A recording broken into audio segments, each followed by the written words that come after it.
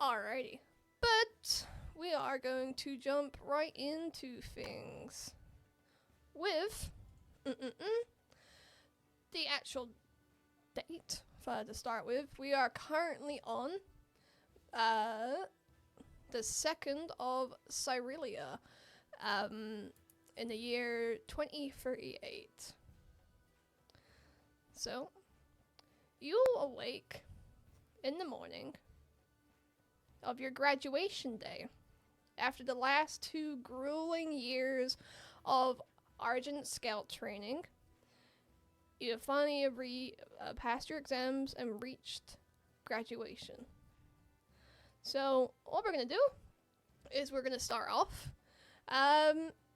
Bertha, you awake in the sort of military barracks where you have been sleeping ever since you've joined the military. You awaken, and what's sort of on your mind? What do you think you're gonna do in the morning before you head over to graduation? Well, first thing when I get up, I'm going to be doing all of my daily stretches that I do every morning. But then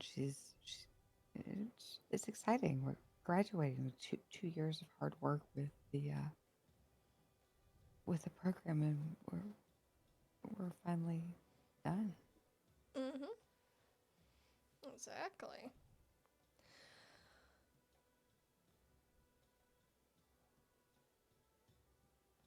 Gonna rush through getting ready a bit and probably head down a bit early. Head down a bit early. Very nice. As you would know, is the graduation ceremony is taking place in the courtyard of the sort of military academy.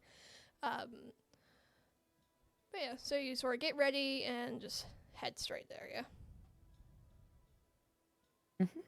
Alrighty. Let's go over now to Luna at the Wild Band encampment on the outskirts of town. What's sort of going through Luna's mind as she wakes up on this glorious morning, sunny spring morning? Luna's just immediately like up and going, like sprinting to get all of her stuff, dodging out of the way of all of her siblings and parents and everyone else. No, just really not stopping for even a second to delay anything. Oh, I love that. I would imagine your sort of mother is speaking to you, obviously telepathically, and is just there like, you should probably eat before you go, and you're just a bundle of energy just out the door. Yeah. Yeah, Luna's just like, grab stuff, go. Yeah, you sort of like rile up your litter mates as well, and they start getting a little bit excited and start celebrating, and they're like, start like tackling you as well as you're trying to get ready because they're excited that it's your graduation. And then you just, as you leave, you just hear like the rumptiousness of your siblings now all play fighting each other, and your parents trying to sit them down to actually eat breakfast. Oops. Gotta love some puppies. Alrighty. And I assume you, same as Bertha, you're just sort of heading straight there. Yeah. Alright, lovely. So that's gonna take us back into the city, and over to the Blade Mansion, where Mr. Ezra Blade is awakening for his morning. I had a long night. A very long night.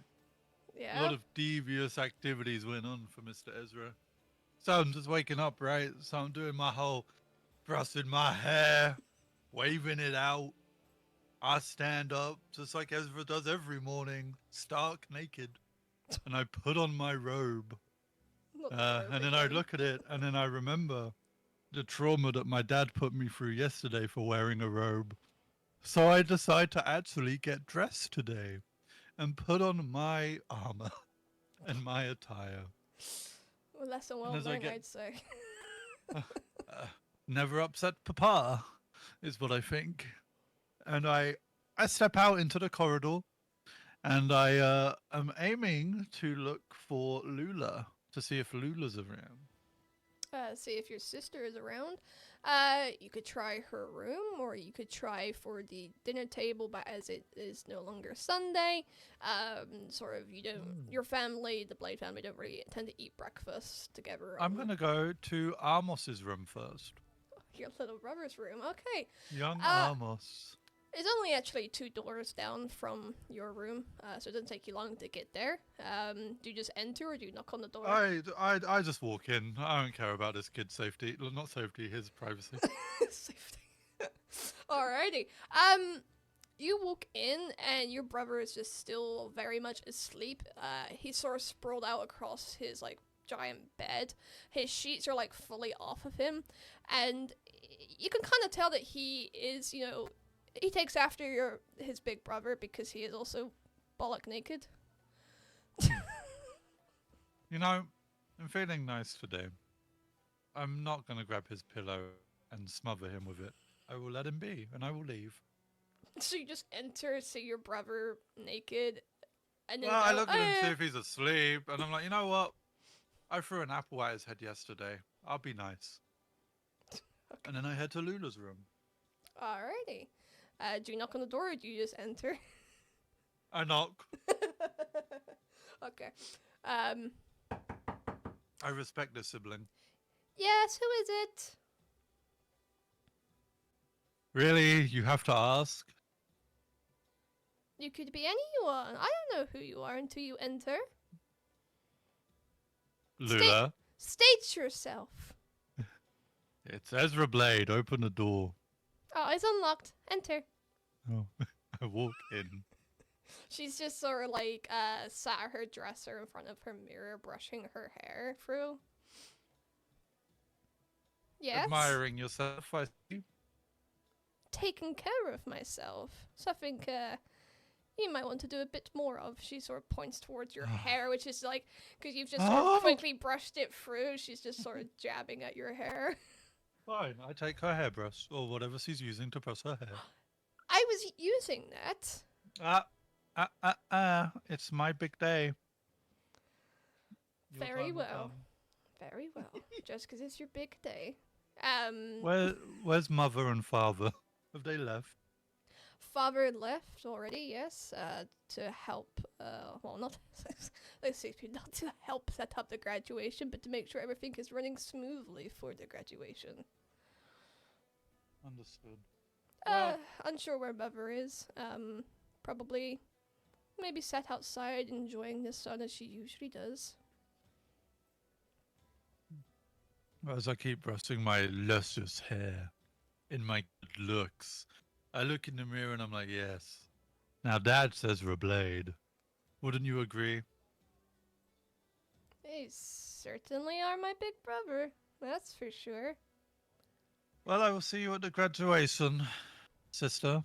And then I do miss the it for thing where anything. huh? Wouldn't miss it for anything. No. And then I scrunch up my fist and then give her a noogie to mess up her hair. That happens. Have you passed the hairbrush back already or no? No. Damn it. She just sort of grabs like part of your hair and just yanks it. Ow! Don't mess What was up my hair. I need to look perfect. A blade can't go out looking scruffy. You know this. Now go, I fix go. my hair and Give then me my throw the hairbrush. brush Give me back. my hairbrush back. I throw it at her.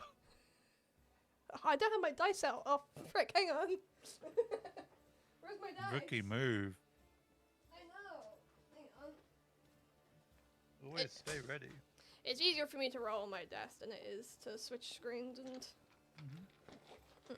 I pulled out my bag with my D100 by accident. Oopsies. You guys hear this? This is the sound of you guys dying. I mean, what? Yeah, we're used to it. Alright, where the fuck's my D100? D10. D20 words. This is a It's my D... D something. That's a fucking D furry. The heck? Where's my D20? Oh, here it is. Found it. Alrighty. It just fully just slaps her in the face, and now she has a little bit of a red mark in her on her face, and she just goes I leave quickly, closing the door behind me, running downstairs. You just sort of hear like a shriek as you've just like ruined her, not only her hair but now her face. Yeah. I've got all my belongings. I'm good to leave. I'm gonna see if Mother is in the garden. You leave the garden and you don't see your mother. You see some of the sort of gardeners and such, but you don't see your mother now. Fuck it. We leave for graduation, then we ball. Alrighty. You'll make your way from your various positions to the courtyard of the academy. A courtyard you have scrolled through for countless years, even before joining the Argent Scout program when you were just a part of the military. You've been through this courtyard multiple times, and this is most likely going to be the last time you're going to be going for this courtyard as students. Because today, you become soldiers. Alrighty. Let's go ahead and get you switched over to... not that one. This one. And this. I have so many folders. I didn't actually click it myself. Good job, me. Where's the background? Wait. There it is. Okay. Alrighty. So, you guys, although you've walked through this courtyard countless times, you now see it for the first time all sort of dressed up with the banners, sort of dangling, the Argent Accord military banners. And you see you got the nice big wooden platform sort of in the center. Crowds of people, soldiers, different people from the academy, all sort of gathered around. And you see some of your fellow classmates. You have Rylan, Cole, Tally, Keelan and Kaylin, Raph, Duncan, Elowen, and Lyora. There we go. All of your class is here. You're all sort of stood at the front, sort of a little bit further back from the stage. And up on the stage, you see the sort of head of the academy, one of the council members, Lumen Thistlebrook, the gentleman with the luscious grey hair and beard, who you've only run into a few times, who's given a few summaries here and there. He is obviously in charge of knowledge and the academy, and is a council member. The Custodian of Knowledge is his formal title. He is sort of prepping and getting ready to address all of you. To his right, which most of you probably have recognized, but Ezra, you most definitely would have, as you look up onto the stage and you see your dear papa, Mr. Jin Blade, with the jet black hair and the stern look, aka the Warden of Law, obviously present because you are going from the academy under Mr. Thistlebrook's domain to the military and actually being soldiers, where the top man in charge there is Jim Blade, the Warden of Law. Alrighty. So, as they're sort of setting up and getting ready, you guys sort of talk amongst yourselves. Do you talk to, who would you go and talk to, amongst your peers? Not fucking Cole, I'll tell you that much.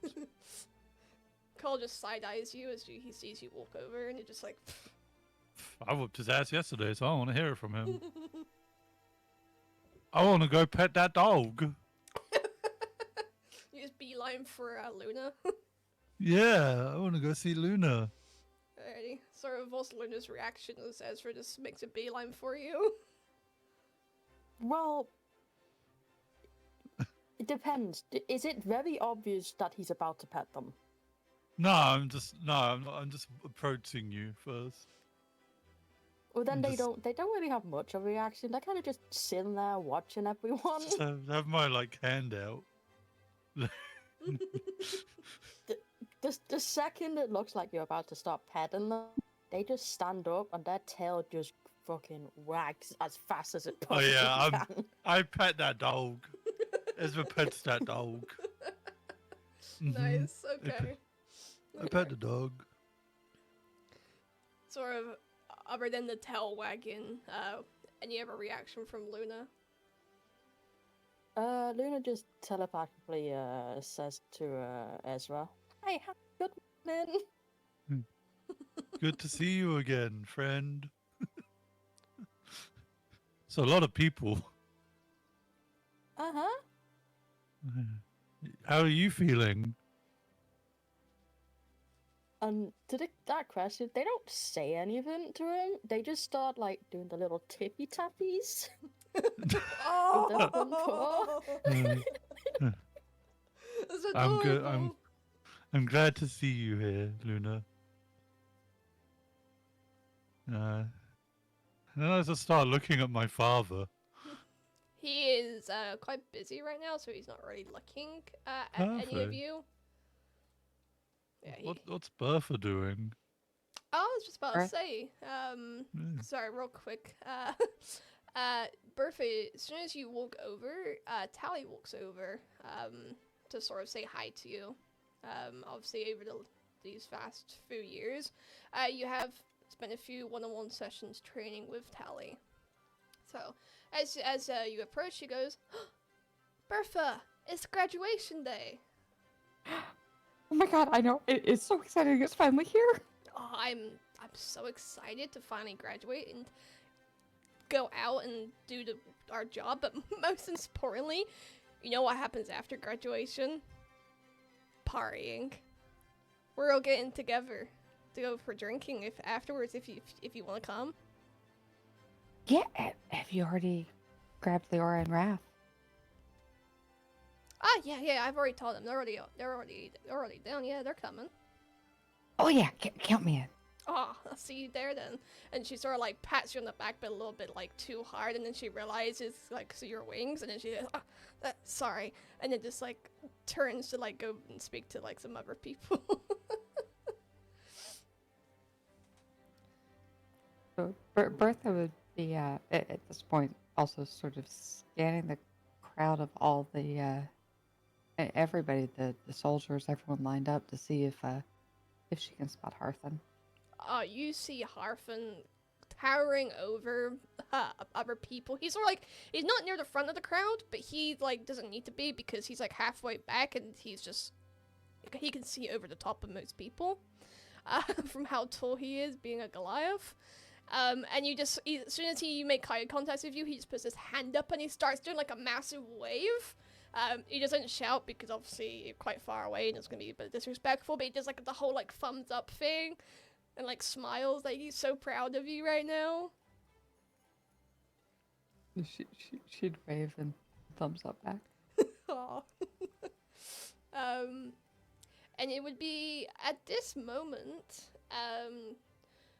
Elowin, our other sorcerer, comes over and sort of hooks her arm around Ezra's arm and goes, "Aw, congratulations, Ezra, it's your big day, we're all graduating."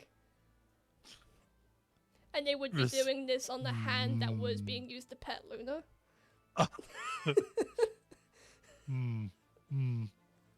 Ezra just grabs her arm with two of his fingers and just gently lifts it off him. It's like, it's good to see you. She just carries on smiling at you, and she goes, "I never doubted for a second that you wouldn't graduate." Thank you. Hmm. He just takes a step back. I'm glad that you are here as well. What was your name again? It's been a long day. As soon as you say that, she just starts to the thing like as if someone's calling her, and she goes, "Oh, what was that call? Oh, sorry, I have to go. I'm being called. Sorry, sorry. Yeah, I'll see you later, though. Okay, okay." Okay, bye. And she just walks away and she heads over to Cole.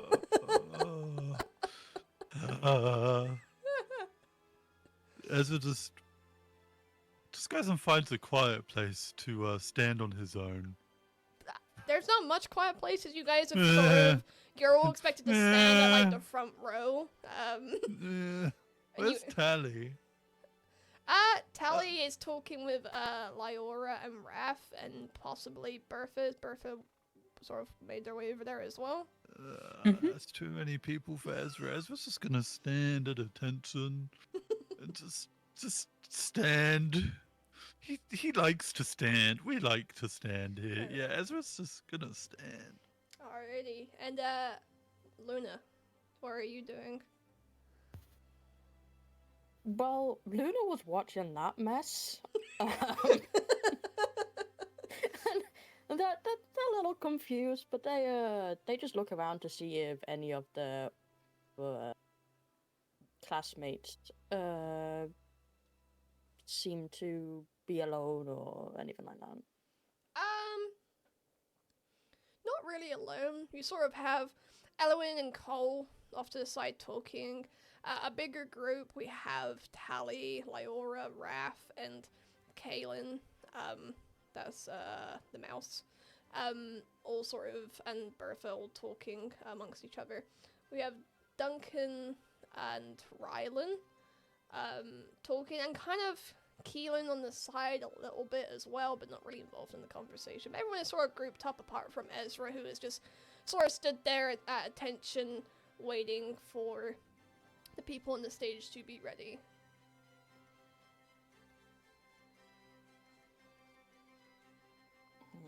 Luna's just gonna join the closest group and just be like, telepathically talk to one of them, just like, pets?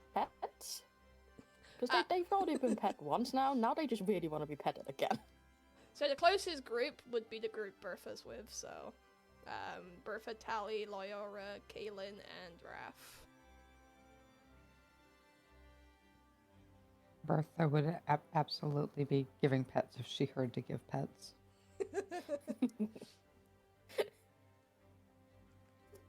Though with the size difference, it might be more like you're rubbing up against something very small. I was just about to say No, that. it's just full body pets. Like Bertha's just using their entire body to pet. I think It's not just the hands; it's like the entire arm. I think with Luna sort of stood, Bertha is just a little bit taller. Probably like a head or shoulder. Just a bit taller. Because although, like, if Luna stood up on their hind legs, they're going to be taller than Bertha, but they're on their all fours right now, so they're going to be a little bit smaller. But a very big dog and a very, well, I was about to say small fairy, but it actually is quite a large fairy. She'd be going to town giving pets and full back pets.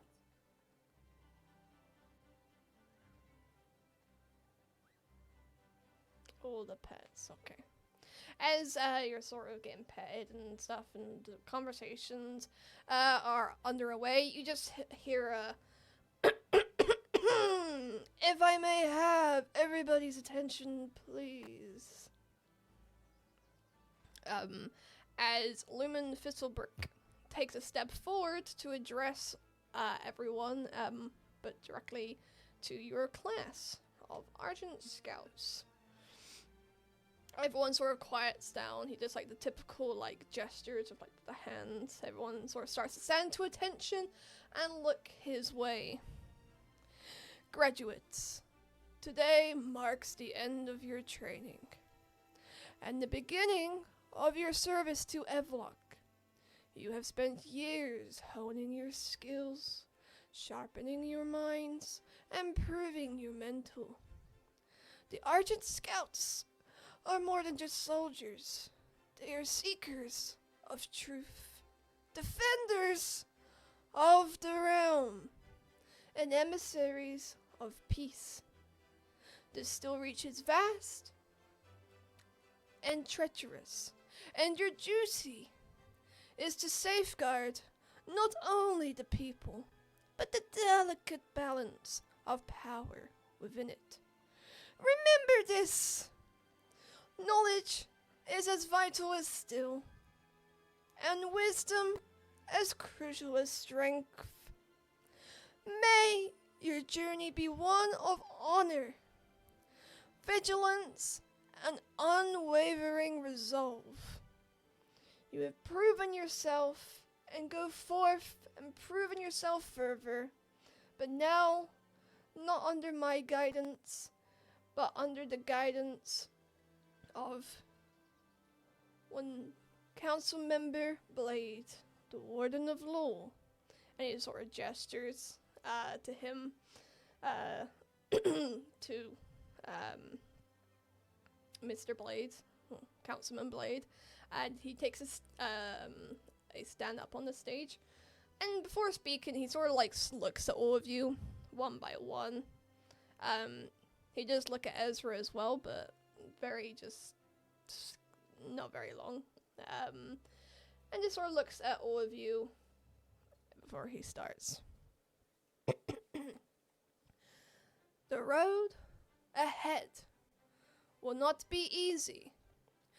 You are no longer students, you are Argent Scouts. You will act with autonomy, expected to handle assignments without the direct oversight of the military main forces. You will operate in 3-person squads, each assigned a building in the Argent Scouts lands, a home base for which you will plan and execute missions. Your squad will determine its own identity and name, following the traditional naming structure of the Argent Scout squads, of a color and a animal. You are to register your squad's name before nightfall. 2, this year's graduate's guider, Evlok Aurelian, and he gestures to the man in the full plate of armor over on the left, who will be your point of contact and the person who will be assigning missions to each of these squads that are graduating today.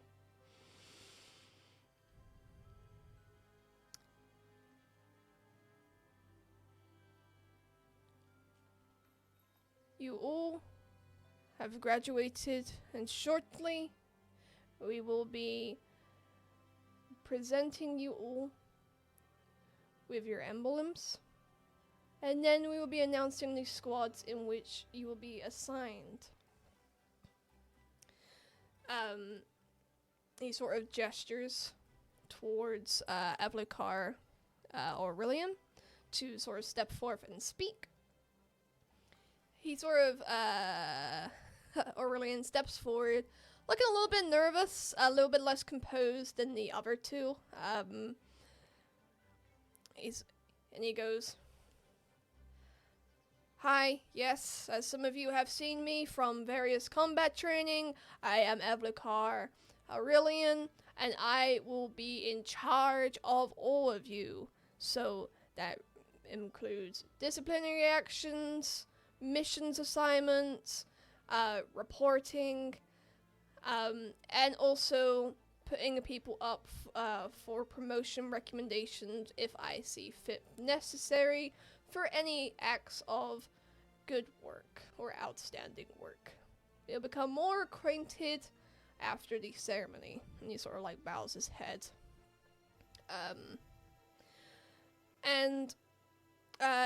Lumen Thistlebook takes a step forward once more and goes, "Now we will be calling you up one by one to receive your Argent Scout pendants, a symbol that you are a scout. Make sure you keep it on you at all times, and that you never lose it. And he sort of unreels like a massively long scroll, and he's just gonna go through and call people out. So he's gonna call, starting off with, I forgot to get everyone's names in alphabetical order, but he's just gonna start with Cole. Not me forgetting Cole's last name. Uh-oh. Dickhead. No. Oh yeah, of course. There's a whole session about the Vorin gambling then, how could I forget? Cole Vorin!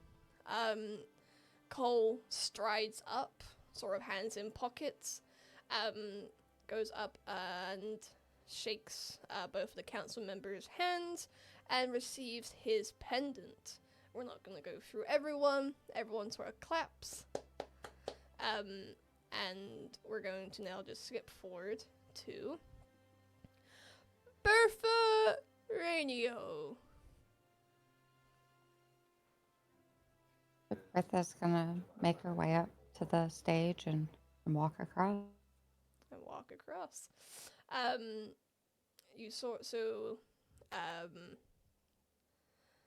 Lumen is the one reading from the scroll. Councilman Blade is the one handing out the pendant. So he sort of extends the pendant out to you. And they both give, words of congratulation as you receive your pendant, which is a small little pendant with, as you can see in the background actually, the sort of blue background of the pendant with the silver eagle crest, which is obviously known for the Argent Accord, and this pendant specifically is for the Argent Scouts. She would thank them for the faith that they've shown in her, and would hold tight onto her pendant and make her way off stage. They sort of like nod their heads towards you, and he goes, "Continue to do great things, Miss Ranio." And he calls up next onto the stage, Ezra Blade. I walk up and bow. Okay.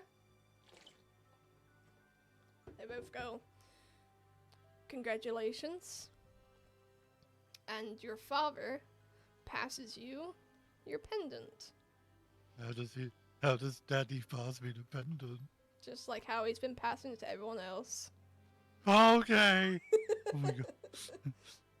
I nod, thank you. Alright.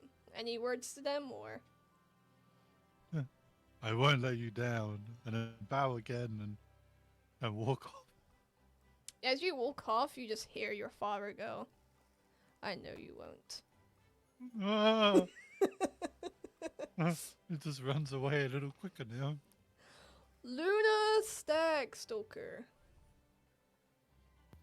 And you just see Luna like trying really hard not to sprint up there. Like they're definitely walking faster than they normally would, but they're not sprinting. Not sprinting. Obviously, as they go to, they congratulate you, and they're about to go to pass you the pendant, but he's kind of unsure whether he puts it in your mouth or just puts it in like your bag. So how would Luna want to receive the pendant? Luna just kind of tilts their head at them and then just like kind of moves their head out of the way so they can put it in the bag. Right, beautiful. He like drops it in the bag very gently and sort of gives you like a little like bow and goes, "Congratulations." And Luna just telepathically says, "Thank you." Alrighty. And he goes through the rest of the people, obviously. And one final announcement from Councilman Blade as he steps forward. He goes, cough, cough. Oh, my notes. My dad's sick. Oh no, Papa! What has happened to you? Alrighty. Oh no, still not there. Hang on.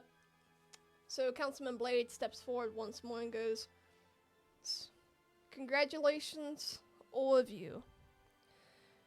You are now formally soldiers within the Argent Accord.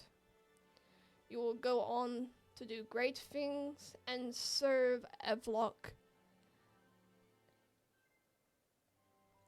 And as to acknowledge your vigorous training over the last 2 years to become Argent Scouts, you all will be granted the rank of Stillward. This means you are not starting at the lowest rank within the military of Iron Fit, but have been granted due to your additional and vigorous training Stillwards. So know your place, know your rank, and continue to work to grow. And maybe, just maybe, some of you might receive stars, or maybe some of you might even get promoted to Silver Blade. Or you might all die in battle. We shall see. And now, back to Councilman. Forget his name. I'm doing so good right now. Going back to Councilman Fisselbrook, who's going to announce the squads you will be placed in based on your training over the last 2 years and the squads that we need from all of you. So, he steps back, and once again Councilman Fisselbrook stands forward, and he pulls out a different scroll. Somehow this one seems even longer. And he reads out, the first squad to be announced is Duncan Ironhide, Kaylin Stormrider, and Safina Brightspark. Congratulations, you are our first squad to be announced. And just for people's references, that is... Oh god, I'm clicking everything. Why can't I ping? Oh wait, right click. Duncan, Raph, and Caitlin. The second squad, Keelan, Lyora, and Philandra Moonsong, which is going to be Tally, Lyora, and Keeling, our other playable character. Our third squad, Cole, Voran, Elowin, Felworth, and Rylan Wystarion, which I'm pretty sure you're all aware of who these three are.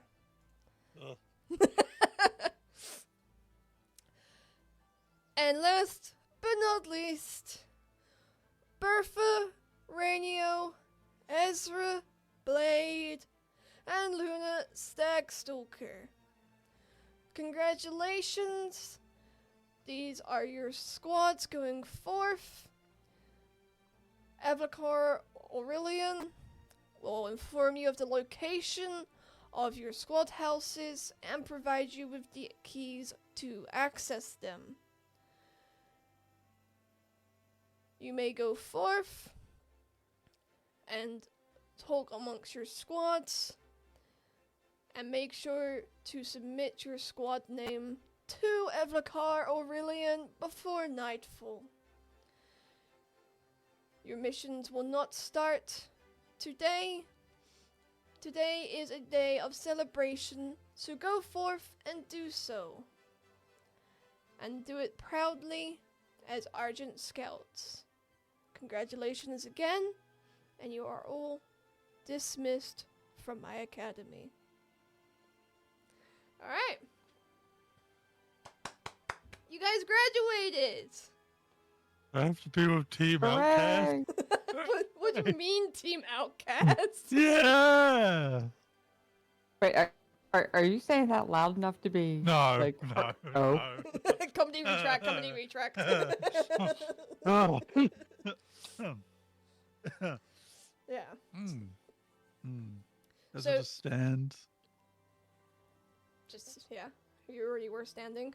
Good job. I'm just gonna stand there looking around to see what people are doing. Alright. Everyone has broken off into their squads. Sort of Cole, Elowin, and Rylan. Which is nobody sort of saw as a surprise. As they are sort of from prominent families, just like Ezra is.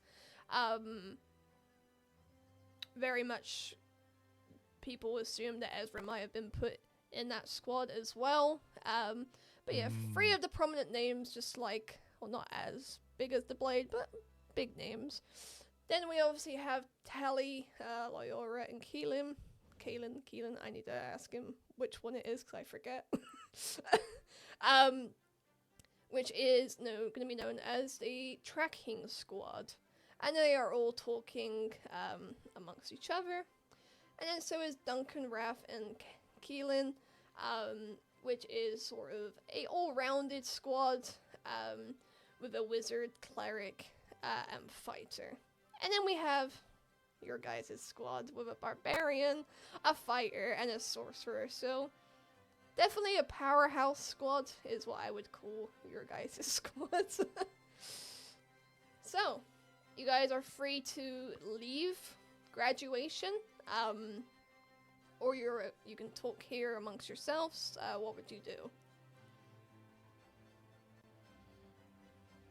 Ezra would just eyed them up, both of them, Luna and Bertha. Just thinks he's a little confused.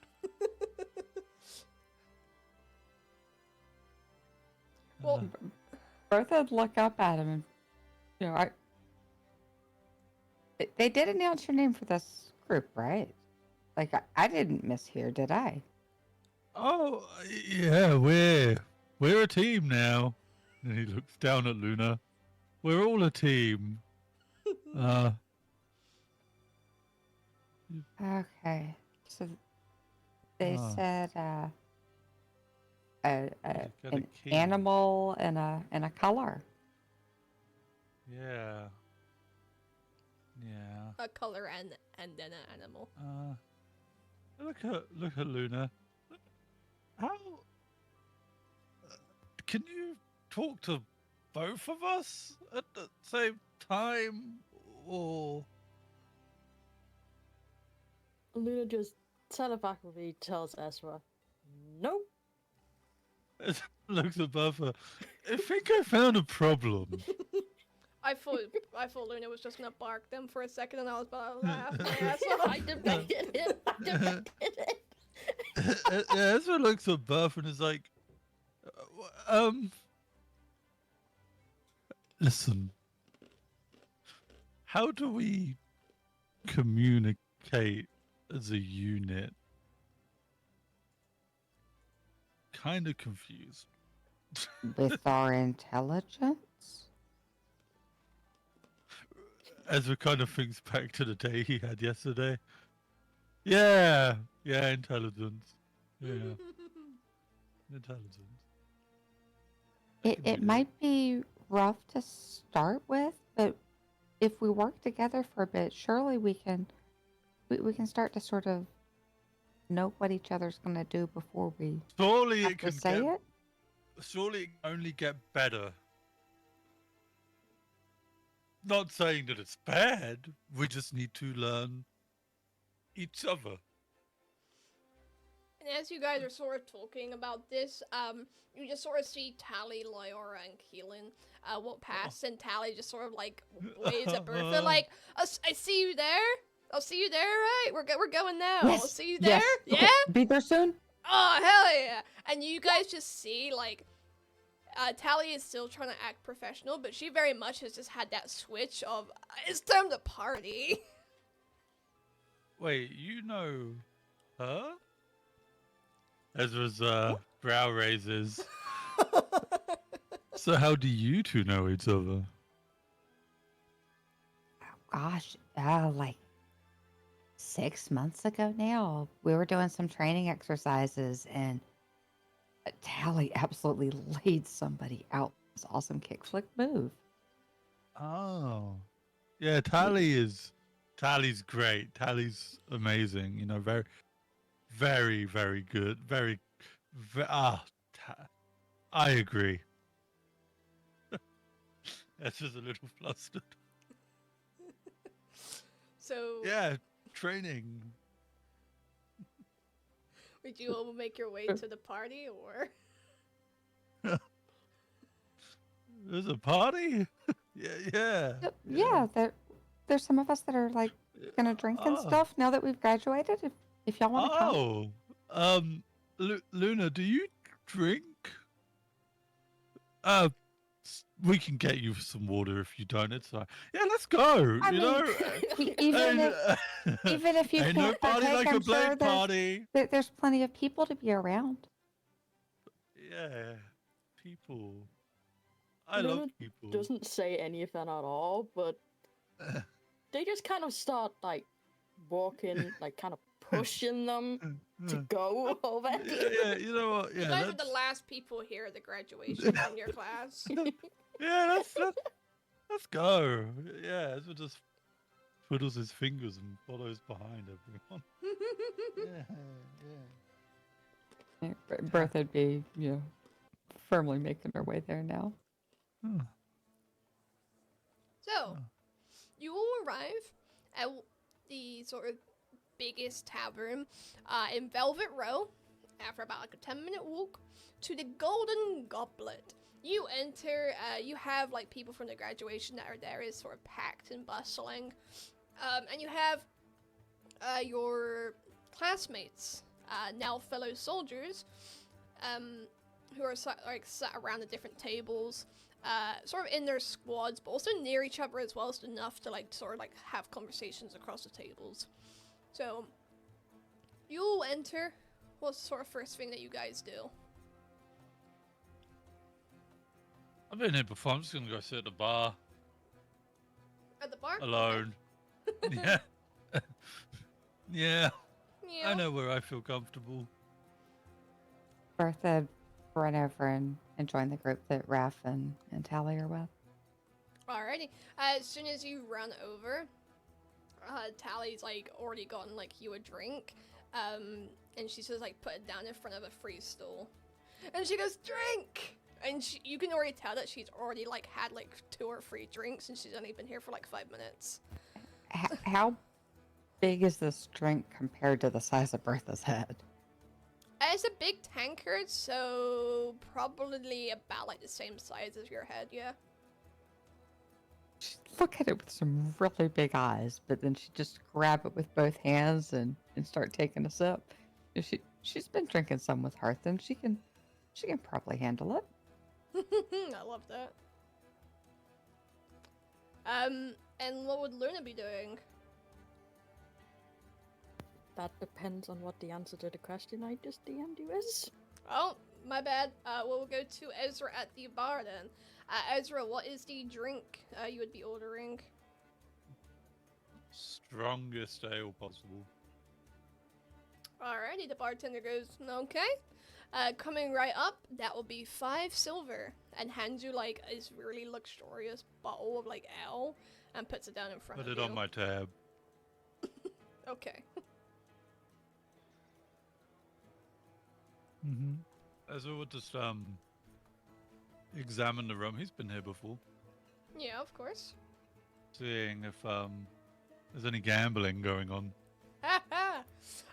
There is no active gambling going on, but the table that Bertha, Tally, Lyora at is probably the most rowdiest one so far. Yeah, I'm avoiding that table. That sounds like a bar fight ready to happen. Ezra's just gonna like turn and like lean back on the bar, face outwards, you know, cool guy shit, you know, drinking in one hand, just examining the room. Alrighty. Just sort of examining the room. Okay. Mm-hmm. It would be, yeah, so you're examining the room, nobody's sort of come over to you yet. So let's see what Luna's doing. As you've entered this busy tavern full of humanoids.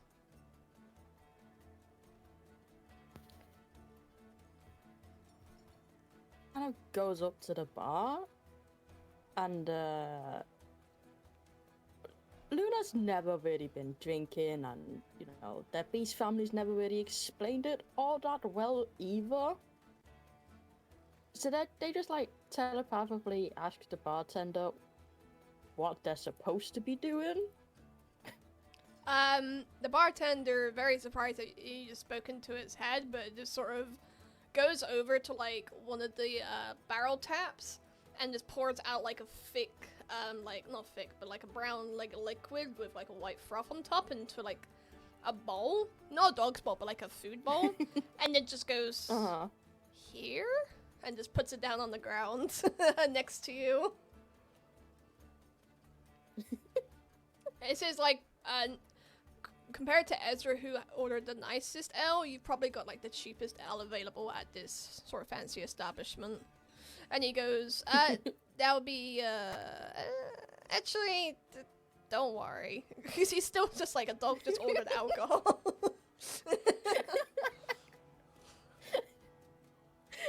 Nice. Yeah, free Luna drinks. just uses mate hand to grab the bowl and go to a table so they can try and sit on a chair and drink it there. You're gonna try and sit on a chair.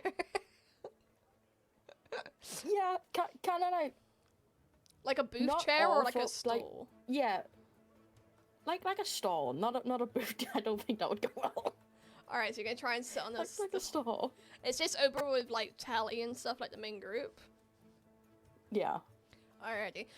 Can you give me a acrobatics check as you try and balance Yeah. on this chair?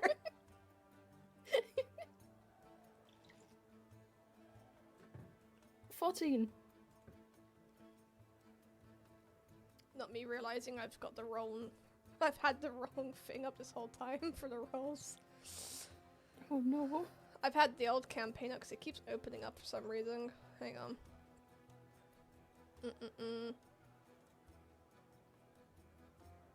14. You managed to balance sort of somehow, like your ass is fully like off of it, but you're like managed to balance just like on your full paws, if that makes sense. Uh-huh.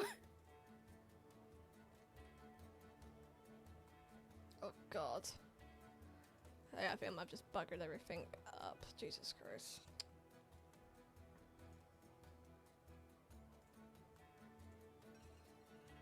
Sorry, bear with me, guys. I think that Good. should be okay now. There we go. Yeah.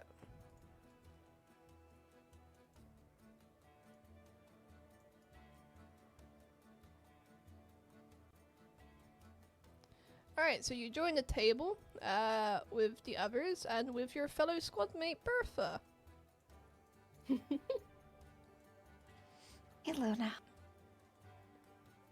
And they just telepathically just hi. Go easy with that if you haven't had it before. And they tilt their head and just kind of lick it. And I'm gonna do a Bertha would just personal sort of 50-50 point at her roll head. because Yeah, it's gonna be a very like bitter tasting ale. so that's the thing. I'm gonna do a 50-50 roll because some dogs actually do like the taste of it. Mm-hmm.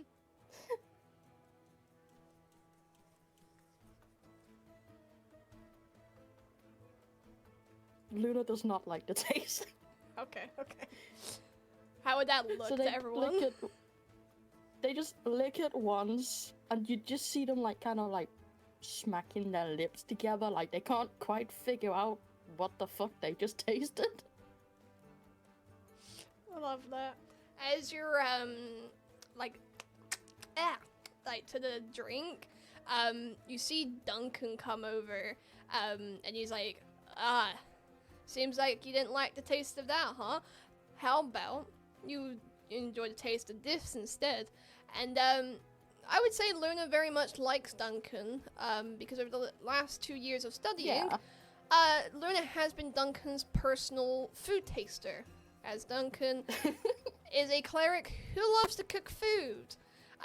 So he comes over and he sort of like brings out from like a bag just like a big joint of meat that he's cooked. Like he has 2 of them, and he gives you one, and it's just like it's like new. He goes, "New seasoning. You gotta try." And he just shoves like this bit of meat in front of you, but like trying to hide it away from like the bar staff. Uh-huh. Luna has no hesitation in eating. Like they've been a food taster enough to know that even if it's not, the food isn't to their taste, Duncan is still good at, making the food. Gotcha. Okay. So, as you two are drinking and eating at that table, we have a one Ezra Blade, who is now being approached by a Elowen and a Cole.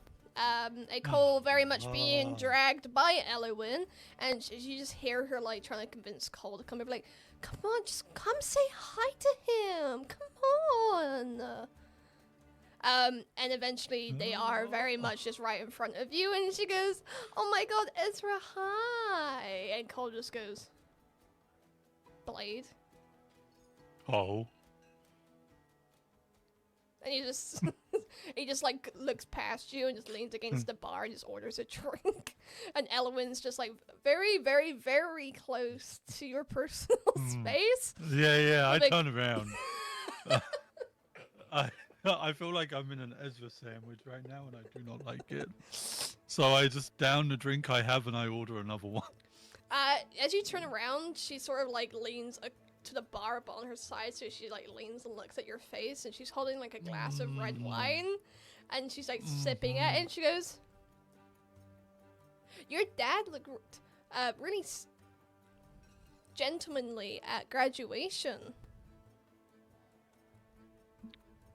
He always does. It must be a Blade thing. I think I'm getting called over somewhere. So, as you sort of scan the room for an escape, you do look up and you make eye contact with Tally. Yes. And she realizes you look extremely uncomfortable, and she goes, "Blade, bet you can't beat me in an arm wrestling contest." Oh. I look at Cole and I say, "Cole," and then I look back at her and I'm like, Blade. "Gotta go." Oh, but and she like I'm And guessing then you I don't hit the know. hair flick. I hit the Ezra Blade hair flick as I do it. Alrighty, so I guess you head over towards Talia and the others. Mm-hmm. So, like Bertha, you have spent some time training with Tally in like one-on-one sessions, so you know how strong she is. And this is also probably the first time anyone's sort of seeing Tally fully let loose. And she has now probably drank about 6 drinks. You guys have only been here for about like 40 minutes at this point. And she goes, "Arm wrestling contest now. 10 silver. Do we have to? Yes. Yes, we do. I need to prove to everyone here," and she sort of like points, "that I'm stronger than the famous Blade." And she puts her arm on the table, and she's just staring at you. I don't think we need to play silly games, Allie. Oh. Oh, when you say that, she just goes, arm, table, now. Yes, ma'am. Alrighty, we're gonna do opposing strength checks, and we're gonna do free. Because it's basically, we're gonna do it as in 3 stages, like the first stage, second stage, third stage. And then whoever wins 2 out of 3 wins the wrestling bout, okay? Hey. 16. Alright, bear with me. Tally, tally, tally. Where are you? There you are. 16 from a Mr. Ezra Blade, starting off strong here.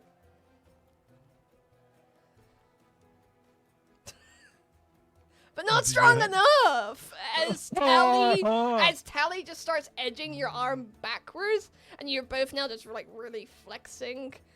How does Ezra feel that Tally's gotten the start on this?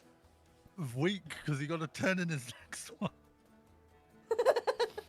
Your arm is about to touch down. You are fully bent back, and she is. She got that drunk strength. 21. Ooh. 21. Might be making a comeback.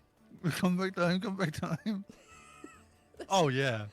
Okay, Oh, yeah. I will allow for one more roll to see if she I did can- the whole, I was letting you win, and then just zoom, pulls it back to the middle. Pulls it back to the middle, okay? 15. And she goes, no, I was giving you a sense of winning, and slams your hand down onto the table and goes, yeah! I beat the blade. I beat the blade. I beat the blade. Indeed, you did. She- Ezra just, he pays her the money, and he's like, until next time. And he just goes and sits in a little. Is that like you see the ones by the window? Yeah. Is there any of them that are empty, like the stools? No, but you do see, Keelan, the half... The rat? No, Sorry. not the rat, the other one. The, Oh, the Keelan. I forgot what his race is. Ah! Oh, is that the green guy? The green guy, yeah. Wasn't he an orc? Yeah, half orc. Yeah. Yeah, he's just sort of sat there with like a big old like tankard of ale, just sat there by Yeah, I'm himself. just gonna go sit with him. Alrighty. Yeah, I'm just... He No, looks up and not gonna say goes. any- yeah. He just nods as you sit down. Yeah, I nod. Alrighty. We understand. Back to Luna and Bertha. What are you guys doing? Tally, how many of these have you had already? Not enough! And she just like goes up to the bar and orders more drinks with her money she's just won. And she just comes back with like a tray of like 6 drinks. She fills up like even if Luna hasn't drank any, she fills up Luna's bowl a little bit. She puts another one in front of Bertha. Goddamn. And then she's just she's just handed them out to like Lyora and Keelan and just starts drinking like the rest. We graduated! Woo! Let me do a little fun roll here.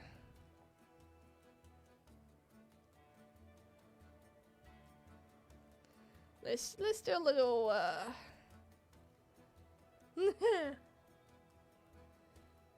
even though she's had about 10 drinks now and she's a little bit wobbly, like she is still good to keep going. And you hear Tally go, she sort of directs it at Bertha and Luna and she goes, oh, have we told you guys yet? Have we told you guys our name? We came up with our name, guys. You wanna hear? Already? Yeah! What'd you go with? Oh, you're gonna absolutely love it. I love it. Don't you love it, Raph? Lyra, not Raph. Wrong squad. And Had a lot of things. Tally looks up between Keelan and Lyra, and they're like, "We are Emerald Elk. That's us. We emerald elk, cause elk, because I like elks, and those two like emerald color. So emerald. You see? It's good, right? That's good. Mm. And it was at this point, you just sort of hear Cole scoff, because you don't know when, but suddenly like Cole, Elowin, and Rylan have like made their way over to like your table, and they're just like stood behind you guys. And Tally goes, "Hey, if you think our name's so funny, what's your name?" And you hear Rylan sort of step up, and he goes, "Oh, we are the Scarlet Sparrow. A very elegant name for three elegant people, would you not say?" Seems like a frail, easily crushed name. Even Luna looks kind of disappointed at that name. You wound me so, Bertha. And he just like looks really sad.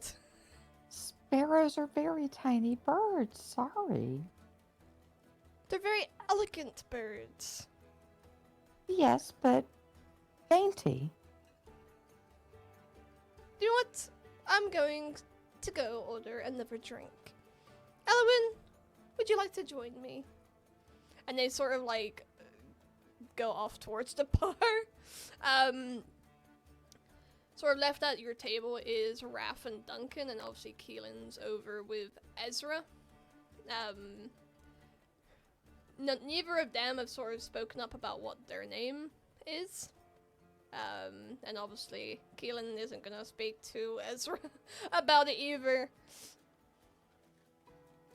But Tally sort of goes to you guys. What are you guys calling yourselves? Are you full of anything? No, we hadn't even really started to discuss it. We just came here. We should have done that. You probably should. It needs to be in before nightfall, mind. And that's not too long. That's not too far away. We're in like the evening now. Luna just at those words, they just kind of use Mage Hand to grab their bowl and kind of like walks towards Ezra, but like kind of tries to hint that Bertha should follow.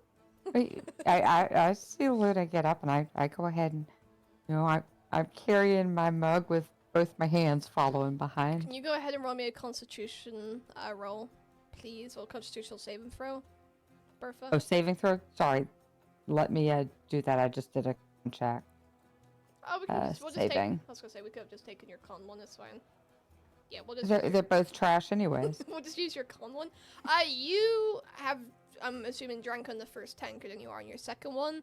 And you are very much starting to feel the effects. You're a little bit tipsy. It takes you a little bit. You're not walking in a straight line to Ezra, that's for sure. Luna's just kind of trying to make them stay on point, like bumping them every now and again. So. Oh, easy there. There, horsey. I mean, about the size, yeah. Yeah, honestly. Yep. So you guys make your way over to Ezra, who has nested himself away in a secluded corner and has now been found. We have to get our name in now. We have to figure out a name now. Why do we need a name? Our squad name before tonight. It has to be done. What does it need? Luna just pipes up in Ezra's head color and animal. Color and animal. The black bears. The Why? greyhounds. Well, bears are mighty. and resilient.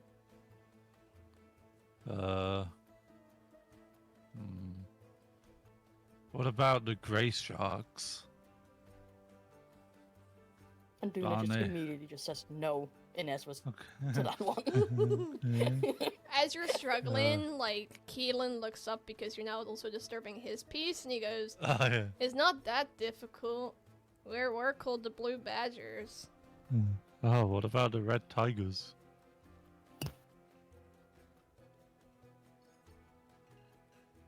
You have Oh, red hair. So there's, I have red hair. but there's scarlet already, and an emerald and blue. Okay. So another color.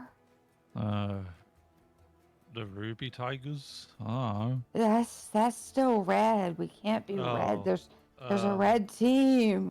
What about the opal tigers? It's just like, what is an opal? Stone, not a color. Luna, Maybe what color do you like? yellow something. What about the yellow And Luna hawks? just their ears just kind of pick up at yellow. Yellow. The yellow wall. The yellow owlbears. There you go. Owlbears. Owlbears are cool. What did you say? Owlbear. The yellow owlbears. Or the yellow cobra. That kind of sounds like owl bear. That sounds funny. Owlbear, yeah. Owlbear. Jesus Christ. We could be the owl bears. Yeah. Because we're the hoot of the party. He says while taking another fucking gulp. Hating his life. If you guys would like, I can also tell you about some of the creatures that you would have been aware of from. Oh yeah, tell the us some cool Stillreach. creature names. Yeah, so there's some homebrew and there's some from D&D that are native to the Stillreach. So you guys all would have been told about them. So we have some that's like within the city, like the street drake, pigeon, rats, the nightmare worm, the lurker, the leviathan, the drake, howler, darkfang stalker, troll, spider, lizard, a kelpie, which is pretty cool, catfish, toad, carp. What about instead of yellow? What if we were golden What about the golden leviathans? or golden drake? Golden drake. I like that. Ezra actually smiled at something. Golden drake, Luna? Luna just gives a nod. The animal passes there. It's not Okay, just golden Ezra drake. looks at Luna. How do you feel about it being named after an animal? And Luna just telepathically tells him, well, I want to name it a dog, but I don't think that's going to be allowed. So it Well, needs I to be wanted- an animal that I can't I just wanted- eat in one bite. I wanted the wolf pack. Golden Yeah, retrievers. The golden retriever. Yeah. Oh. It fits the naming conventions. Yeah. does. Yeah, the golden retrievers. Oh, It is the Genius, word. Bertha. Is retrievers a dog breed in this Yeah, universe? That's Yeah, it is now. It is now. Dogs retrieve things. it would be a breed of dog, yes. But the breed is golden retriever, not just retriever. Yeah. Well, that's. We need to sound somewhat threatening, though, because I know dogs Sure. can hurt and they're big, but What about the A Golden drake. Griffins? Ooh. And that has the double letters like everybody else is doing Yeah. too. Mm-hmm. Mm-hmm. Golden Griffons. Golden Griffins. Luna? Yeah, Luna give a nod. How the fuck do you spell Griffins though? Gryphon. Huh? Or is it Griffon? FFON. Does anyone have some paper so we can get this submitted? Ezra just pulled out some paper out of his fucking armor. Here you go.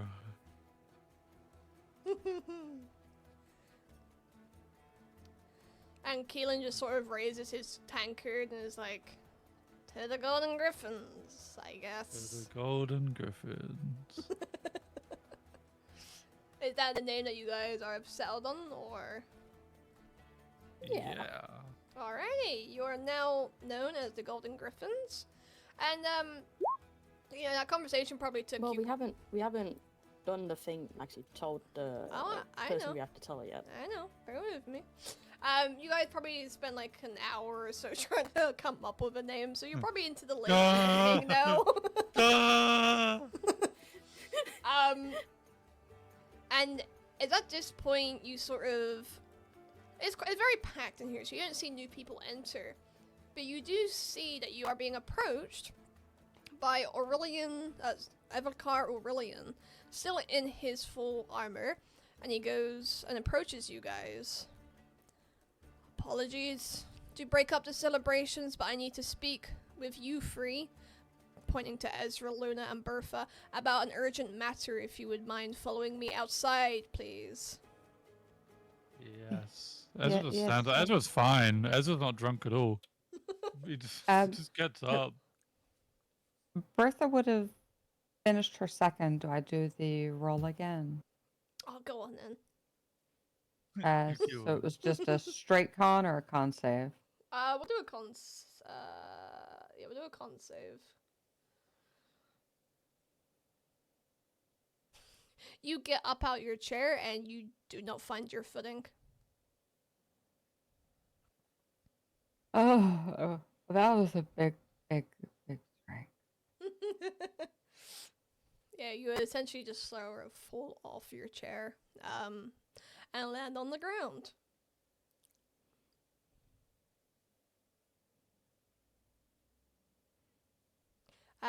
Evlok Aurelian doesn't pay that any mind, and he just goes, "Now, please, if you would not mind," and just starts walking towards the exit. Ezra's there. Bertha pulls herself up to her feet and makes her way towards the exit. Alrighty. As you guys are outside, he again apologizes. Again, sorry for interrupting your celebrations, and he sort of gestures to Bertha as he says this. I'm glad you're enjoying the celebrations, at least, because at first light, you'll be setting out on your first assignment. A urgent matter has come to my attention, and all the other squads are tied up, and we believe your squad would be best suited for this, giving your squad's gathered experience on going out on missions already, at least some of you. The mission is to go out and find the missing squad, Onyx Foxes. A group of scouts on an intelligence gathering mission near Aquaside has failed to return. They were expected back a day ago, and we have not heard word from them. This was just the intelligence gathering mission, and we do worry that something has gone awry, and we request that you go investigate their whereabouts and report back. Under no circumstances should you engage in combat. This is just an intel mission. Do we understand? Yes, sir. Okay. Where was it that they were last at before, sir? They were on the road toward Aquaside. The town of Aquaside. There had been reports of a bandit group which had been robbing and stealing from merchants and also military cargo along this road. So the Onyx Foxes were tasked with gathering intel on this group, but they were not to engage either. So you are to follow this road and try and find where they are now. You should be able to use the map back at your house to sort of plan your route. Any other questions or information I can provide now, but you are expected to leave at first light. So, any questions, ask now, or yes. What if they engage on us? If the bandits are to engage on you, you are to try and get out of the situation safely. It has been reported that these bandits should not be engaged by low-level squads. You need... That's a weird term to use. Hang on. Sort of less prominent squads. These squads will be taken out most likely by the Steel Blade regiment, and not the Argent Scouts. We are just going to gather information, and it is not recommended to engage any of the bandits. Okay? Understood. Alrighty. Any further questions? Just which squad house are we being assigned to? I am about to take you there now. As your celebrations are now over for the evening and night, I will show you personally where your house is. So, he does exactly that, and he is going to walk you over to your squad house. And sort of located within the military district, you sort of see on the outside a 3-story stone building. It's got the Argent Scout crest hanging over the door, and a blank placard to the right, which you would assume is to be engraved with your squad's name once you have told him. As you enter, you are greeted with the sort of entrance hall, the foyer as it may be, which leads into like the eating area, the kitchen with the dining room. You also have a sort of war room which you can use to plan missions out. You have a sort of sitting area, the lounge, and with a nice big hearth, which you can use to relax, and it has a few bookshelves and stuff in there as well. There's a storeroom, and on the second floor, we have the personal quarters, which is multiple private bedrooms, more than 3, so you're all able to pick out your own bedroom. The armory and gear room, and the bathing chamber all on the second floor. And then you have the attic all the way up at the top. Not much up there, just some like leftover equipment from the previous squads that lived here. He goes, "This is your squad house. Feel free to utilize it as you must. We do ask that you do not bring civilians in here. This is still a military building, but you are able to use it as you see fit. Do you understand?"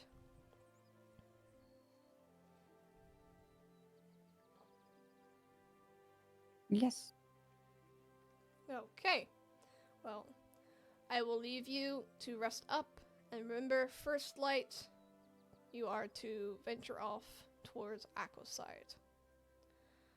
And report back to me once you have completed your mission, or you have intel on your mission, okay? Understood. Okay. Luna just telepathically asks him, "Who do we tell our squad name?" Me. You tell me your squad And they, name. they again just telepathically tell their squad name. The others have no idea this is what Luna's doing. Yeah, they're just hearing him talk out loud to himself. He goes, okay. And he sort of scribbles it down on a bit of parchment. I will inform the personnel, and they will make record of your squad name. Thank you very much. Alrighty. And he sort of exits at that point. Welcome to your guys' squad house. Sort of talking about it a bit mechanically here. Essentially, you can treat this as like an adventuring guild where you store your stuff. You could decorate it. You could decorate your rooms and things like that. So, yeah. What do you guys do now? I find my room. Which room would Ezra be looking for? The most closed off private room. Away from everyone. Away Well, from peasantries. unfortunately, all the rooms are sort of right next to each other. The only sort of room that might be a little bit away from other people would be the one next to the armory and gear room, as that doesn't have another bedroom directly next to it. Perfect. I'll take it. Alrighty. What about Luna and Bertha?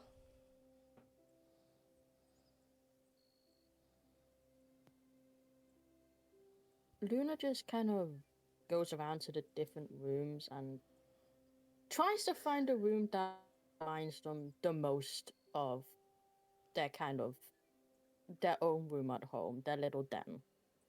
So probably like a smaller room then, rather than a big room? Yeah, probably like a smaller room, maybe not as much furniture, stuff like that. Okay, so you kind of see like the opposite end of where Ezra is with like the armory.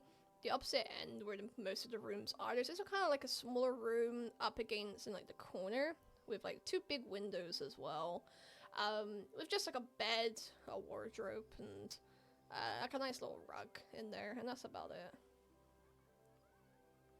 Yeah, Luna just nods to himself and then just takes the equipment off and just flops into the bed. Alrighty. That leaves Bertha. Bertha's gonna, stagger up the stairs to the second level and sort of be humming to herself a drinking song that Herthan had taught her. And she's gonna be checking the rooms, and she's looking for one that has good lighting, like good windows that'll have the early morning sunrise.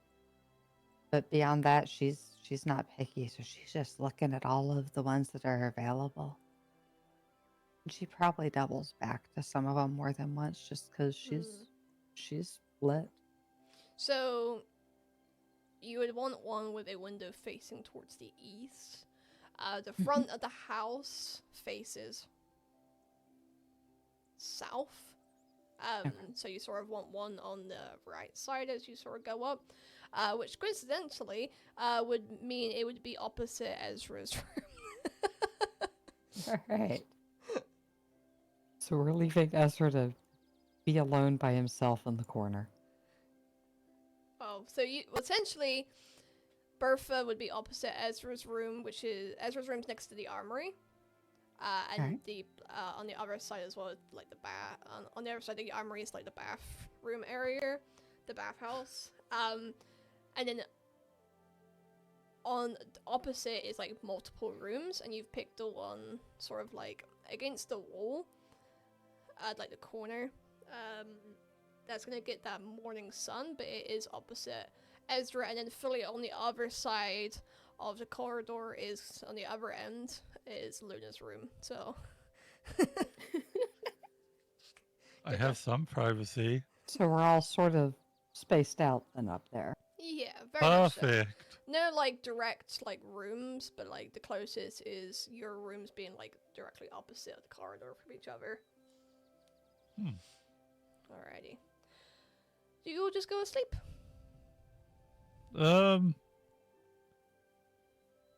As I will just look at the armory actually. You See what yeah, you walk into the armory. You see armor stands are empty. You see sort of the placards where you can like hang like bows, swords, shields, and stuff on the wall. Again, empty. And it's just like a nice stone floor with some fancy, moderately fancy rugs and stuff. And yeah, it's very much empty and it's ready for you guys to fill up some chests as well. But yeah, nothing to take. So all our belongings are back home really then. Yeah. Okay. How far is this from where I live? So you live up on the next level. Yeah. You essentially, I keep forgetting what it's called. The silver. The non-poor people's The zone. silver crest is like the rich people houses. You live up from that, which is. Cause I keep forgetting and it's annoying me.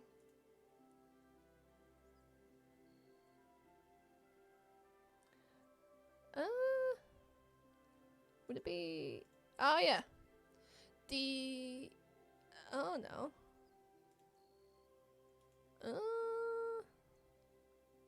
Hang on. Did I not name it? That's okay. The rich I know. people mentions. Yeah. That's literally just Yeah. down from the Airy. Oh no, sorry. It's called the Airy because it's essentially on the same floor as like the big castle that the council Yeah. use. But it's just down like a few steps from there where you have like your mansions and stuff. So technically you Right. live in the Airy district. I just got a bed. Yeah, you leave your squad building and you go home. Oh, Yeah. damn. Okay. And Luna and Bertha just crashed out at the squad house. There's a reason to my Yeah. madness. Bertha's trying to like push her bed to where she wants it and trying to do all the things that her drunken mind tells her, you got to do this right now. But she's going to pass out on that bed before long. Alrighty. Well, we are going to go ahead and take a break. Yeah. Alrighty. It's now the morning. After your day of festivities of graduation, and celebration, you all awake. Not all at your squad house. Only Luna and Bertha. So we're actually gonna go ahead and start with Ezra, who decided not to sleep at the squad house last night and go back home to his grand mansion to sleep instead. Ezra, what are you doing this morning as you wake? I wake up. I'm going down to the breakfast table. In my armor this time. I'm learning. Slowly but steadily. Slowly. And I see who's at the breakfast table. Nobody. Is there food? There is food. Yeah, sort of like. Ooh, what They- we got today on the menu? Not much. It's not the day of rest. It's just some griffin cutlets, some like rye bread, and yeah, just some My favorite. simple juices and stuff like I that. load up my. Oh, what type of juices? Apple juice and that's it. I love apple juice. Freshly crushed apple juice. Apple juice. Okay. So Ezra would get his cutlets as he does, loads up the plate because growing lad. I get some bread and I pour some apple juice and I waiters around. There is obviously always waiters at the dining room in the morning for every meal. Where's the one that I said that I liked? It's his Do you day off. remember? It's his day off today. God damn it! I liked him. So I look at the other waiter and I say, "Excuse me, what's your name?" Oh, Master Blade, my name is Timothy Timothy. Timothy Packet. Timothy. How may I assist you? Packet. I require you to pack some stuff for me, Mr. Packet. Of course, Master Blade. I would like you to gather up my weapons, gather up some nice bedding, gather up some delicacies, and put them in a trunk for me. Of course. And where would I be? Would I be delivering these somewhere, Master Blade? Yes, alongside with myself, you'll be heading to my bunkhouse, where I will be residing out of. Oh, of course, Master Blade. I will get that packed for you right away and it'll be ready for you once you have finished your breakfast. Thank you, Mr. Packet. Did somebody just leave the Discord? That was the No. dog. Oh, yeah. Uh-oh. Power might have went out. But yeah, Ezra would just eat his breakfast. Okie dokie. We're just gonna wait for Luna, because they're just restarting their internet. But Luna's in here. Fuck that.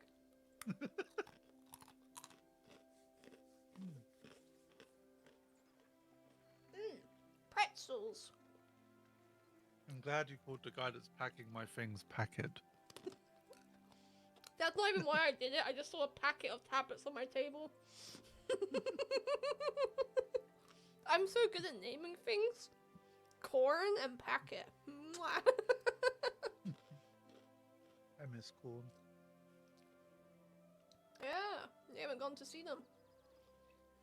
Not really like I had a choice.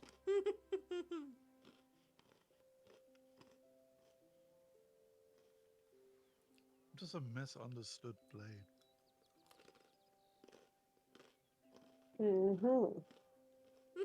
Nobody gets me. I'm not like my dad. You're not my dad. I'm not like other blades. I'm smooth, not sharp. Are you intentionally putting yourself down? Yeah. It's the blade way.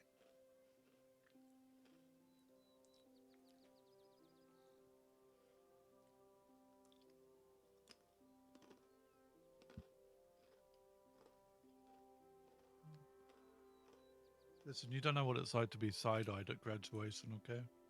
I want to hear it. No, but cool. I don't know what it's like to be side-eyed every day of your life. Also, fuck you, by the way, Juice. What have I done? Making Cole go first and then giving him my favorite number as his team's number. What That's one? fucked up. No. Oh, wait, he's not team 3? Oh wait, is So he? then what's a 10? I thought he didn't was. pay attention to the numbers. It's the name of the squad. Yeah, no, he's third squad, so yeah, he's team 3. Eh, Wow.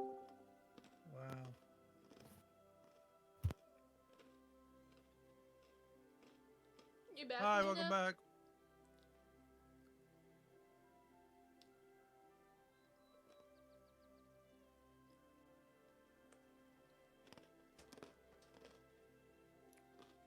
Are they back? Question mark. Yes, I think so.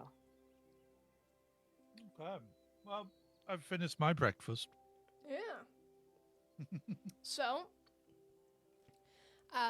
obviously your stuff's gonna be packed up by packet, and delivered to the squad house. But before then, Luna and Bertha, you both wake up, in your new squad house. This is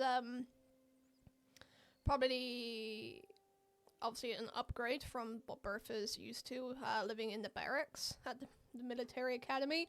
And Luna, this is a bit different for you, being away from your packmates and your family. So how are you guys feeling? There's not the sound of about 18,000 dogs and humans and everywhere running around. No howling, no noises, no nothing, no like cuddle play piles. fights. No, nothing. It's just you in the bed all alone.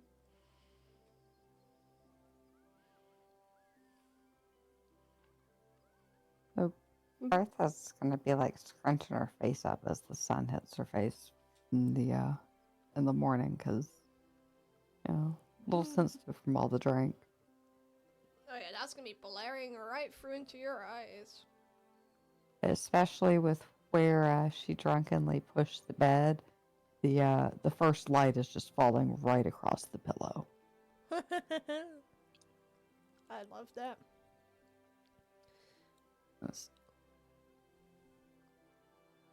She'll get up, make her way. You said downstairs there's a kitchen area. Yes, there is. You find it is moderately stocked with like some fresh meat and some bread and stuff like that. They were also cautiously aware this is probably the only time that it's going to be pre-stocked for you guys. You know, if you want food, you're most likely going to have to go out and get it yourself going forward. But there is some meats and some like various fruits and stuff ready for you guys. She'd probably just make something small with the bread and some of the fruit. But then once Linda comes down, if stuff needs to be cooked for the meats and stuff, she'd do that. Just wouldn't have some herself. Alrighty. What would Luna want? You say cooked like they're actually gonna give a shit about that. Oh, just pull it right out of the storage and toss it to you. They just use mage hands to just grab some meat and they just chow down on it. Like, they don't even bother with a bowl or plate or anything. They just drop it directly in their mouth. It's just like would you pick out a bit of meat on the bone or not on the bone? Not on a bone. That's just straight down the gullet. I love it. Okay. Yep, just straight up, just chomping.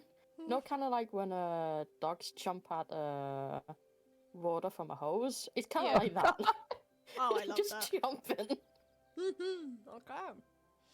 So, what else do you guys do as you're sort of eating your breakfast? About halfway through, Bertha's gonna be like, "Oh, Ezra!" Silence. Oh, he's not gonna eat then. Whatever.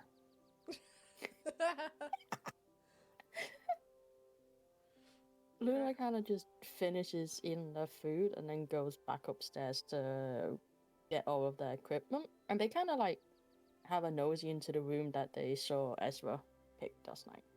Empty. The bed's still made. They kind of just sniff to see if they can like tell whether they even stayed in there or whether the scent would only be from when they originally went in there. With your passive perception, I'll say that you can. The smell of Ezra is very faint in the room, so you can definitely My gather that. passive perception is 10, but I have advantage on everything that uses hearing and smell. Yeah. So yeah, you would have, because the smell is so faint, you would have been able to determine that Ezra did not stay here last night. Okay, they go downstairs and then they just telepathically tell Bertha. Ezra didn't stay last night. What? Bertha's just gonna shove the chair away from the table and just let it fall. She's gonna go up the stairs, just stomping on him as heavy as she can. What do you mean? And they again telepathically tell her, the scent is too old. They didn't stay last night. And Bertha goes and looks in the room. Yeah, there's no way spoiled rich boy made that bed like that. Okay, It where? would be at this point you start hearing like the keys jingling like on the lock of the door, and the door just opens, and you just hear like a sort of like crash and bang as something is dropped downstairs. The hell was that? Luna just bolts down the stairs, near enough skipping like every step. You run down the stairs, and you just see a very small, frail, like, sort of like young man who's just tried like carrying this massive, like, what's it called? Not is it trunk? There's a trunk, yeah, Yeah. a chest. A trunk. And he accidentally like drops it as he's like pushing through the door, and behind him you see none other than a Ezra Blade. I'd look at him and say, I've got it from here. Oh, okay, Master Blade. Do you need anything else from me? No, you are fine, sir. Thank you for helping. Okay, he bows and just like starts making his way back to your family. I bow mansion. too. I got respect for them. He sort of like smiles and like bows even like lower, and goes back to the mansion. Just bring my trunk in and take it to my living quarters. So you sort of Just just kind walk of- past them without saying Just walk anything. past them, just like, Bertha's like- just standing there with her arms crossed. yeah, that's what just goes, good morning. Sleep well. Yes, I had my morning duties to take care of.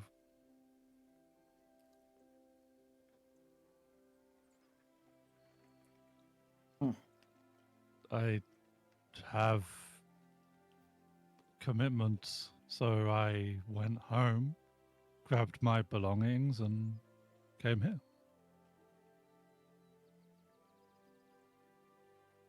I Bertha wanted to make was sure that I involved. could stay here with my team instead of needing to go home all the time. So I bought my belongings.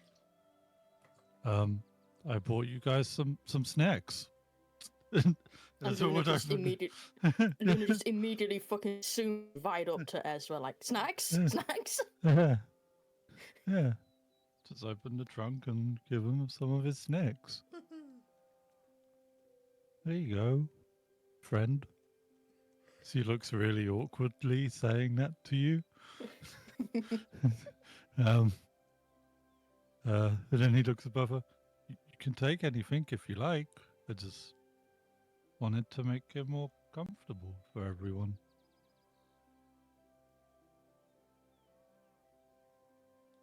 Bertha just gives a little half shrug and then head across the hall into her room to start getting everything ready. Just give Luna a pat on the head. They're just wagging their tail, Yeah. and then they telepathically asked if they're ready to go. Oh yeah. It's just like, let me just grab my weaponry and we can leave. And he just hauls this trunk of belongings into his room Uh-huh. and closes the door. Luna's just like sadly waiting downstairs at the door, just like kind of like when a dog like stares at the door, wait for the owner to come back Wait, home, except they're to be waiting for them to ready. come back downstairs Yeah. again. Yeah, I would Ezra would get his weapons, and he knows how to get ready for a mission. He's done it before, so he comes downstairs and is ready. Just kind of waiting. You said there's like a mission room that we had or something? Yeah, you have sort of a room with like a big table with like a map laid out amongst the table, and a Yeah, like a no, hearth as well. Ezra would go in there. It makes sense. And you would call in Luna. Yeah, Luna just happily follows. Um, How big is where the map is? Is it on like on a table or on a wall? It's on the table. lifts How big is dog up this to look. table? You would be able to look at it if you went onto your hind legs and put your front paws like Okay. on the table. Yeah. Okay, yeah, no, that's what Luna does then, so they can also have a look. Hmm. Which means when Bertha gets down there, she's gonna have to fly up to the table to see it. Yep. Hmm. What is Bertha doing? She would have gathered her stuff together and made her way down, seeing them not on the stairs or out in the hallway. She figures they're in the mission room. Alright. So, Bertha, you come into the room, and the other two are looking at the map. She's going to definitely side-eye the table a little bit and sort of see if she can stand on tippy toes and see up to it, but I don't think she can quite, so she's going to have to just fly up and hop up, and she's just going to be standing on the base of the table, sort of down here where I'm pinging, and then that way she can just sort of look at it all. Alrighty. Can you guys see the map on your screen? I will look. Wasn't distracted. I do. Alrighty. Evlok. So obviously, as Evlokar Aurelian said, you are to travel the road from Evlok to Aquaside. What side? Sorry. Aquaside. You would also have known that it's about halfway between the two, as to which the sort of bandit sightings had been seen. So if we take our trusty dandy ruler here, and we're gonna do it all the way from Evlok. So that's 6 squares, and then 2 squares. So it's about 80 miles to where you need to go.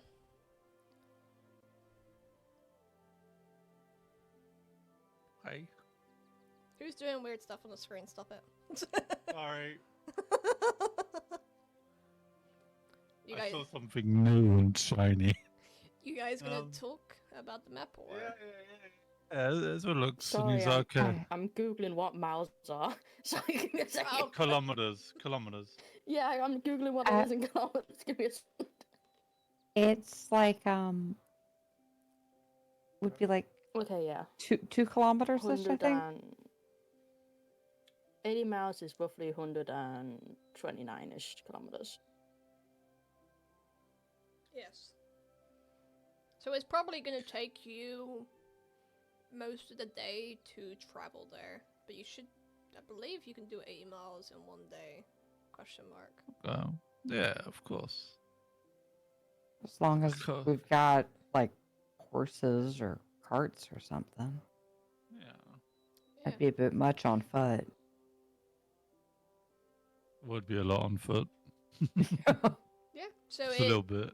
if you were to do it on foot, you would probably have to camp overnight twice. So once Yeah. there, once back. Yeah. If you were to The walking hire, time for 80 miles would be roughly 32 hours. So yeah. So you either have to take that extra day essentially, or you have to go hire some horses or wagons. That's fine. Yeah, Ezra would look at the map and he's like, well, it's quite a travel. It's quite a little distance. I don't know if you guys have ever gone out this far before. But yeah, it's a ways way. I've It's not ventured to this side before, but to the southeast of Evlok. Well, make sure that we're armed. I know he said that we shouldn't engage, but you never know what animals, wild animals, excuse my language. You don't know what wild beings, what wild beings may be on the outside of the walls. Wink. He did say it was really urgent that we get there. So how's the fastest way we can get to him? Get to the Aquaside? Bertha'd be, moving or walking up on the map so that she could point to it. How fast can you go, Luna?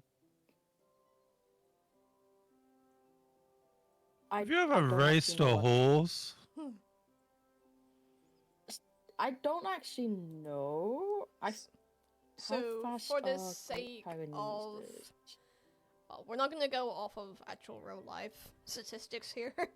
We're gonna go off of beast statistics and the fact that you are a giant awakened dog, who is now actually fully grown as well. So, obviously, Big dog.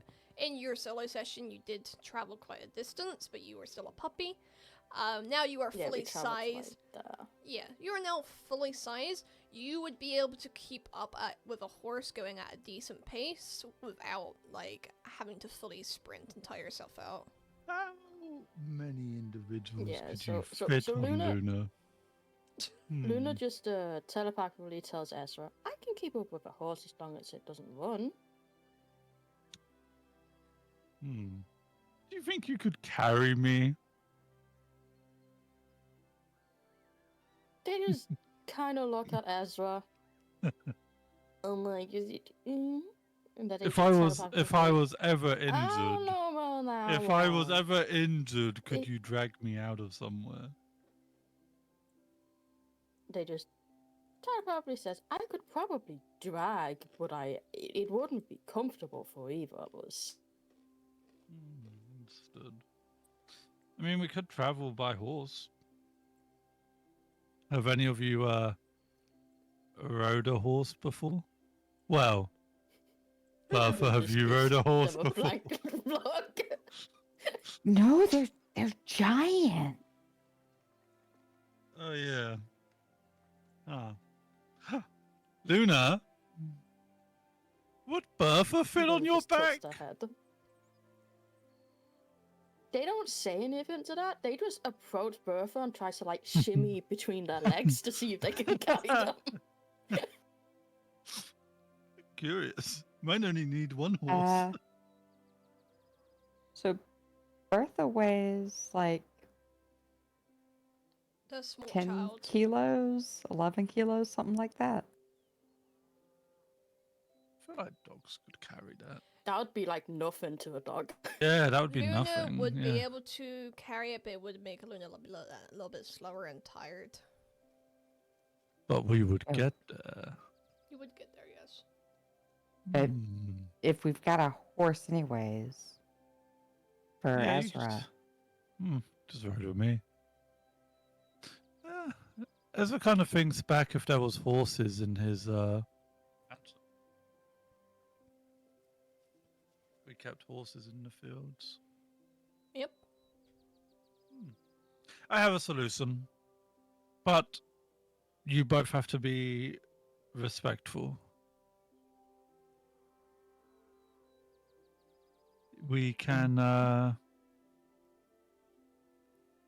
borrow some of our horses. I have one horse. So if anything, Bertha, you can ride on the horse with me, and Luna can follow. This is urgent. The horse's name is Pebbles. So, if you guys are both ready, we could go to my home and collect the horse and leave. How does this sound? Bertha do a quick pat down on her person, just counting to herself. One, two, three. Maybe making sure she's got, axes and everything. Okay, yeah. Let's go. Luna, do you need any weapons? I tilt my head sideways like a dog this time. Do you have everything? Luna just, they don't say anything, but they just kind of open their the pouch around their neck, and you can see there are 2 daggers in there. Oh, okay. And And they just close the pouch again and starts walking towards the front door. Yeah. Well, let's go. And Ezra, I guess, leads them to the Blade Mansion. This isn't gonna go wrong. Alright, you're gonna just go straight through, like, to the gardens area where, like, the paddock is? Yeah, they're not ready to meet the family yet. Alrighty. You go past a few of the workers who just like nod at you and stuff like that. And you arrive at the sort of stables. There's only 2 horses. There's not many horses that are kept within the city. It's a sort of special exception for the Blades, just in case your father needs to go out on urgent work. He could just go straight to the Blade stables. Perfect. Yeah, 2 horses. Pebbles! You sort of see this. Actually, you describe what the horse would look like. Pebbles is a very nice and looking war horse. Very expensive. Nothing but the best from Papa's money. Is a lovely, what would you say, like that chestnut brown. Very nice. pretty. Pebbles is very pretty.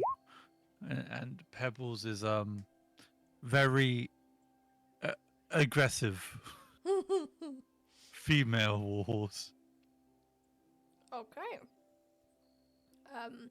As Ezra you approach, the horse sort of like bows its head a little bit before like Pebbles! smooths and stuff. But it does cast a wary look and a wary like flare of the nostrils towards Luna. Oh, Pebbles. That's a friend. Remember, we're friends. Luna is also friend. It sort of like starts Luna- scraping its hoof a little bit, and it's No, it's not getting it's no. not getting agitated, but it's just like Luna bow. Luna knows how to deal with this. They Oh, just no. put on their most innocent, sweet-looking face ever. Puppy eyes go. And I have common presence, so my presence is common to non-hostile animals and humanoids. Alrighty. Well, with that, the horse Pebbles no longer is looking at Luna and sort of just looks at Ezra, and allows you to sort of get them situated with like the reins and I'll saddle. saddle and stuff. up Luna. Mm-hmm. Luna? What? Not Luna, sorry. Wait, what? But I've got a baby saddle for you. Yeah, They I'll all have saddle up. saddlebags. They don't need an actual saddle. I'll saddle up Pebbles, and Ezra would get on, Alrighty. and would offer Bertha a hand up. Is it safe all the way up there? It'll be fine. Listen, many of people wish they could ride on a horse with me. Thinks back to Elowin. Thinks back to Tally. Bertha goes ahead and takes his hand to help Yeah. out. Okay. All right. Well, time to go, guys. That's when Ezra just pulls on the reins and let's just go. We're going 0 to 100 real quick. Sort of dashing through the gardens, out of the Yep. out of the Eyrie, down to Velvet Row, and just straight out of the city. Yep. Alrighty. So you head out the city, you go west out of the Evlok gates, and you do start, you see the main path, that is, the path that's usually taken to go to Gloomwood, but does take you through Aquaside, and past the sort of Evlok Lake, which is also near your guys' training grounds as well. And you just start making your journey there. Would you have any chit-chat or chatter, or are you just beelining it there to try and get your mission done? Ezra would just see if Luna's catching up Luna, or keeping up.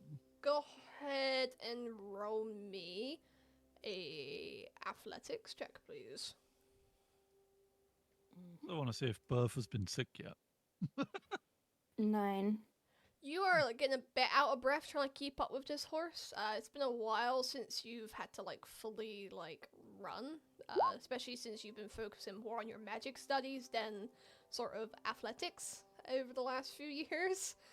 But you are managing kind of to keep up. You don't really have a choice in the matter. Yeah. And then Ezra would just like tap Bertha's hand and say, "Are you okay back there?" I don't know. Just think of it like this: it can't get any worse.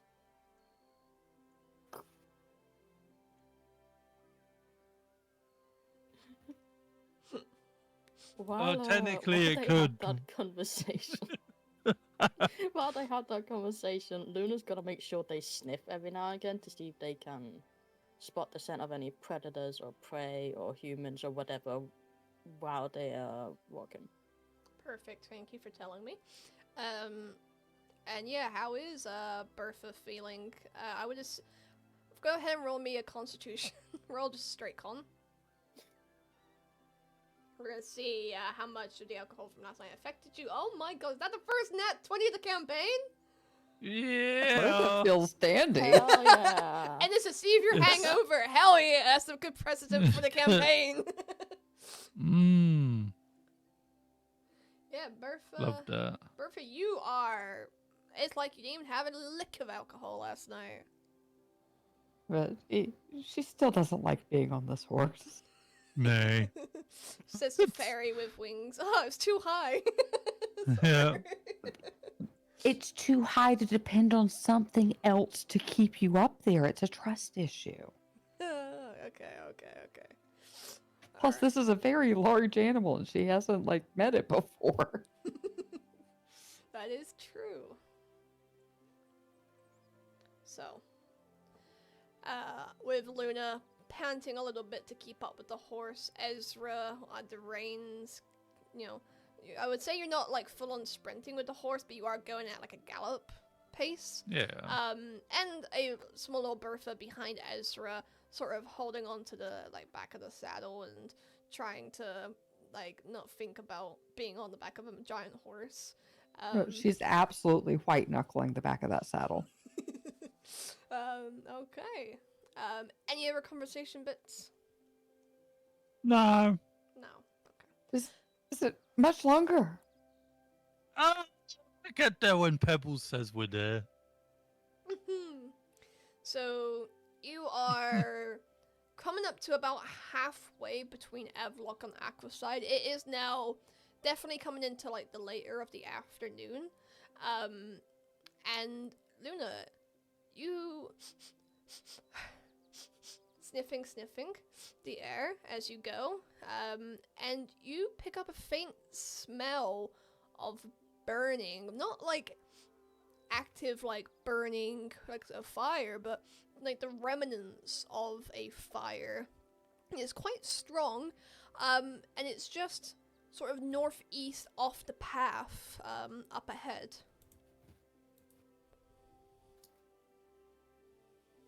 And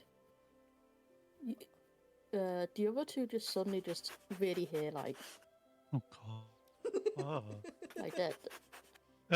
We Really sniffing the air, and they just telepathically tell Ezra fire northeast, and then they telepathically tell Bertha fire northeast.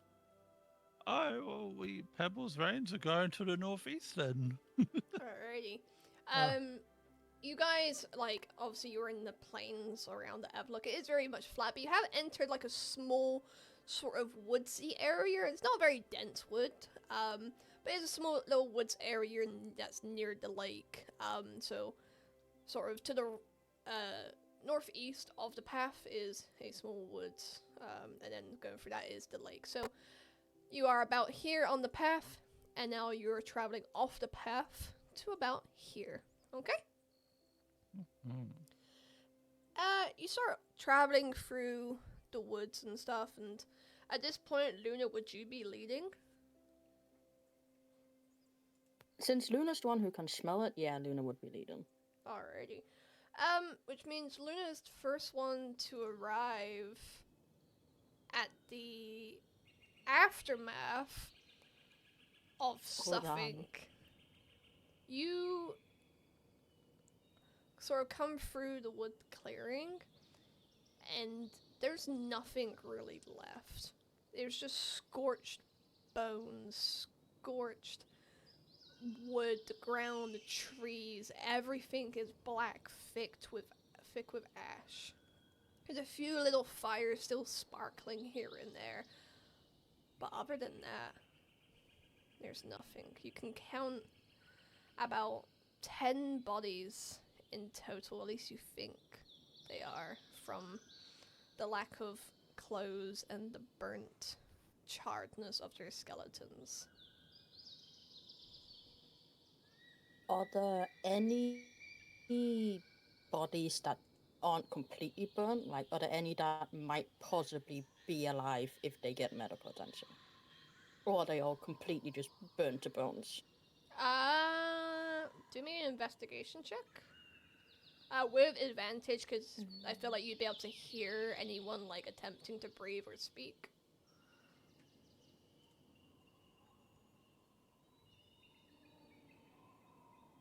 $12. You don't hear anyone. All you hear is whistling in the wind and the cawing of, like, scavenger birds.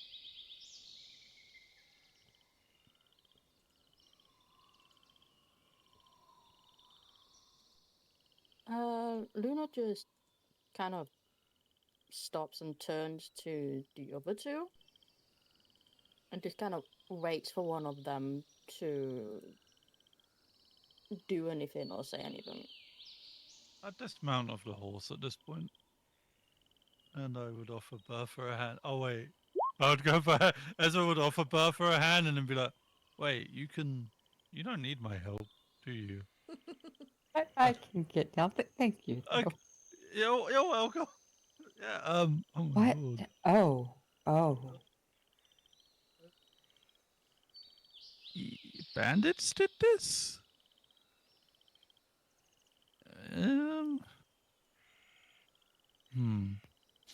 Ezra looks at Luna. Any survivors? Luna telepathically tells them they can't hear anyone, but that doesn't necessarily mean there isn't someone still alive. And Luna goes closer to one of the bodies to see if they can find anything identifying on them. So, you sort of see that the bodies... Two of the bodies in particular seem to be very close to each other. And then some bodies around it, you sort of see, like, weapons and stuff, like burnt weapons and, like, swords that appear to have been in their grasp. Also dead around these two bodies. Go ahead and roll me a... Are you gonna be actively, like, checking, like, looking at each body, or are you just glancing? They're gonna be actively looking at each body, like, to see if there's anything on them that could tell them who it is. Roll me an investigation, please. Investigation. That is a 5. You just see a lot of burnt bones and burnt clothes, and there's a bunch of bodies on the ground.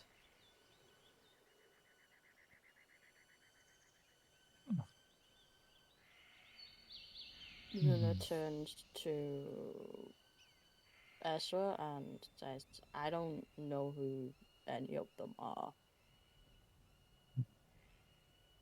Ezra would walk over and see if he can identify any of the bodies. Checking them or just glancing? Checking them. Roll me an investigation. Said less.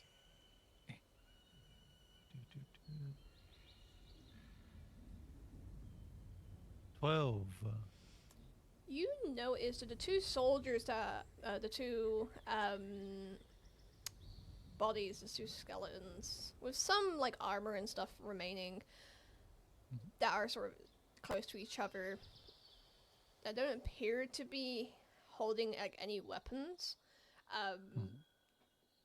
You sort of look through their clothing a little bit, and you find 2 pendants with a blue background and a silver eagle on both bodies. Silver eagle. I'm gonna show it to the others. Does anyone recognize this? Bertha would pull out the Argent Scouts pendant they just got yesterday. That looks like this.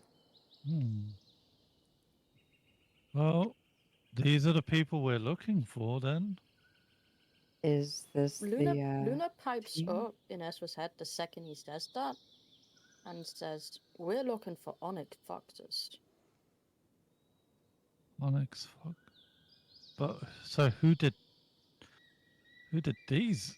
This isn't normal. This isn't no.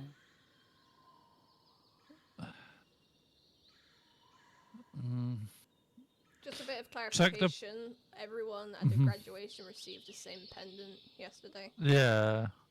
So this would be the same as our pendant, right? Yeah. Well, they are Argent Scouts.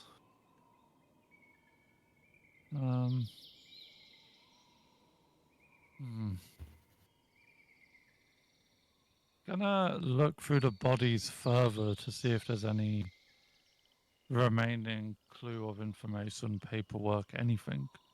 On the 2 bodies you found the pendants, or all bodies? Yeah, the beddies on the pendant bodies. Alrighty. You look through them a little bit more. You see one of them have like a bow that's like as you roll them over, you see that they were like laid on top of a bow that's burnt at both ends.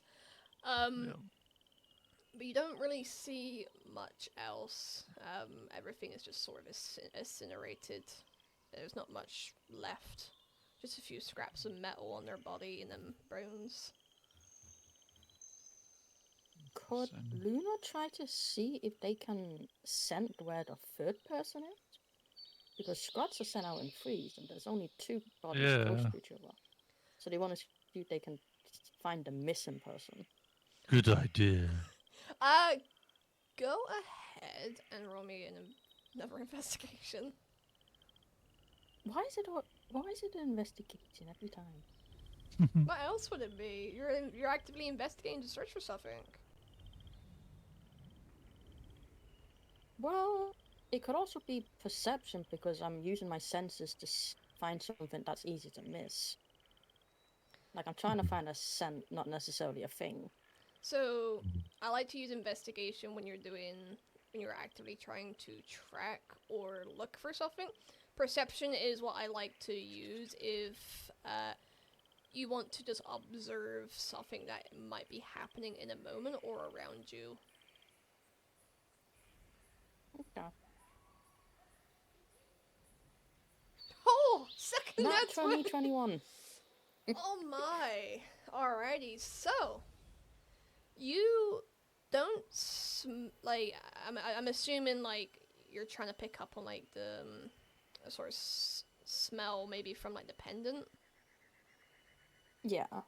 So you don't smell any like of the bodies that or see any of the bodies that have another one of these pendants, but you do sort of see faint footprints that are heading northeast from this disaster. Luna just immediately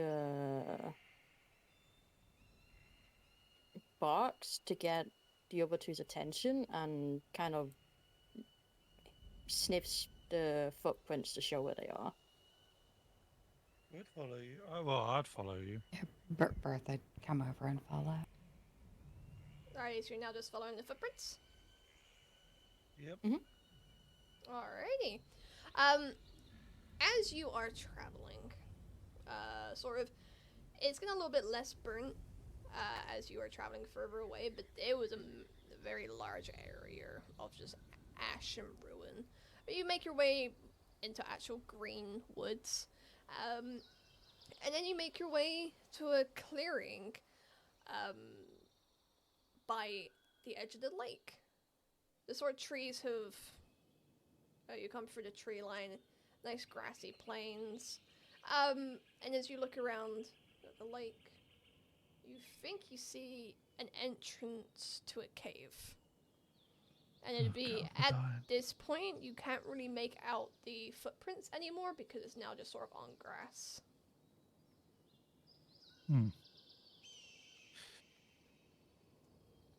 I recommend everyone draws their weapons. We don't know what's in there.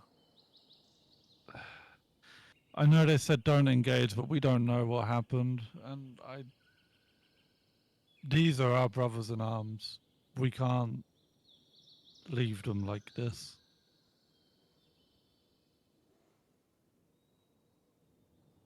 Bertha would go ahead and pull out her axe. Her great My axe. maul. Yeah, pull out my maul. Luna does not pull out a weapon, but they That's do look fair. ready to head into the cave. One of us is responsible. Yeah, so I would Ezra would go into the cave, yeah. Would head in. Alrighty. Do you, all three of you have dark vision or no? Has to look. Where would we see that? You would see that under your feet. Because I... Okay, 'cause... No, I won't. I'm gonna have to check the actual page because the feet section is fucked for the species. Give me a second. I do. Oh, Yeah, the feats for mine is too, so I need to it's check in and species see. and traits for me. That's where I found it.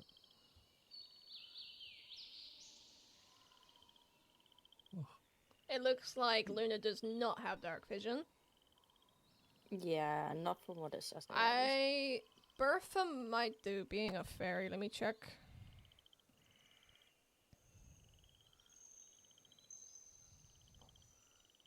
Oh, I don't have Bertha's page open. That's really annoying. Hang on.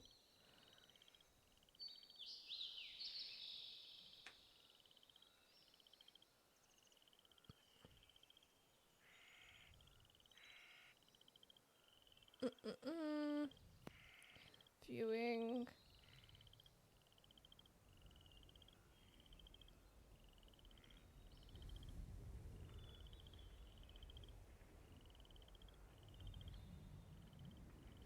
No, you also do not have dark vision, so Yeah, it's only I'm Ezra. blind. It's only Ezra that's able to see in the dark. So, but you all, within your military issued kit, would have had a torch.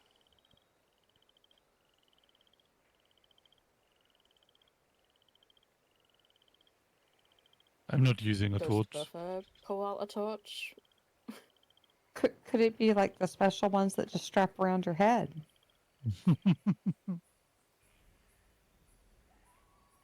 Wait, how Like much the does mining the tool. torch weigh? Like 1 pound, less than it. Okay, Luna will then use Mage Hand to hold the torch. I Like, love light that. it and then hold it in front of everyone, so everyone can see. Okay. And you guys are now illuminating the front of the cave. Start to walk in. You see damp cave walls that are very dark and cold.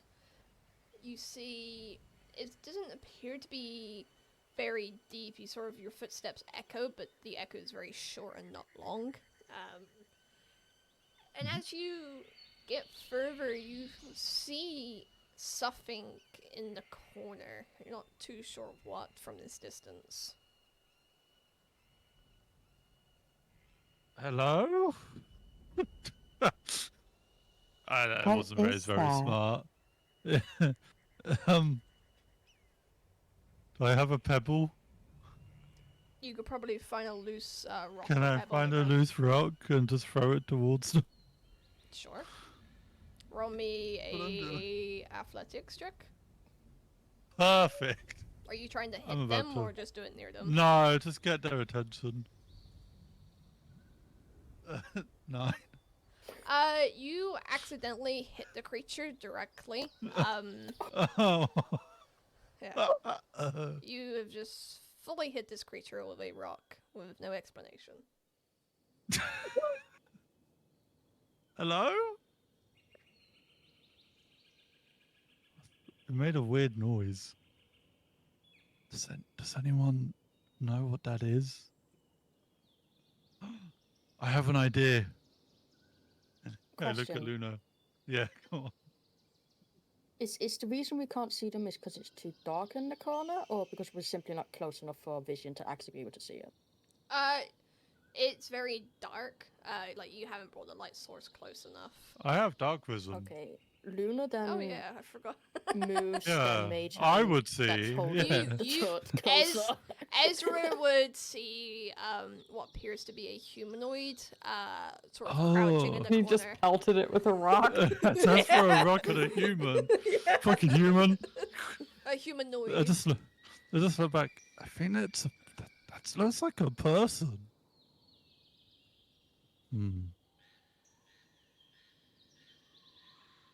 Which one Luna of us just would go and talk He to it? asks him, "Our person?" Maybe. You want me to go find out? Luna just ignores that and starts walking up with the light. Perfect. I'm just gonna wait here.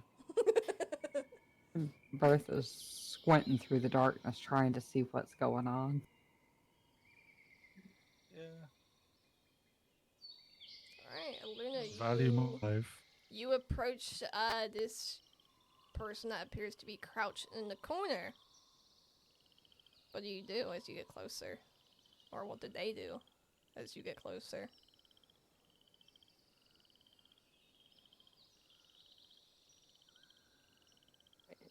Are you asking me what I do, or...?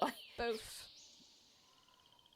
Okay. Well, Luna just telepathically asks, excuse me? Are you okay? Blair would just go closer to the cave wall and try and hide and just tremble and sniff and be terrified. Yeah, you have just heard this dog's voice in your head. And I've just had a rock thrown at me. And that.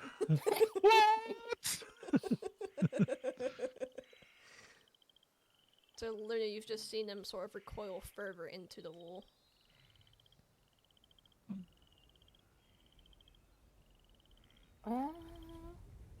Bertha, why don't you try and say something to it? Luna just goes closer and tries to make them... tries their best to seem the least amount of threatening they can. Does your calming presence work on humanoids as well, or is it just beasts Yes, and it creatures? does. Alrighty.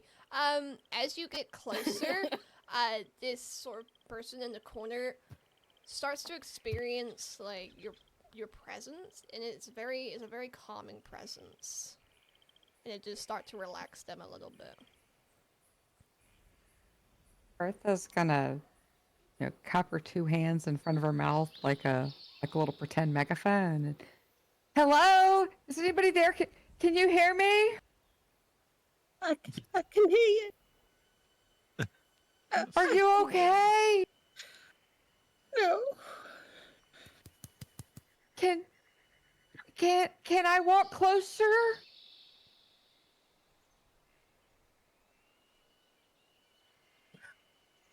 I think that means yes. Yes. Bertha's gonna slowly and cautiously approach because she's not sure if this is a trap or something. Yeah, I'm waiting with my fucking maul out. I'm not gonna lie. I don't trust it.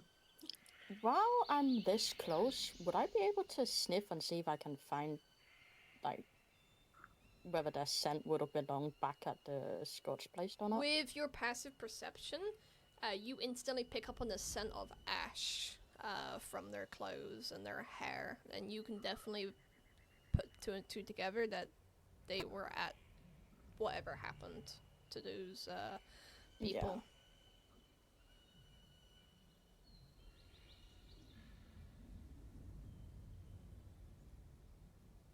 Blair would still be against the wall, like trembling, and she feels a little bit calmer, but she's still terrified. Bertha's slowly inching her way closer and closer. And are you hurt? No, no, I'm not. I'm not hurt. Did anybody make it out alive?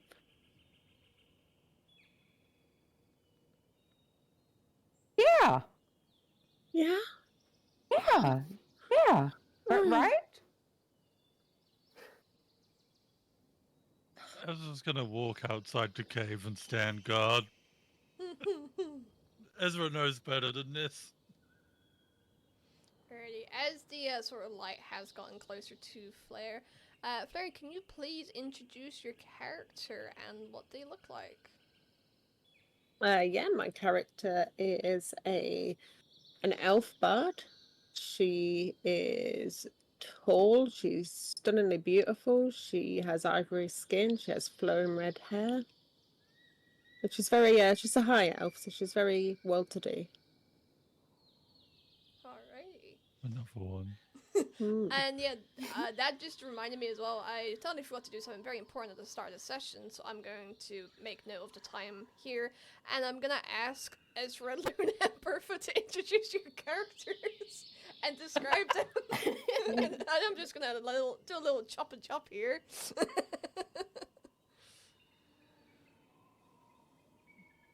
We'll start. I think Luna should go first. Okay, Luna is a Great Pyrenees, sorcerer, and they are very fluffy with white fur. They are approximately 40 inches tall when standing on all 4 feet. Okay. What about Bertha? Oh, so giggling a little over the height because Bertha is approximately 33 inches tall. So Bertha is a small, very smallish looking, almost humanoid, except for she's got she's got horns and she's got these really glittery little wings, but she's got red hair and green eyes, and she's just there. She's like the stuff that she has that isn't issued though is not the finest quality. Like the people that are from richer backgrounds can look at it and tell it's not the greatest materials. Alrighty. And on to Mr. Ezra Blade. Hey, what's up? It's me, your favorite Blade. You might know me being the one of the highest of elves from the Blade family.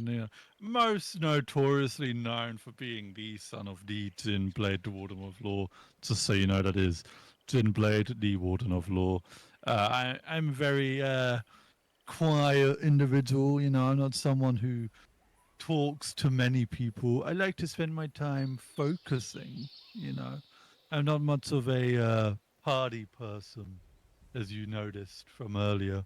But yeah, I'm just a chill guy. Honestly, not gonna lie. Just a elf with luscious red hair, strong, luxurious, model-esque physique. Uh, Daddy paid for my horse, and I'm here to just save the day. And I'm a fighter. I save lives of many. I have fans across the city. And I live in the most royal of mansions, or as I like to call them, mansions. Thank you. It's me, Ezra Blade. You're welcome. You've been blessed with my introduction. Alrighty. And back to it. Apologies. So Flare, how are you sort of reacting to Luna and Bertha stepping ever so closer to you? I'm getting a little bit more relaxed, a bit more comfortable. I can tell they're not really threatening towards me, so I'm starting to, relax a little. I'm not so tense. Okay, okay. Luna just telepathically asks her, "Are you Onyx Fox?" What? I don't know what that is. I'm Flair. And then, My name's Flair. Well, they say that Luna just telepathically tells Bertha. Well, I don't think that's a missing person from the squad then. Bertha would nod her head. So your name's Flair? My Where squad, are you? my Where are you? squad, my squad name's Onyx Fox, but my name's Flair. You, you're part of Onyx Foxes. Yeah, but I'm not. That's my squad. My name's Flair Raven. But yeah, I don't think there's a squad anymore.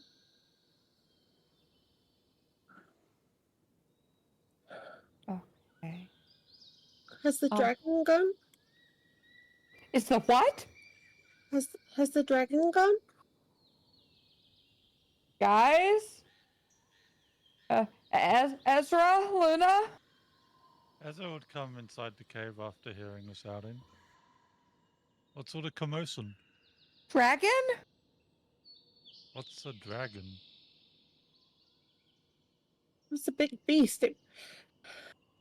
It came. It blew loads of fire. It devastated. I barely got out with my life. What is your name? Flair Raven. Ezra would get on his knee and truly look at you. You're an elf, like me. I am. Are you part of the Argent Scouts? Yes. And why are you here? Everybody else perished, so I ran. I ran and I hid because I couldn't In a survive. cave. Where else could I go? Hmm. It's all open. Hmm. You know, I won't call you a coward. But if what you're saying is true, then what is the plan of action? Because I heard this was bandits doing. We need to get back to our region and give our report. But the Indeed we bandits, do. the bandits, they perished too. They perished in the fire. The fire. Fire from the dragon. Okay. Well, we have a horse. Are you injured? Are you hurt? I'm not. I'm okay. And your name again is? Flair Raven, sir. Nice to meet you. My name is Ezra. Hi, Ezra. Can you stand? Yes, I think. Ezra would offer his hand. Flair would reject his hand, hold Fine. on to the wall and stand up. Perfect. Fine. Well, we have a horse. You can ride on the back of it with me, and we will find a way out of this. Okay. Bertha, you're right. We should report this back immediately. Are we all in agreement then that we head home? Let's head back and give the report. Ezra Luna would just walk nods out. and starts directing the light. Yeah, towards the Ezra would entrance of the walk cave. out with ease. He ain't blind, but he would Bertha keep his follows eye the on. light. He would keep an eye on Blair, though. Alrighty. And does Flair also willingly leave the cave? Yeah. Alrighty. As you guys sort of near the mouth of the cave, you start to hear flapping and screeching. And can you all please roll initiative for me? Fire! I love initiative. Wait, why is my initiative 0 plus?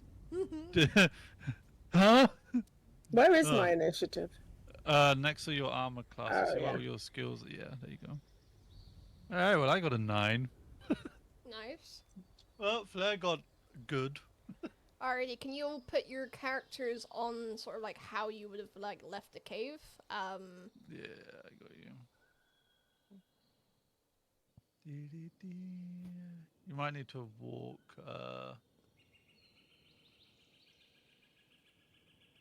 Flair through it. Yeah, so in the journal on the right side, Flair, you should. Oh, and I need. Sorry, I need to give you access to your character. You're banned. There No. we go. Alright, so you should now be able to see Flair Raven over on the right. In the journal. Yep. If you click. You might refresh your page. In the top right of D&D Beyond on your Roll20, you see in the top right you have the different boxes. Nope. I hit this. Like the chat and then the hold art on, you're library. fine. Can you see my screen? Just 1 second.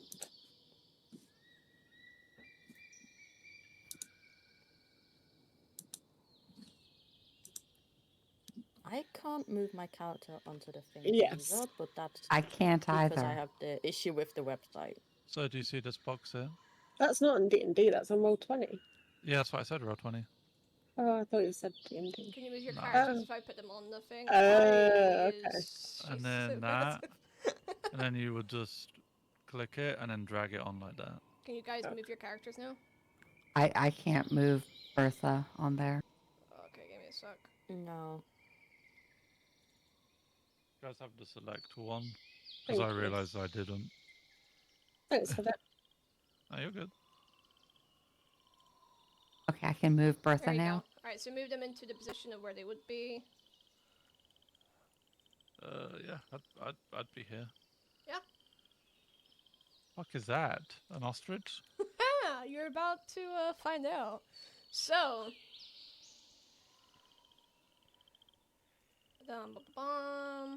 is this the music that should be playing? No, it is not. So, Dead. you guys exit this cave. That's extremely loud, Jesus Christ. You exit the cave to hear screeching as these sort of 4 birds, as you would all know as axe beaks, crash into the ground and all start menacingly walking towards you, lashing out with their giant beaks, which is obviously in the shape of an axe. So, first up at the top of the initiative, we actually have Flare. And you have one that sort of landed directly behind you to block you all from going back into the cave. Okay, then I would use Thunderclap, facing in that direction. Ooh, okay. Oh, God. We're dead. I'm aiming it backwards. Has Oh. flashbacks. Yeah, flashbacks to death. So I'm aiming it backwards into the cave. Okay, go for it. Got the fucking Star Wars the fuck out of that guy. Oh, what did I do? I should have rolled to hit, shouldn't I? Oops. You do need to roll the hit, yes. Mm-hmm. Quick question. I'm not seeing Thunderclap on your spell sheet, is it not? Is it It part of is your on action? the cantrip. Why the heck am I not seeing it on your thing? Don't know. It's literally right there for me. So, for you, I just see fuck that word. And Prestidigitation. and Vicious Mockery, yeah. No, I've got Prestidigitation, Thunderclap, Vicious Mockery, and then I've got Fairy Fire I and just Healing opened Word. that sheet and I can also see the Oh, I Thunderclap. refreshed and I can now see it. That's my bad. Alrighty, so Oh, wow. I just Okay. wanted to check. Yeah, it is a 5-foot range, and I believe it is like a cone outwards. So I'm just Yeah. making sure that Bertha wasn't gonna be hit by it. Okay. I don't think anything's going to be hit by 7. Oh, with a 7? Yeah, I was trying to figure out how to do the d20 on here. But yeah, it's a 7. Yeah, so you're still, a little bit shaken up, I would assume. And yeah, do you want to describe, first off, how you cast Thunderclap? So it has a somatic element to it, so you don't need to sound anything, but you do need to do some sort of hand gesture, or as you are a bard, use your magical tool, magical instrument to cast. How does that look? And then also, how does it epically fail? I would drum my fiddle, point it towards the axe beak, and go to strum it, and completely miss the strings. Oh, okay. And it's just sort of like a little popping sound, like a tiny little clap. Yeah. But not a massive thunderclap as you were expecting. Okay. It's just more like a... Alrighty. Anything else on your turn? No. Okay. Then we're gonna go on to Luna's turn, the little doggy. Little doggy. Little doggy. Okay, so my internet fucked up for a second when you said where they were. So where are they exactly? Can you not see them on the map? Yeah, so they're exactly where they are on the map still. Okay. Yeah. I'm not really gonna care about the one behind us. So I think Luna is going to try to use Firebolt on that one there. Okie dokie. Roll to hit. That hits. 14. You have a Yeah. +7? Jesus Christ. Yeah. Oh my. Oh my lordy lords. Yeah. And then roll damage. 4 damage. 4 So you damage. just see. Yeah, you just see Luna just open their mouth, and it's almost like the firebolt like appears right in front of them, and they just bark, and then it just fucking shoots forward at the what are they? Axe speaks, yes. Axe beaks. Okay, yeah. Alrighty. And you just see this ball of fire just like strike it, and some of its like feathers catch alight a little bit, but it manages to like ruffle its feathers and puts out the fire, and it is looking extremely pissed, and it's looking directly at you now, Luna. Which is perfect because That's always great. it's now gonna do tit for tat as it's now its turn. And it is going to close this gap on you. And it is going to just attempt to hit you with its beak. Oh, what left? Oh, fuck's sake. No! No! My boy! No more transcription. Seahorse! Ah, I think when it crashes is as well. Like, I don't get the transcription for the whole thing. Anyway. No. It's funny. No, it does it in the chat. Like, every time we speak, it puts a message in the chat. But That was me, afterwards, hold hand. shut the fuck up. It rolled a 7 to hit. I'm assuming your AC is higher than a 7, Luna. Yeah, it doesn't hit. Yeah, so it's a little bit too pissed off, and it's still trying to put out the fire a little bit. And it goes to like slam down its beak on you, but misses it, and ouchie flames. And that is going to be its turn, and it's going to go on to the one that is at the cave entrance that Flare attempted to thunderclap. And it's going to just try and peck. Oh, peck is a bit of an understatement. But it's going to try to peck Flare here.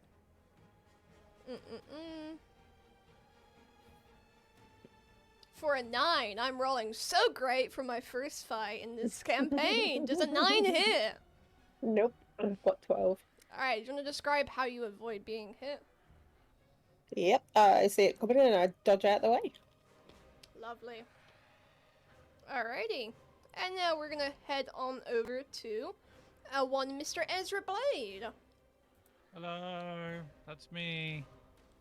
I imagine I'm seeing it correctly that there's one on my left, Yeah. I guess. Yes. So fuck it, I'll move towards him. I'll get in 5-foot range. I'm down. I'm down to Alrighty. fight. You down to mingle? And then big boy Ezra is gonna grab his maul, which is a two-handed weapon, Mhm. and I'm gonna swing it, not at its head or anything. I'm going straight for the body. I'm gonna slam it down on this guy, and that was a 7. That does not hit. I'm Describe just as good how. as you are today. You just see me swing it all the way back, and because I positioned myself on the rock wall, it just got caught in the wall, and then I just pull it back out, and then it just misses because I'm dumb. That's a Also- blade, by the way. Flair would whisper to Bertha at this moment in time, is he always that vain and conceited? Bertha'd give a little smirk and nod. Okay. I love that. Alrighty. Also loving the amount of 7s we're rolling today. It's like a little remembrance to our old campaign. Mwah. I don't know how to feel about this. Alrighty. The dice remember. The dice remember. The dice, remember? Alrighty. And now we're gonna go on to, funny enough, the axe beak that just Ezra just royally missed. And it is just going to try and slam its beak and bite at you in your shiny armor there, Ezra. That's mine. Yes! A 22! That hits! Let's go! I'm dead. And that's gonna be I'm dead. 10 damage! Oh. As It's dead. it just freaking gets him like right between your shoulder armor and just bites down on your arm, your dominant arm, your right arm, and it just bites and it instantly draws blood and it just takes a chunk of your shoulder with it, and like the strap of your shoulder, I think they're called pauldrons, and your pauldron Yeah. just comes loose on your shoulder as well, and you just bleed Fine, heavily. Fine. It's fine. It's fine. And that is its turn, and then now on to Bertha's turn. Alright, so Bertha's gonna turn around to the bird behind her and just smack it with her great axe. She's not going for something fancy like going for its head or going for its body. No, she wants to separate its head from its body. She's aiming for that damn neck. Okay. Roll to hit. Would a 21 hit? 21 does hit that crit or no? No, it was a 16 and okay. then plus. 21 definitely hits. Let's see what you got. 12 points of damage. Okay. Describe how this looks as you just take you deal a massive amount of damage to this bird. So, Bertha's got her great axe in both hands, and she lifts it back up over her head like she's at a lumberjacking competition or something, and just cleaves this thing forward onto this thing's neck. You managed to cut halfway through the neck, but it's a lot thicker than you were expecting, and also moving a lot more. And She's probably got blood spray on her, and she's just grinning right now. yeah, it is bleeding heavily right now. But it's still up, and it's still kicking. Anything else Nope. on your turn? That is all for her turn. That is all for your turn. So we're gonna go to the axe beak that's sort of been out of the fight so far. And they're gonna go for the sort of creature that stands out the most, and one that they probably more likely would usually pick a fight with out in the wild. And they're gonna charge straight for Luna. And attempts to bite this poor little pupper. For a 17, which I believe that hits, right? Yeah, that hits. Alright, lovely. Let's roll to see how Oh, much. It's not gonna go well. 5. They sort of like fully clamp their beak around like your leg and draw blood, and you're now very much struggling to stand on your front right paw. Mm-hmm.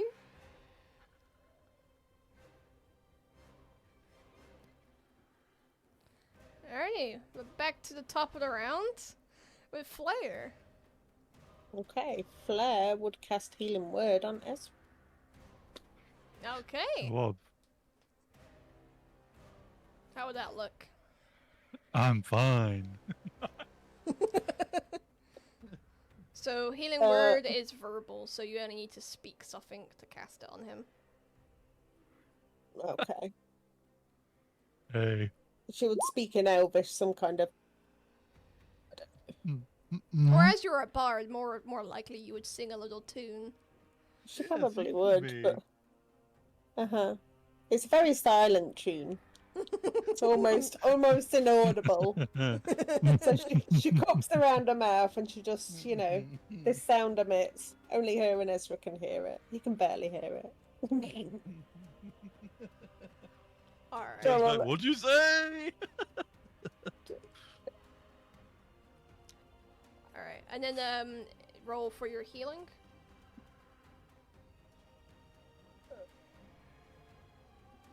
So one roll 20, you should just be able to press the 2d4 plus 3. There you go. 8 points of healing to Ezra. I feel great. Yeah. I'm so strong. I'm Ezra. Flair would say, I thought you were fine before. I am. I just got my strength back. You're Said welcome. this in Elvis, by the way. Well, I understood that because I speak Elvish. I'm an elf. Yeah, I know. Anything else in your turn, Flare? Nope. Alrighty. Luna, it's your turn. Yeah. I'm a dog. See, the thing is, the smart thing. I don't know. Can I use Cure Wounds on my? Oh, because it just says a creature you touch. You touch yourself. Yeah, like does it count? Or Yeah, you no? can touch yourself. You can cure. Yeah. Yeah, you can you can I don't use know. cute words on yourself. Yes, you can. Because the range is just I touch. want to, because I don't. Yeah, my problem is I don't know if I want to because I don't know if it's worth it, considering they can basically one-shot me even if I don't heal. So I don't know if it's worth it. That really broke you up, didn't it, Ezra? Fuck it. Fuck it. I'm the one that attacked me. The one that was stuck to me. Mm. I'm going to use Chill Touch on it. Ooh, So, okay. Basically, Luna's just gonna try to headbutt it to activate the Chill Touch. Okay, I love that. Roll. Mhm.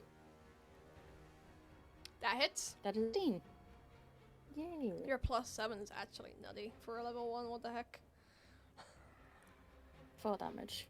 4 damage. Okay, that is to number 3. Anything else in your turn? Oh. I'm assuming it doesn't matter what type of damage it is, right? Not for these, no. Okay, yeah.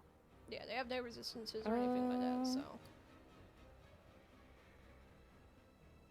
I don't think I have any bonus action. Yeah, I don't have any bonus actions, so yeah, that's it for me.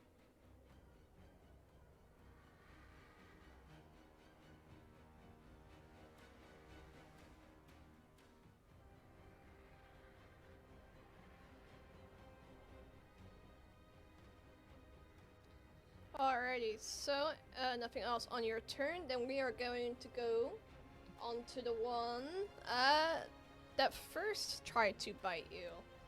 And it's going to do exactly that again. Oh no. That's a nat 20. So I get to roll critical death. Fuck me, okay. So you know how you really didn't want I me mean- to kill your character in the first session? I'm sorry. Yeah, you're still not allowed to do that. You're not allowed. If I roll a certain amount of numbers, it is gonna instantly kill your character. I know. Just don't roll that. Thank fuck. That's a 10. Oh wait, hang on. Okay, no, that's fine.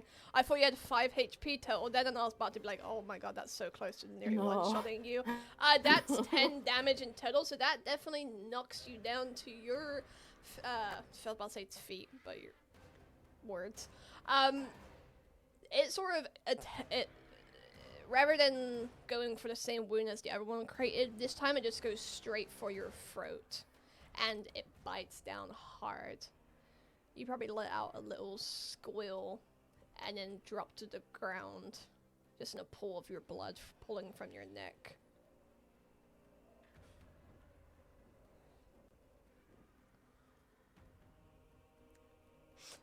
So that happened. Onto the one that's fighting Flare and Bertha. Yay! After being hit by Bertha's axe, it is gonna sort of snap its attention, like its head's just sort of gonna, like snap around, very painfully with the half cut in its neck, and trying to lunge at you, Bertha. Alright.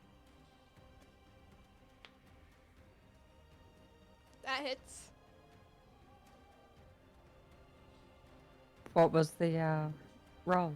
23 Oh yeah, that definitely hits. for 10 damage. That hurts. That does hurt indeed. That hurts a lot. And there's nothing else it's gonna do on its turn, so it's Ezra's turn. Hello. Question. Yeah. My weapon is... Oh, it's only a two-handed weapon, okay. Because I was going to say, if you attack it with one hand... Your would mole's that... your mole's a two-handed weapon? Moles are Is it? usually one-handed weapons. Oh, no, I'm stupid. Oh, wait, no. Properties, heavy, two-handed. It is two-handed. I thought it was one-handed. Oh, I'm thinking of a Morning Star. Ignore me. Yeah, Yeah. no, you're fine. Yeah. Ah, fuck it. You the thing you want to do, I'll allow you to do it. So that hits. Okay. 16 hits? Perfect. I'm swinging at it full force for 9 damage. And then as I... actually, I need you to make me Okay. a Constitution saving throw. Okie dokie. Because seeing as I hit it, this motherfucker might be toppled. Because new D&D mechanic. 8. Oh, you are now toppled, my friend. Alright, describe how it looks as you just sort of take his legs out then. Yeah. How I kind of full force swung at the wall, I kind of just pull it back out and just aim for this fucker's feet, knocking its fucking front legs out to the floor. And because I'm a sadistic motherfucker, Ezra's gonna full on go bite it. So I'm gonna roll for that as well. Jesus Christ. You're like, you take part of my arm, I'm gonna fucking eat you like a chicken. Yeah, pretty much. But a 10, I take it doesn't hit. 10 does not hit, no. You're lucky as well. I rolled the wrong one, but it's fine. Yeah, that's it for me. Alrighty. So nothing else on your turn? Then we're gonna go on to the one that you've just swiped onto the ground. It's gonna take half of its movement to get up. And it is just gonna go in for another attack. Try me, bitch. With a nat 1! Alright, I'm getting all the rolls today, okay. Get fucked. It attempts to get back up, but you like really injured like its leg. You like snap the bone with your attack, and it falls back down onto the ground, further injuring its broken leg. For 1d4 of damage, and it just sort of crumples underneath its own legs as it falls back down to the ground. And that leads us on to Bertha's turn. I'm going to turn to the one right behind me that just got me, and I'm going to swing my great axe at its neck again and see if I can't separate it this time. Alrighty. Does a 16 hit? 16 does hit, yes. So 7 points of damage with the swing. 7 points of damage with that one. Oh wait, how much damage did you do previously? That's my bad. 12.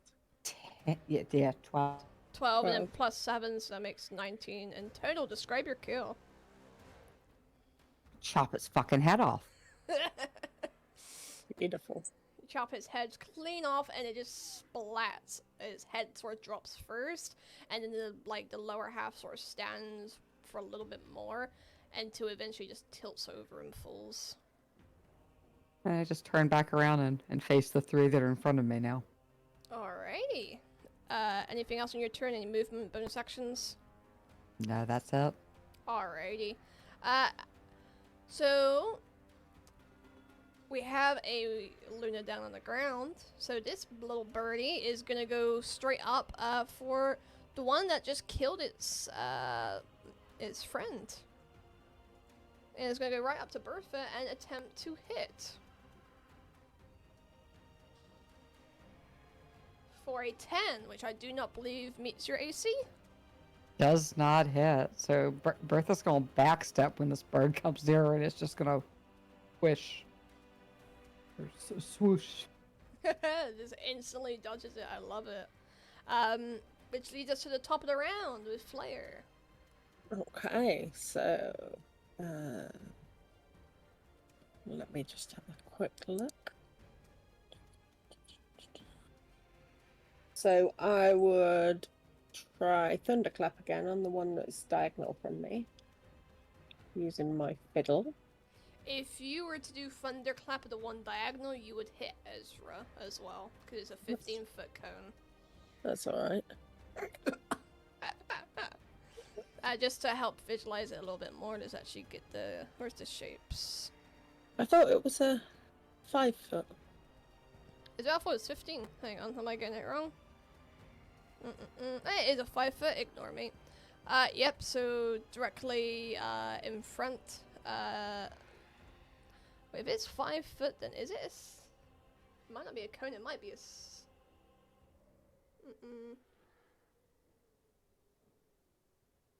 Oh, damn, okay.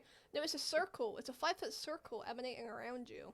Oh, maybe I won't use that then because it's gonna So hit the everyone. the first time I should have hit Bertha and Luna. The first time well. we did that. That's fine. We now know. That is not a cone, so if you will, if you're trying to use Thunderclap, it would be a 5 foot circle emanating from you. Okay, well in that case, I will use my dagger to hit it. To hit it, okay, roll the hit.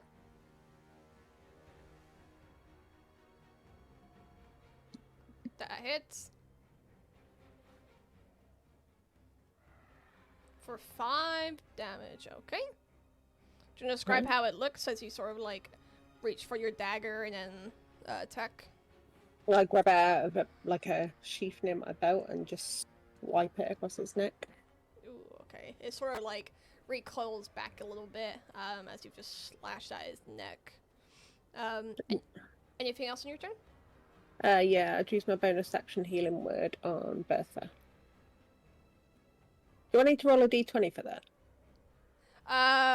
For healing word, I believe it just... a creature you could see it within range regains the hit points equal to what you roll. So, yeah, no. No? Okay. No. Yeah, you can just use it. And you're using that on Bertha. On Bertha. Okay. Thank you. You're welcome. Yeah, so you regain 8 hit points there, Bertha. And on to Luna's turn, unless you wanted to do any movement flare. No, I'm good where I am at the moment. Alrighty. Luna, when you first went down, did you roll me a death save? No.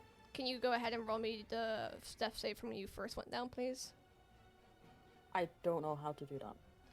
On the top of your character sheet, you should be able to see it in like your health stuff. Oh, there. Okay. Yeah. 13. So that was So a success. that's one success. And now can you roll me the death save for your turn now? Yeah.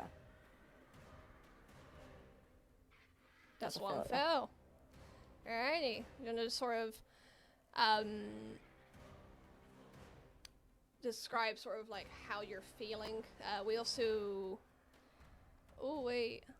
Hang on. Describe how you're feeling whilst I read over something, because I think I might have just forgotten something. Carry on. Read. Well, I don't really know how to describe how they're feeling. They're unconscious. They're unconscious. Okay. Well, what else would they be? Well, they could just be like unable to move, trying to breathe, you know, on the floor, on the ground. Didn't you say it went for their neck? Yeah, it did. I think they would be unconscious at this point. Alrighty. I totally forgot about the new death save mechanic. Ha! So, just so people are aware, the death save mechanic obviously is categorized into minor, severe, and extreme injuries. So we're gonna say Luna obtained a severe injury as they obviously basically ripped out part of your throat, which is basically the regular free death save. So carry on as we would. Also, I have a question. Mm. It says here you make a death save when you start your turn with 0 hit points. Yeah. So why would I have made the death save like the first one you asked me to do? Because You make a that death would have been from the previous round, which I didn't start with 0. No, but you make a death save when you first go down and take the hit. When you first go down to 0 hit points. Okay. Alrighty. Yeah, so right now, so you have severe injuries and you have your free death saves. And then you're either going to slip into the extreme condition if you fail all three, at what point you'll have one death save, and if you fail that, you will be dead. Or you can sort of teeter back and forth between the severe and the extreme, or you sort of heal you're successful in all three and you regain 1 HP. Does that make sense? Mm-hmm. Alrighty. Apologies, I forgot about that. But no. Let's go back into the fight here. With this little axe beak that is going to come around and try and attack Flare. For a 16, does a 16 hit? It does. Alrighty. And for 6 points of damage. Okay. So how does Flare react as this sort of creature lunges and just bites down on their arm? She screams, ah! And gets a little flicker of orange go through her pupils and her eyes. Oh, okay. That one's... Oh wait, which one died? Oh, this one. My bad, I didn't change the color of it. All dead. So now we're on to Ezra's turn. Okay, so we have a down dog, a down chicken, 2 moderately okay redheads. Yep. Say less. Wow. You know what? Okay.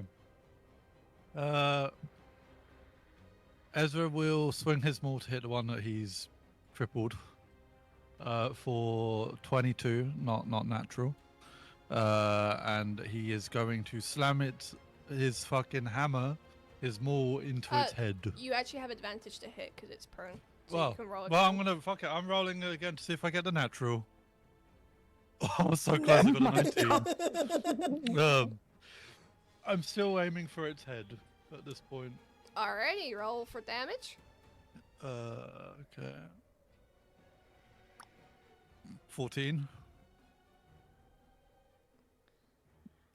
Describe your kill. I squish it like a bug, like one of those little popcorns, and then it pops. And instead of popcorn, it's just chicken. Chicken guts. Popcorn chicken. Popcorn chicken. I love Thank popcorn you. chicken. Yep. And its sort of brain just goes splattered Yep. across the grass. Lovely. And then I will use my movement to go behind this motherfucker. I learned in Academy that anything is a weapon, including your teeth. And I'm gonna try and bite its fucking tail. Alright, go for it. Oh, natural 20! Alright, well, I'm biting its tail off! that hits, and please go ahead and roll for your damage. Oh, 8 damage. I'll Times- take it. Times 2, because that's a critical. Well, it already 16. adds your second dice. Oh, does it? Yeah, it adds it automatically, remember? Oh. Yeah, I rolled a 2, a 3, and then the +3. So, Oh, yeah, Yeah. because D&D Yep, Beyond D&D Beyond doubles does the it, yeah. dice, not doubles the result. You forget Yeah. about that. Alright, so that's 8 to... Chicken number 3. Yeah, go ahead and describe your kill for me. Yeah, I rip its fucking tail off, but by the time... And then I spit it out. Lovely. Flair will gasp at this moment. Did he just bite that Axebeat's ass? Yeah, he did. Tail. Tail. Ass. Ass. Ass. He ate that chicken ass. Wow. Hey, I'm starting to get a feel for this guy. Alrighty, anything else on your turn, Ezra? No, I've done my damage. You've done your damage, okay. That's gonna lead us on to Bertha. Bertha's gonna pass in between Flair and Luna and come over here right next to this other axe beak, and she's gonna swing her axe at its neck. Alrighty, axe There the you axe go. beak. That Does a hits. 16 hit? That definitely hits. She pulls back with all of her might and swings that thing and does 9 towards its neck. Alrighty, same sort of deal as before. You've gone a little bit further through this one's neck, but not enough to sort of cleanly chop it off in one swipe. Yeah, she's still got a grin, but that'll end her turn. Alrighty. And that's going to take us back to the top of the round with Flair. Okay, I would. I would use my dagger again to try and hit it. Alrighty, go for it. Oh, hold on. There we go. I would miss. Most definitely miss. I want to describe how you epically failed right there. Yeah, I would go to lunge and I would slip on the feathers and blood coming from the chicken's ass that Ezra left on the floor and fall on my face. You didn't need to describe you falling over, but hey, I'll take the RP. You are now prone from a free. I love it. All right. So you would have to use on your next turn, or even this turn, you could use half of your movement to get up. Yeah, I would then get up. And then I would cast Healing Word on Luna. Alrighty. Let's see how much healing our little pupper gets. 8 healing. And sort of both of you, do you want to describe to me how this healing sort of starts repairing Luna's throat, like and the massive chunk that had been taken out? Yeah, it kind of you see like a little wisp come out the end of my a little wisp of air come out of my mouth, kind of like blue, sparkly, and it forms like a needle and thread, and it just goes in and out and repairs the wound, so it's all stitched up nicely. Ooh, I love that. Okay. And Does this mean I'm fine again? you are up. Well, you're not up on your feet, but you are conscious, and you now have 8 hit points. Yes. Okay, how do I make the failure and success thing go away? Just change your. Add health. Yeah, just add your Yeah. health. So at 8 health? 8 health. Yes. Okay, thank you. No I've worries. never actually used that part of the side. Oh, that makes you like you are fully like stitched up and. Yeah, no, I'm You're- full health again. I only have 7 HP. Like, I'm very squishy. And you sort of like the magic sort of like courses through you, and you just feel like all the blood that you've lost just sort of like it replenishes within like an instant, and you just feel right as rain. Anything else on your turn, Flare? No, I've stood up, so apart from that, I'm done. Alrighty, well that's gonna take us to our Luna, who is still prone on the ground, but now fully awake and feeling right as rain. Yeah, so Luna use half my movement to get back up again. And they're not very happy. So they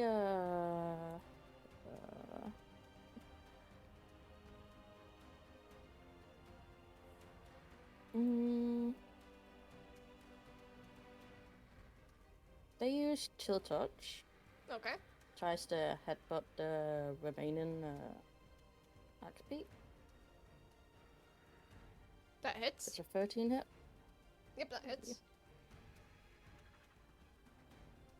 4 damage. Describe your kill.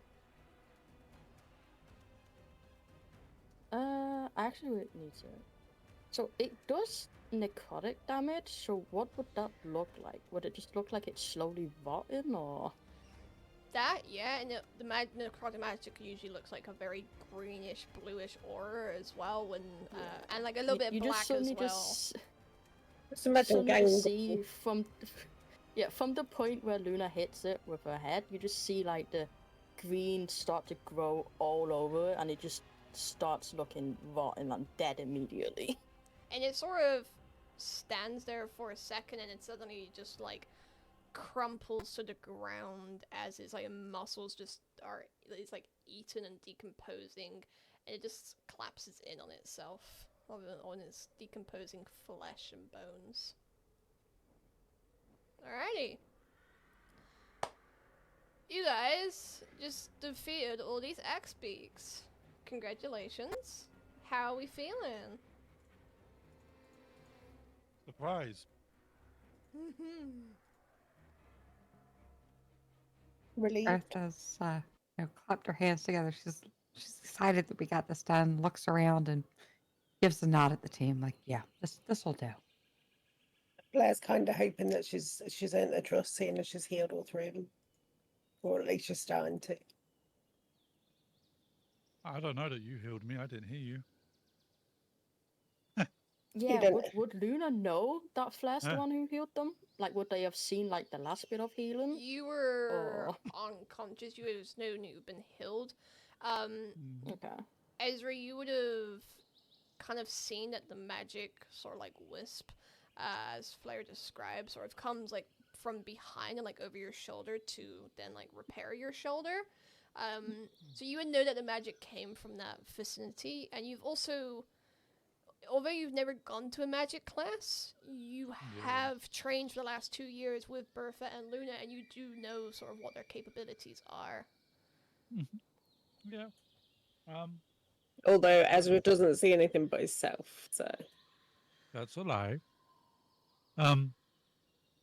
Ezra would turn around and look at everyone, and and would say that the smell of death and rot will keep attracting more. We need to leave, and we need to leave now.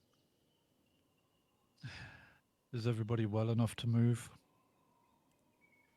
Yes. Luna just gives an angry snort and starts moving.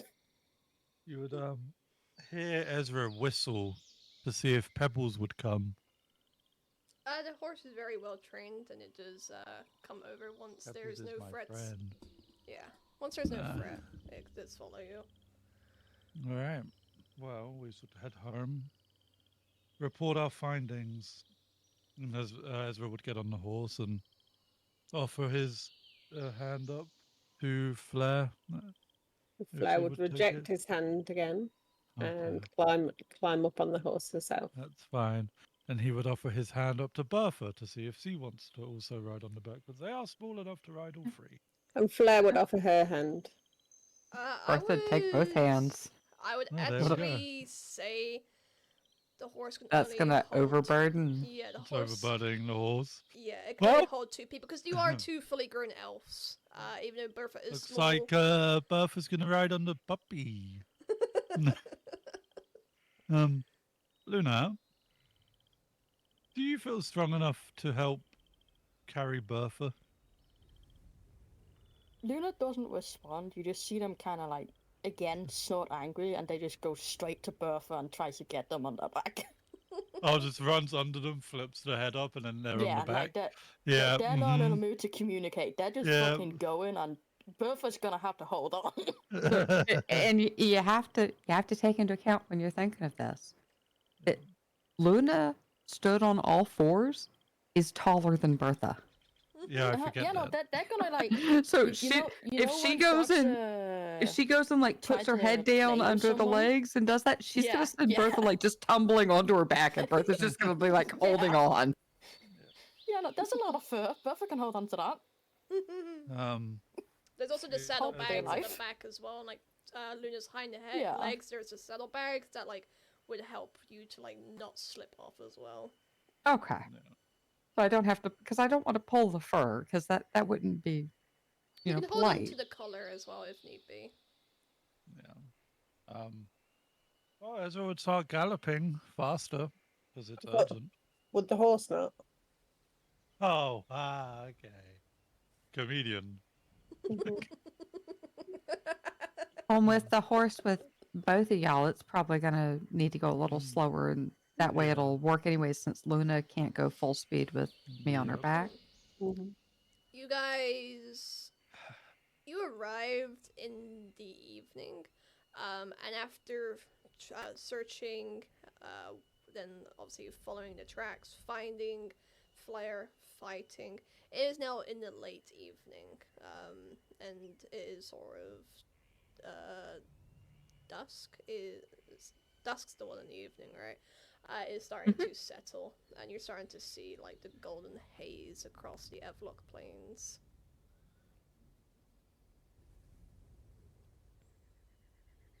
So it's up to you if you want to ride for the night, or if you think if you want to set up camp. Whereabouts are we?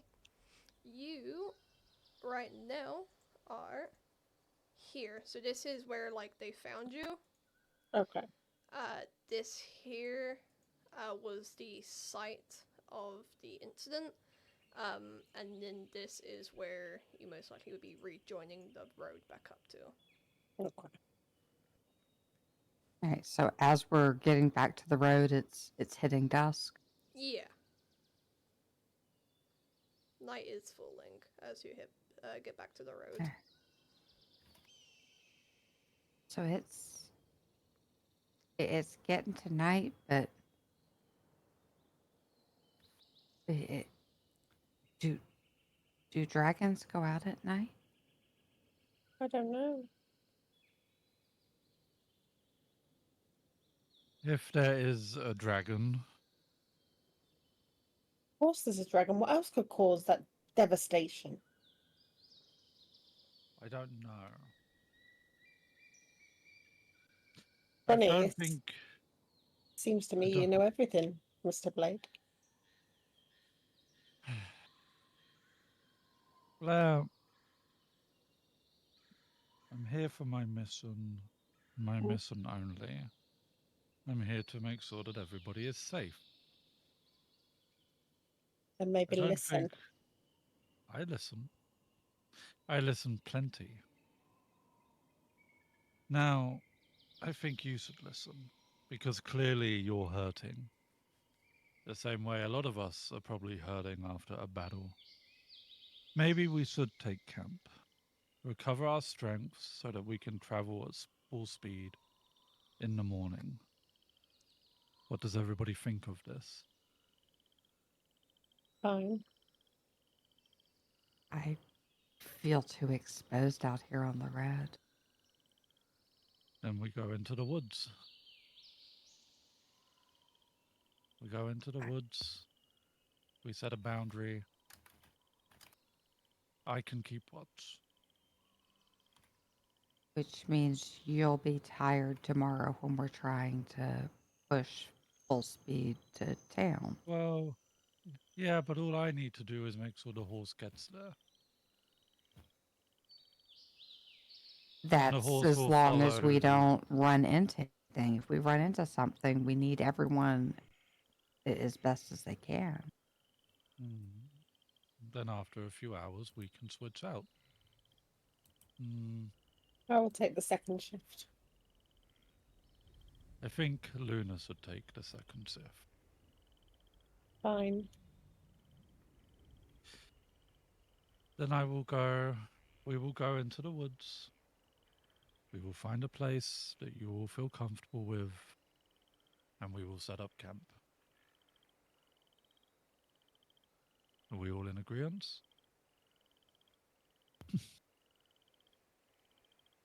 Luna just gives a nod and starts walking towards the woods to find a place.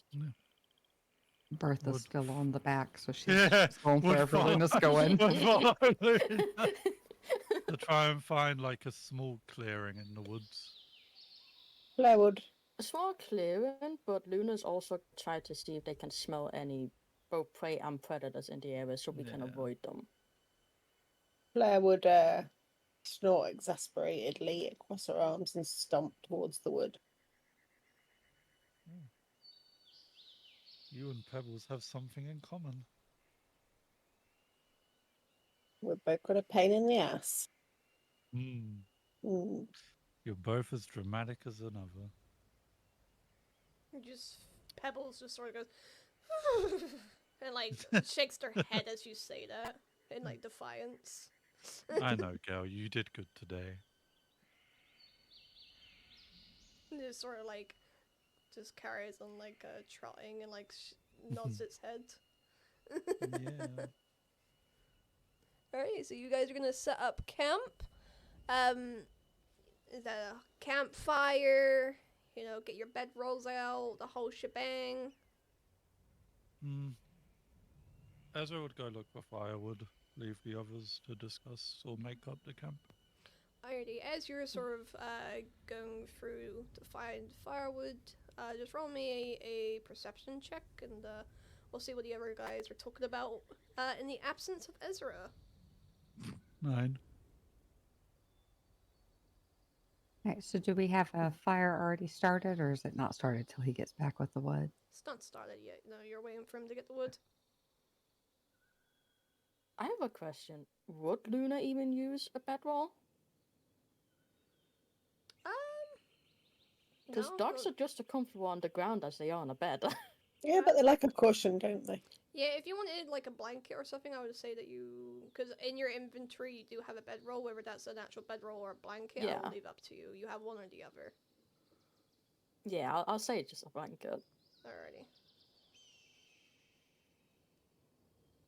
So you will just sort of Yeah, set Luna up just your kind of bedrolls. sets up their blanket somewhere, and then they go in a perimeter around roughly where they are, and they start peeing on all of the trees. Blair would use Sand market. Flair would use some water out of her water skin and wash some of the ash off her face.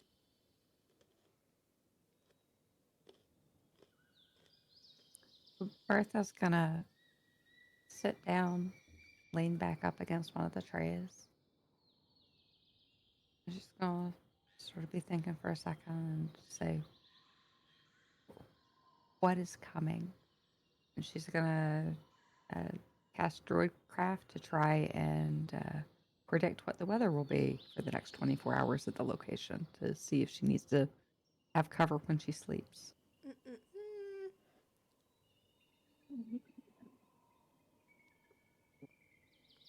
Bro, Jesus Christ.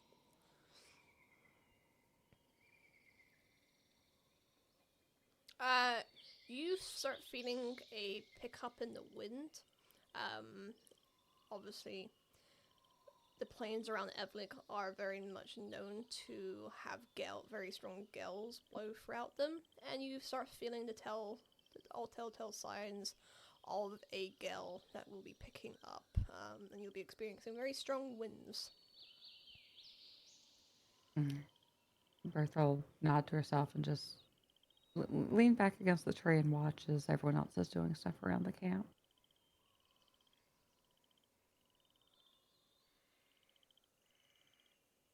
Alrighty.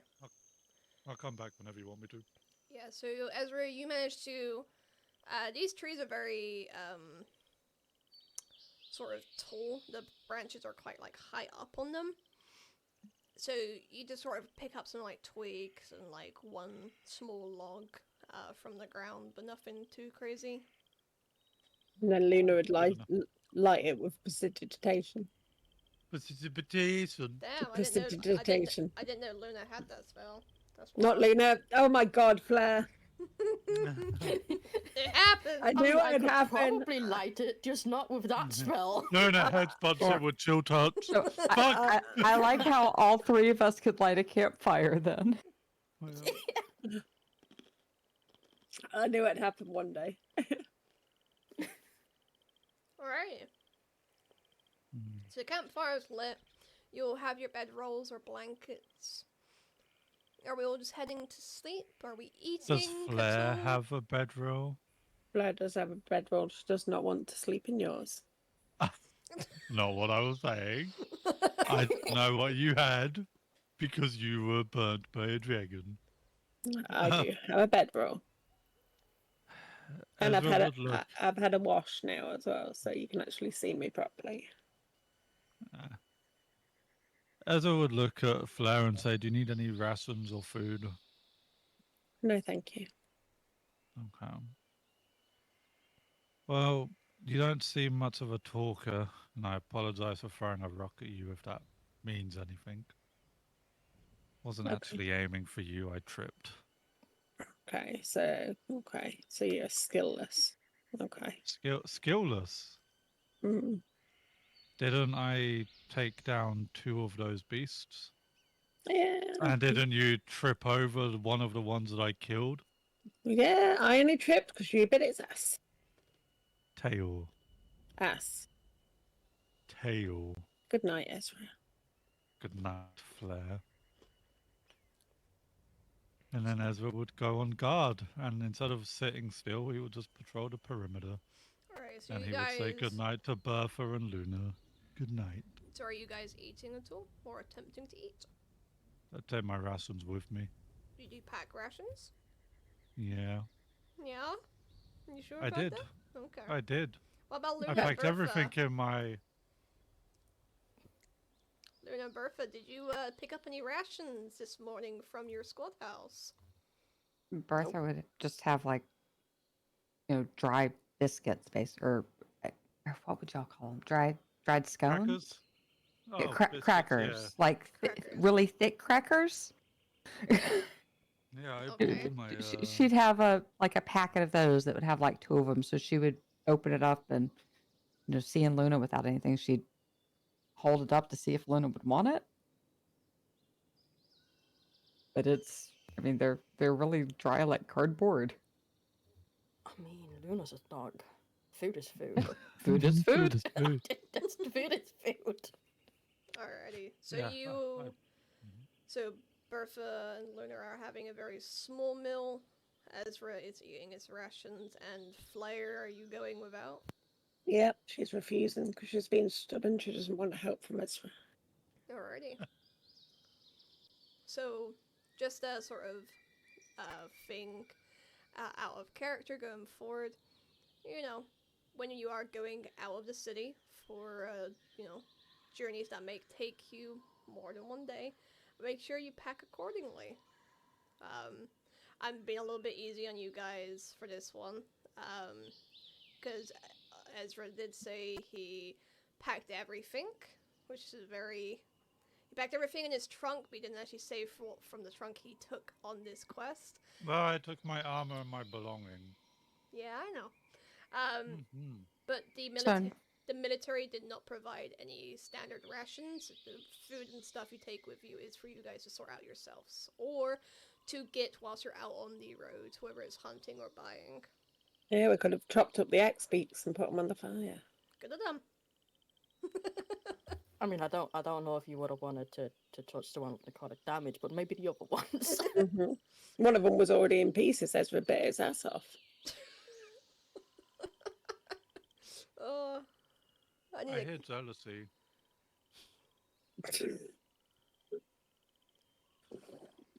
Alrighty. So, yeah, just wanted to mention that, but no, you all eat your food and I'm assuming just go to sleep.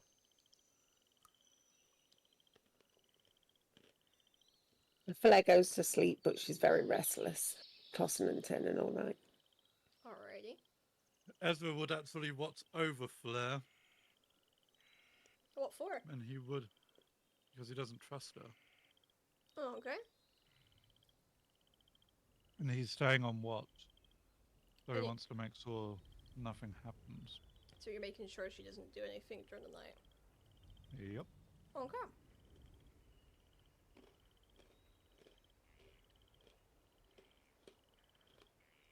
So, other than the sound of the wind starting to pick up throughout the night, Ezra is very quiet for the first like 4 or 5 hours. You don't really hear anything, see anything. But now it's would be about the time you would want to switch out shift so you can actually get some sleep. So we're doing Yeah, a well- short. We're doing A long rest. He would look to see if Luna was awake or not. Would Luna have woken up around about after like 4 or 5 hours to take over shift or no?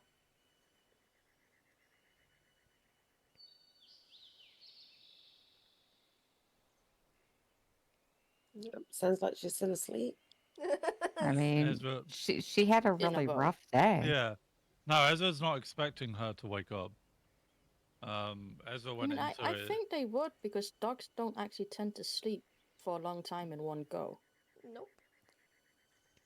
No, you're right. But Ezra I would go mean, over to Luna. after basically surgery. Yeah. But they're fully healed to max HP, so would that come into anything at all? Well, it doesn't get rid of the injuries. It just makes sure you're not dead. You know what I mean? Well, no, It's healing would. it heals them, so it gets rid of the injuries. Like, they're not Yeah. injured at Oh. all. Mm-hmm. Oh, okay. Oh yeah. Well, Ezra would go over to Luna and see how if Luna's awake. I mean, if he approaches Luna, they would definitely wake up. Yeah, he would approach her. Yeah, no, yeah, they just see him approach, and they just like immediately just stand up, Yeah. shoves their head towards his hand to get pet. Yeah. Oh, Ezra would pet Luna and look at Luna. You did good today. How are you feeling? They just telepathically tell him, I need to speak to people about the fact that I cannot fight like everyone expects me to fight. You're learning. We all are. You and me are different. I fight. Luna just Hand to gives a bit of a hand. nod there. That doesn't make you a bad fighter. Just means maybe disadvantaged at that time. You smell things good. No? Luna gives another nod, and then they walk off to patrol around the perimeter, sniffing every now and again to see if they can scent anything that isn't them. Ezra would also be a bit of a dick and would look over Flair to see if Flair's awake. Would Flare be awake? No, Blair would still be tossing and turning, but she'd have tears rolling down her cheeks in her sleep. Ezra would put some rations next to her, and then would head back to his bedroll. Alrighty. Luna, as you are sort of walking around the perimeter, you do catch scent of something. Something's moving out there. You're not sure what it is, but you definitely smell it. Is it a scent they would recognize at all? It seems familiar, yeah, but you can't quite place it. What direction? And like roughly how close would I assume it would be? North of your position, and roughly about 20 feet. Very close. Oh, if it's 20 feet, they are going to stalk their way that direction to see if they can spot anything. Okay, roll me a stealth check, please. 9. It's pretty dark. You aren't a skilled hunter, like your mother is. And you do accidentally step on a few branches here and there, and you do sort of hear whatever you're stalking up ahead just stops moving and making noise. You can still smell them though. Okay. Would the scent get any more familiar the more I smell it, or would it still just remain something I've smelled before, but not something I can really put my Roll finger me a perception. on? Perception. And it's scent, so I have advantage. Yep. Oh, well, I got nat 20 on the first one anyway, so... You sort of take a bigger sniff in, and you realize this smells like one of your favorite chew toys, a rabbit. Oh my god. Oh my, you're not doing this to me again. Well, see, Luna's disciplined enough to not just go hunting when they're supposed to be patrolling. So once they figured out it's not a threat, they're actually gonna go back to camp and keep walking around the perimeter. Alright, as soon as you start like stepping away, you just hear it like scatter really fast throughout the bushes and just like bolt it away. Alrighty. Flair would wake up at this point, notice the rations, look over to Ezra, who's sleeping, and just tuck him in his bedroom. Aw, how nice. The two elves that don't actually sleep but just meditate. Mwah. Alrighty. So about then, it's morning sun is starting to break. The sun is coming over the horizon, and dawn is upon you guys.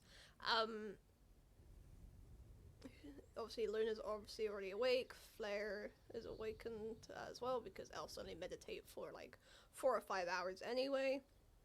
Cool. For their long rest. So that just leaves Bertha and Ezra to wake up. How long has it been since Ezra went to meditate? About 4 or 5 hours. Oh, okay. Ezra would wake up in his normal state. Jesus Christ. No. You're in the middle of the woods. I'm just not naked. Oh, that's what you meant. But he doesn't have his chest plate on. God. Interesting. So you took your like metal armor off and you're just in like your undergarments? Like, Yeah. okay. Yeah. Oh, he's shirtless. It's Ezra. Ezra's always shirtless. Any opportunity he gets. So you're Listen, he's not. He's confident, you know. Hey, armor from the waist down. Jesus Christ. Okay. And So that everybody else is like awake and like sort of around the campfire. They'd probably hear rustling and they'd look over and they'd see Bertha's laying on the ground still sleeping, but she is like fighting something in her sleep. Her arms and her legs, everything's going in different directions. Both of us fighting demons. Ezra's half naked. The dog's peeing on trees. Flair's depressed. Oh, they did that at the start. They haven't done that yet. They haven't done that this morning. Flair's headbutting fires to put them out while Flair puts them. It's crazy work. Good team. Alrighty. You know. Ezra wakes up. Does Bertha awaken from this dream or no? Probably not yet until she starts hearing noises closer to her. 'Cause she moved a bit away from the fire before she went to bed. Oh, okay. Then yeah, once you know, she senses that there's Like- people like sort of looking at her. She's gonna wake up and she's gonna be like red faced and just sort of walk off so that she can go prepare for the day alone. Okay, so you sort of wander off. Anybody sort of around the campfire, the now cold campfire? Yeah, Flair would look over at Ezra, see him topless, and roll her eyes and cover her eyes with her hand.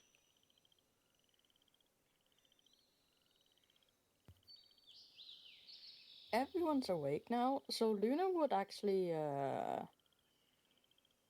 quickly telepathically talk to Ezra and just say, I'm gonna see if I can find food, and then just go try to track down the scent of that rabbit they smelled earlier. God, don't leave me alone with him. Ezra just stands up, you know, tests out, does his whole hair thing, looks at the dog. Yeah, Luna, you're good. Don't worry. And he just starts stretching. Alright, roll Morning me routine. a survival check, Luna, to see if you can pick up a scent on an animal for morning breakfast. 13. Alrighty, you catch the scent of, like, some rabbits, nothing too crazy, out in these woods this morning, at least, not that you can smell, it's just a few rabbits. So if you wish to go hunt them, you can. Yeah, they want to see if they can catch, like, I would say 2 rabbits, maybe? Okay. Bits do. Wait, what size are rabbits?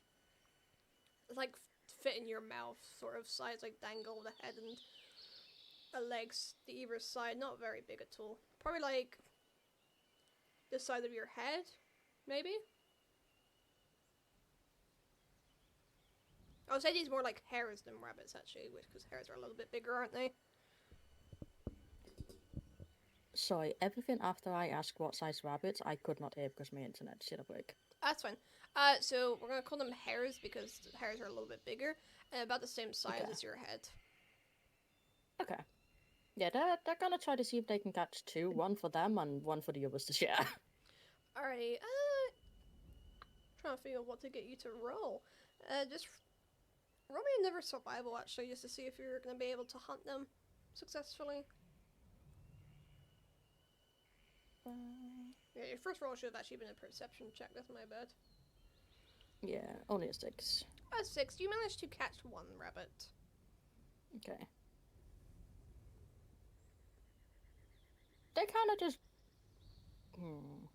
Yeah, they kind of just go back to camp with their rabbit. They're like chewing on it already. Like they're already eating it on the way. This motherfucker. And they just kind of sit there and start gnawing on the bones in front of everyone. You thought Luna was getting breakfast for you guys. Psych. What they weren't asked to do that. Flair's still full because she's not long had the rations that Ezra left for her. How's everybody feel? Sad.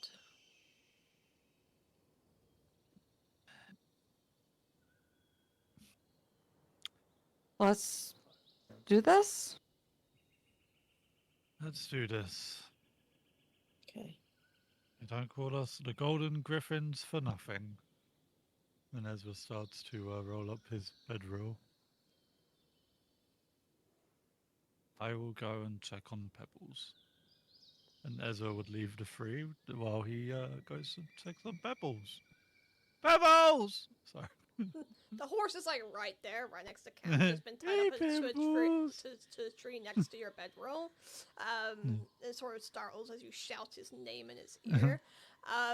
But it is right there. It's awake. It's ready for the day. It's been like gnawing on some grass. He was a good horsey. I'm so proud of you, Pebbles. You did so good. We've come a long way since you nearly trampled me when I was young.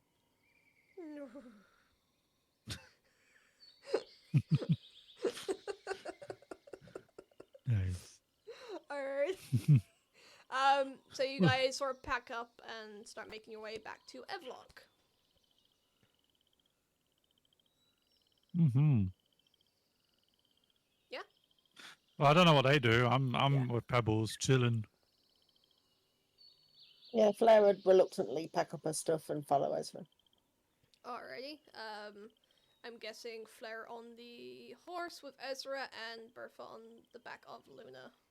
Mm-hmm. Alrighty. So you guys take off. It's gonna take, about a half a day again to get back to Evlok. So when you do arrive, it is about midday. Mm-hmm. What do you guys do once you get to Evlok?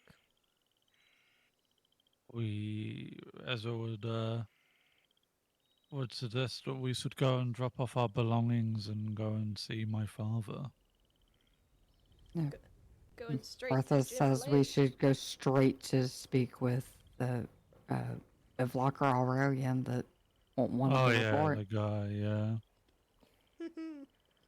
Mm. Flair would say, I'll be right back because I need the bathroom.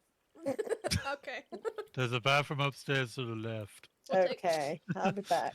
think so. Yeah. So Mhm. you guys are back in the city, and Bertha has just suggested that you actually go speak to Evlok Aurelian. Ezra agrees. I forgot I don't just go to my father now. Alrighty. You would find him within like the military, obviously, area. There is a sort of dedicated area for Evlokars. So you sort of head in that direction to look for him.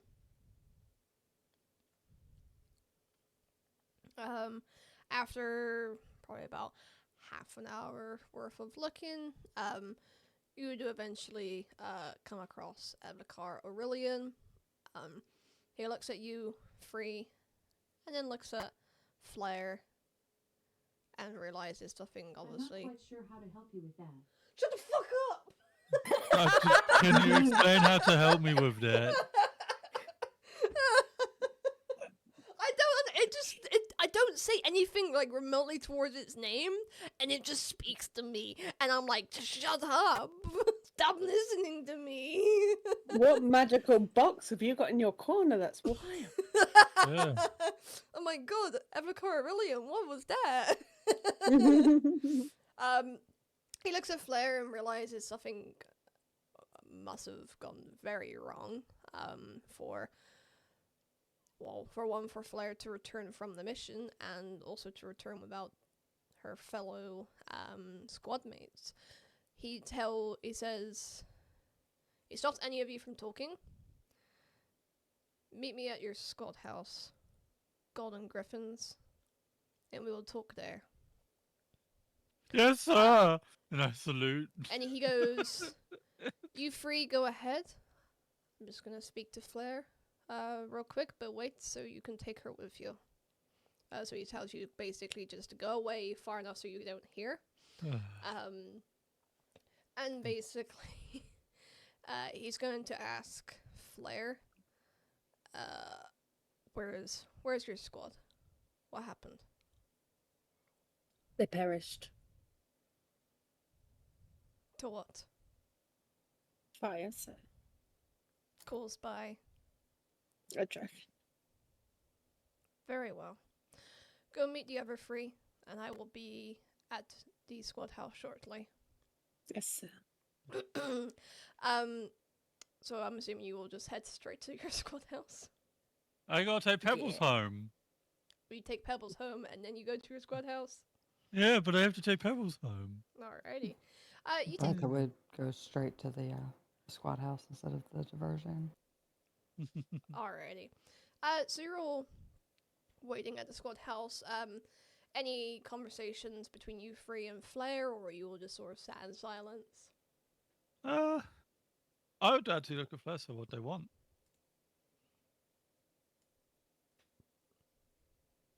What was that?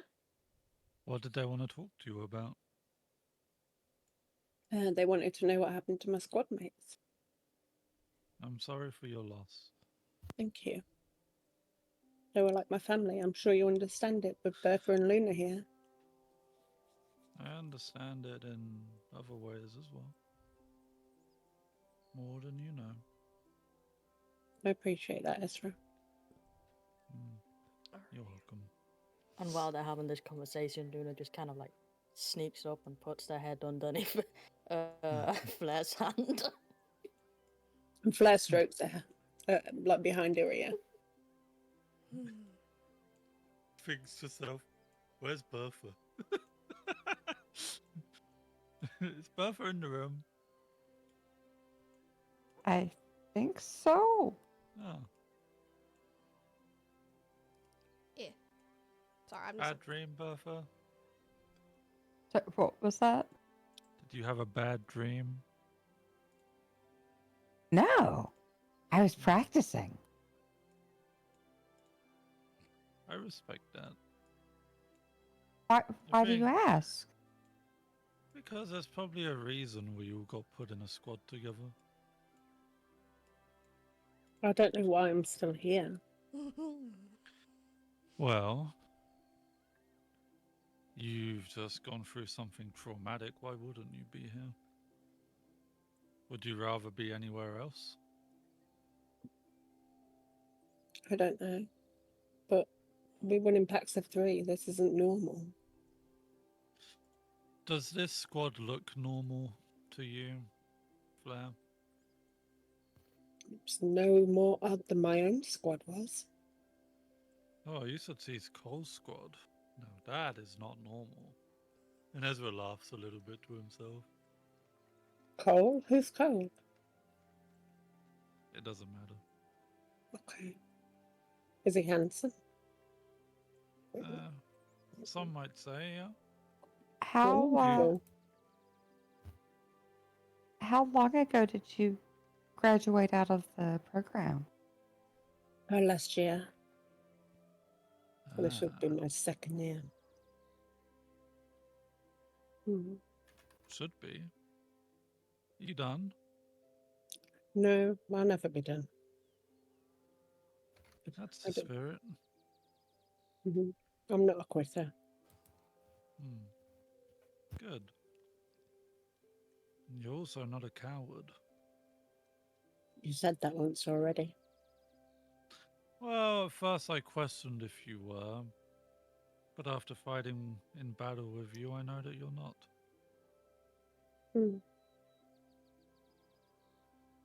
Just not used to...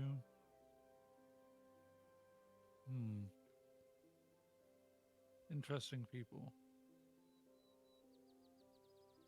I mean, you can ask these two. They didn't think I would be in this squad. And here I am. Did they think you were too busy looking in the mirror, Ezra? I'm not a mirror watcher. Okay. I might come from a grand family, Oh, me too. Me too, Ezra. but it doesn't mean that I follow in their footsteps. What I meant by that is there's a lot of other members from grand families and they stick together. I don't like that. Most do. Well, you would know my father, Ezra Blade, the Warden of Law. I'm sure you've met him already. Respectable man, I guess. I guess. But that doesn't matter now. And Ezra will just get up and go to his room. You hear banging at your door. Your front door of the house. Ezra, it's your house. Get the door. Ezra would answer the door then. He is up. You open the door and is greeted by Samuel Aurelian. But also... Oh. I love it how you already knew. But also, Ah. your father, Jin Blade. Yeah. It was- Ezra would bow and ask him to come in. They both enter. Jim Blade looks directly at Flair and goes, I need to speak to you alone. Yes, sir. And I would like the other three of you to please leave the Discord. Motherfucker! Alrighty, let me just make sure we are alone. Yes, we are. Alrighty. How am I doing so far? Oh, you're doing great. Oh, alrighty. You enjoying it? Loving it. Alrighty. Well, let's kick right into this then. Okay.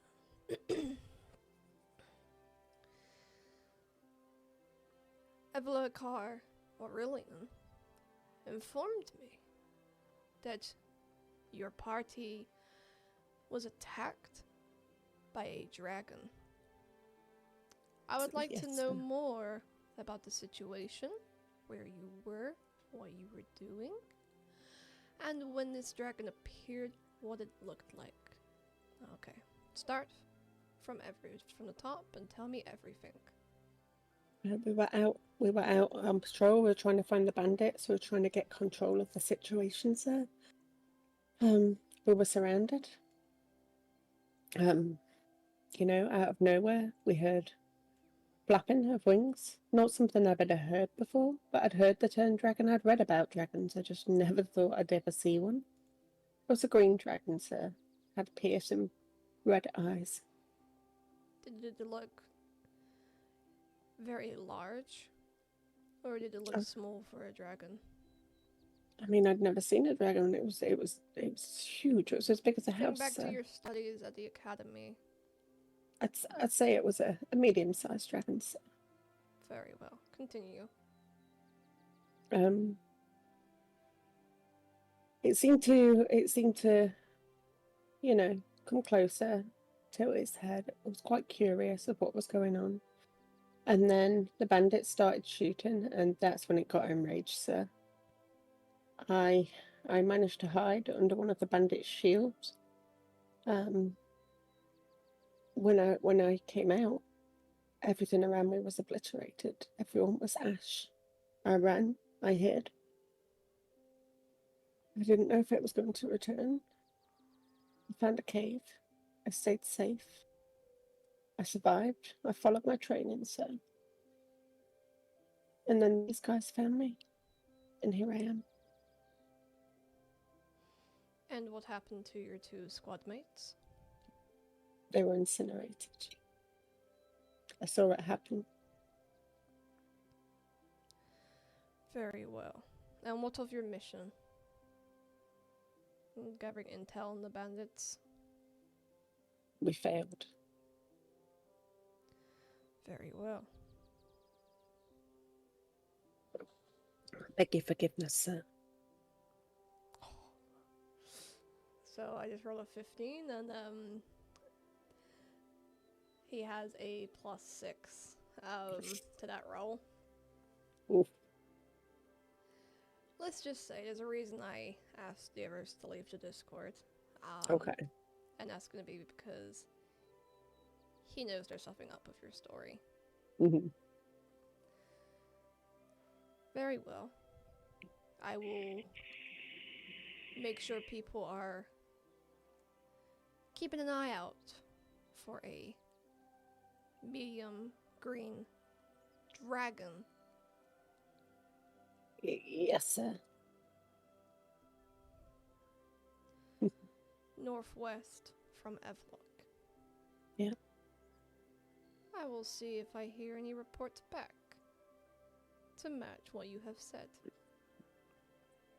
Yes, sir. Evlok or Aurelian, I am going to make a unprecedented decision here.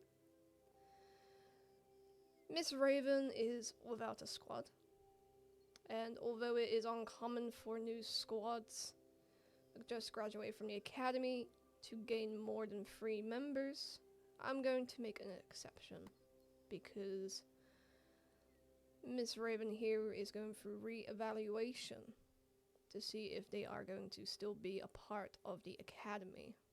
Not the academy, the military. Fuck. They're going through re-evaluation to see if they're still going to be a part of the Argent Scouts. They are to join. What did they name their squad? Something about gold. Or Evakar Aurelian sort of nods and goes, Golden Griffin, sir. Very well. Flare Raven, you are to join the Golden Griffins. Yes, sir. You will be re-evaluated on your skills and will be joining them in less dangerous missions as you would have recalled from when you first graduated the academy. Sir, yes, sir. My sincerest apologies or condolences for your loss of your I squad appreciate mates, but do continue to prove yourself an asset to the Scouts. Of course, sir. Alright. And he is going to walk out. Samuel Aurelian is going to stay, but he is out of here. And as he leaves, he is going to say that the Ever's going to head back in. I'm just gonna. You would I have. didn't You guys think I can would come be back in. able to actually get anywhere. Oh, we get to anyway. come back. Yep. Alrighty. Where's... Yeah, I have to message because I didn't. I just went down, but yeah. Oh, okay. Dad, where'd you go? So, you would have seen, because you guys obviously were waiting outside. As you were waiting outside, you would have seen the door open again, and you would have seen Jim Blade exit and leave. Can I No. go after him? You could attempt to. Yeah, I would like to. Alrighty. Alright, we're gonna deal with this then. Do you sort of just catch up to him, or do you shout after him? I catch up to him. Okay, well, what do you say? A dragon did that. Yes, I've just heard the report. What about it? A dragon here? Why? That I do not know. I shall send word out to the guards in that region. And I'll also send some soldiers to do extra patrols. And we will see if we get more reports of this dragon. Do not concern yourself with this dragon. Concern yourself with what Evlok Aurelian will be informing with you shortly. Understood, Father. You look well. And Ezra would turn his back to him. He just sort of nods and he just carries on. Yeah, fuck you, Dad. Yeah. And then Ezra would go back home. Alrighty. Not, yeah, his home. Thank you, Dad. As you, Bertha and Luna, you obviously would have entered back in, and then Ezra would have come in behind. Let's just drag your people back on the screen. How would Flare be looking right now?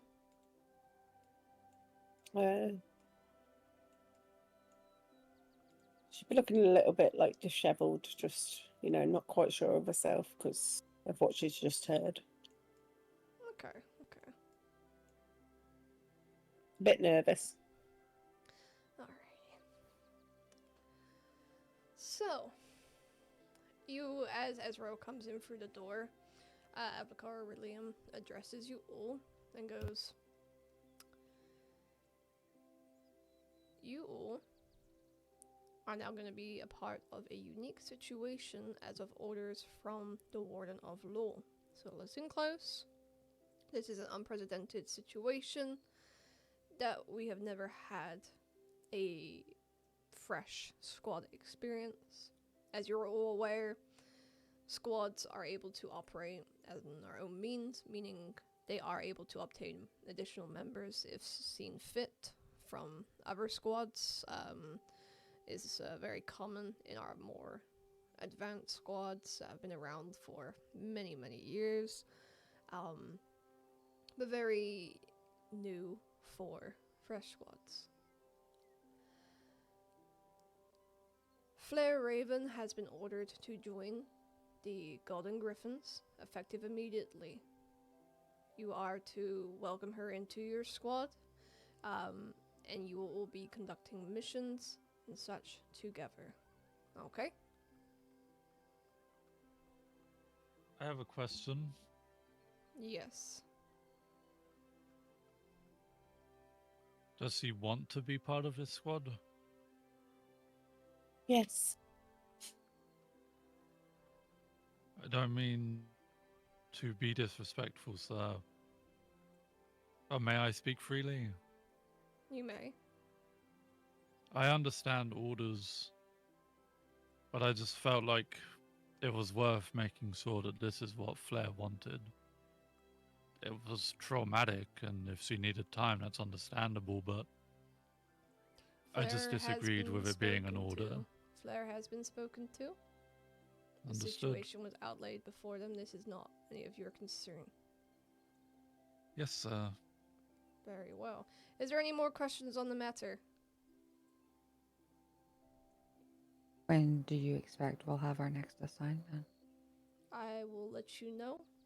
You can take today to rest, to get gear, do whatever pleases you, as you are a squad within your own right. And I will inform you when you next have a mission. Thank you, sir. Very well.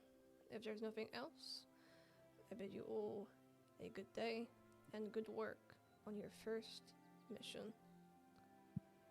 He opens up the door and leaves. And Flair would glance sheepishly towards the other three because she feels like she's been pushed upon him. Ezra will just go So- to his room. There's like 5 or 6 extra rooms upstairs, so you could take your pick of which one you want. Flair would go upstairs and open the door to Ezra's room and not realise and be like, "Oh my god, I'm so sorry." And then choose another room. Are you particular about Yeah. which room? No.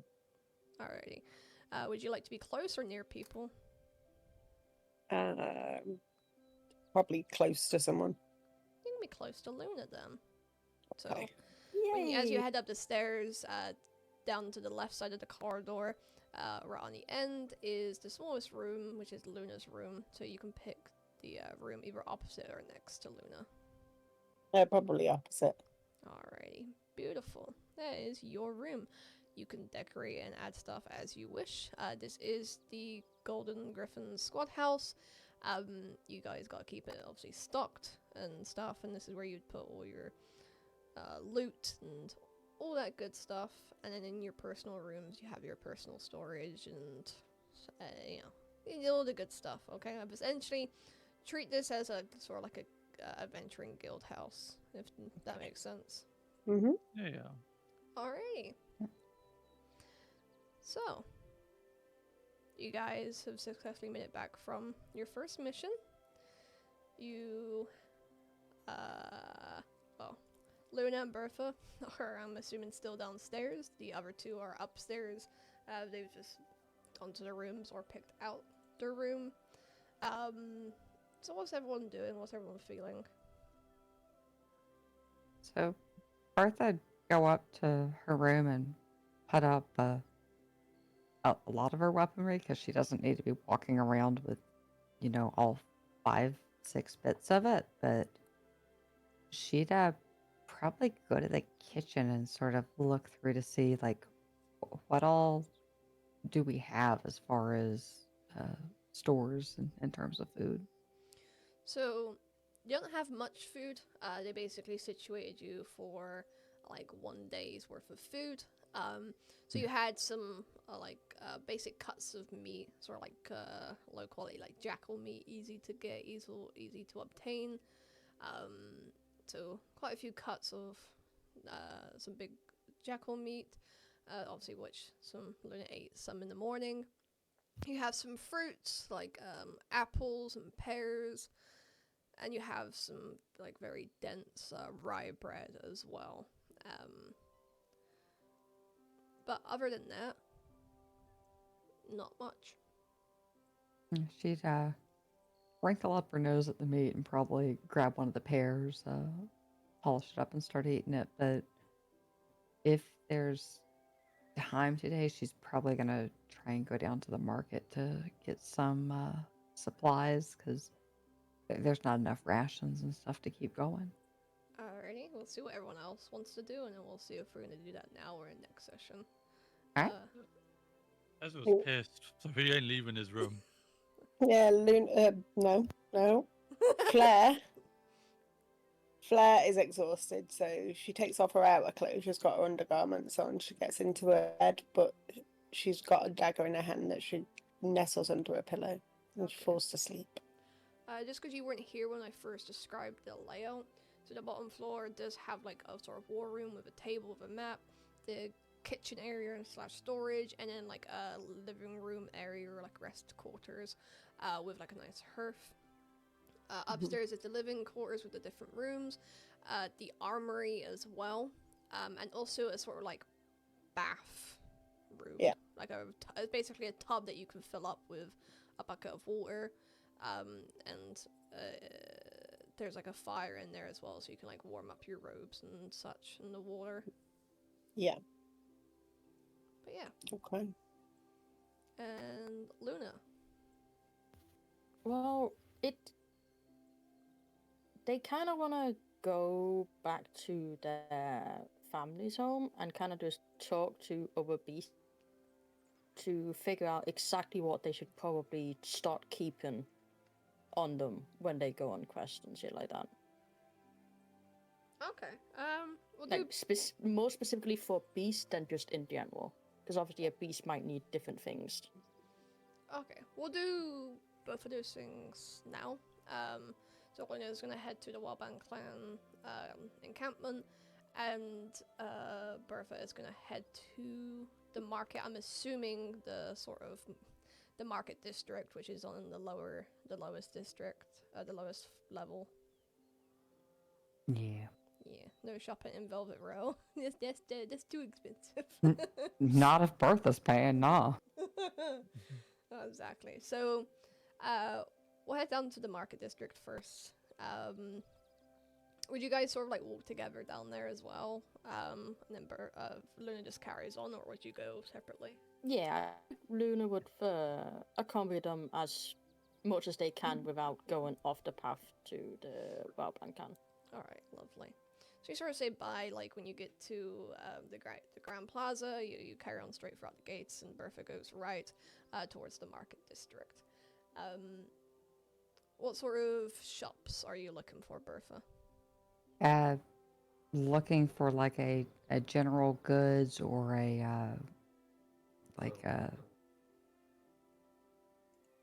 sturdy provisions, basically. I'm looking for getting more rations, but also maybe a greengrocer's for something fresh for tonight, since maybe not, we don't have it tonight, but we have it tomorrow morning because we all have been through a bit.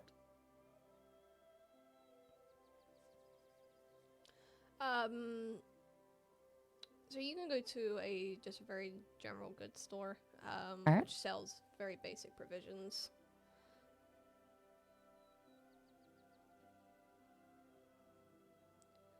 And when you enter, what sort of food are you looking for specifically? The general goods store. Mm. Just gonna want to go ahead and pick up probably 10 days worth of rations, just so she has some that she'll be able to pull from in her room anytime they head out on another trip. Okay, just very like basic dried, preserved rations are like Oh yeah, long-lasting. these are just gonna be like the thick crackers that she had. Okay, okay. So you get 10 of those. Okay. Anything else? Is this also the store that'll have the fresh stuff for tonight? You could. There is some stuff, but you could also go to a butcher's if you wanted like meat, or you could go to like one of the fruit or vegetables for veg. We'd probably go to those instead, so just get the rations there. Alrighty. Bum, bum, bum. Do I have? Just give me a second. No, okay. So that is going to cost you 2 copper pieces per ration. So you said 10, so 20 copper pieces. All right.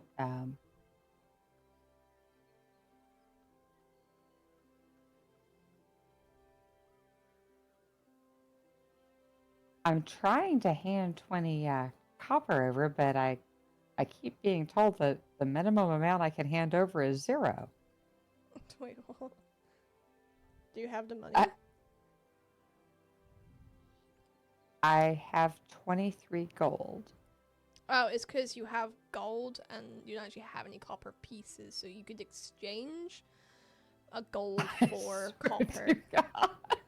Right, how do I go about doing that? Oh, fuck. So the exchange rate between 1 copper piece to 1 gold piece is 1 copper piece equals 0.001 gold piece. So this says 1 gold piece equals 100 copper pieces here on D&D Beyond. No, this is my currency. Okay. Equals 1,000 copper pieces is 1 gold piece. Okay. Yeah, so 10 copper pieces equals 1 silver piece, 100 silver pieces equals 1 gold piece. So, yeah. 1,000. I don't think I've got any gold. All right, so I've removed 1 gold, added 1,000 copper, and now I'm going to take 20 of those coppers. So he could have broken it down to silver for you if you would have preferred, so you're not carrying around 1,000 copper pieces. That's all right. It's jingly jingly. Okay, I was she's say- gonna leave it in her room anyway. She doesn't carry money with her when she adventures. Alrighty. Then yeah, you hand over the money and you head towards the stalls. Okay, she's gonna want to get a surprisingly large amount of fruits and vegetables. Just like a whole bundle of a whole bunch of different things. Yeah, just a whole bundle. Like if they have a box just full of stuff, she'll just nod and say, "I want that." Alright, you sort of pick up a bunch of things like fruits and veg. You got like plums, oranges, apples. You got some like wheats as well, like rye. Trying to think of what else would have been grown there. You got like cabbages, tomatoes, you know, that typical thing. And also like a small box of like herbal tea as well, all in this little bundle. Because you're picking up basically a whole box of goodies. That's gonna cost you about 10 silver pieces. All right, so that's 100 copper. Mm-hmm. All right. Hands over money. Thank you very Yeah, much. she hands it over and doesn't even argue. She is very happy that she has this box that's like half of her size, if not more, full of veg Oh, 100%. and fruits. Yeah, and you're just carrying all this back. Yeah, she just carry it back. She is gonna stop by the butcher and she's gonna get a cut of meat, but like it's not gonna be nearly the size as the veg. Alrighty. just one cut of meat or a few cuts of meat, and like what type of meat? Like the sort of sheep stuff, like a jackal, or something a little bit more luxurious? So not the cheapest stuff, but like maybe one level up from it. Okay, okay. If there's something like sausages, she'd probably grab you know, like rope of them. Ah, well, if you're gonna grab some sausages, you could definitely get some boar meat sausages. All right. Mhm. And how much for say that string of them all linked together there? So if you get like a full-on like string link of it, probably gonna set you back like 20 copper pieces. Yeah, let's do it. Alrighty. We eating good All right. tonight. So she hands over that 20 copper, and then she starts making her way all the way from down here all the way back up to the military section of where the squad house is. Alrighty. And as you sort of get back and start sorting out the groceries, we're gonna cut over to Luna, who is with your family. I'm assuming you went to your family unit. Yeah. Alrighty. And they just. Oh, okay. When I need to, I need to check something before I say something. Oh god. Because there's so many characters, so I need to make sure I'm remembering the right fucking thing. No, that's fair. Okay. So. Be I guess the person to go to would probably be Luna's father if he's home. He is home, yes. Okay, so she kind of just goes up to him and asks, like, what should I specifically be bringing on quest? Because I didn't feel like I was prepared this time. He sort of speaks into your head and goes, "What made you feel not prepared?" They just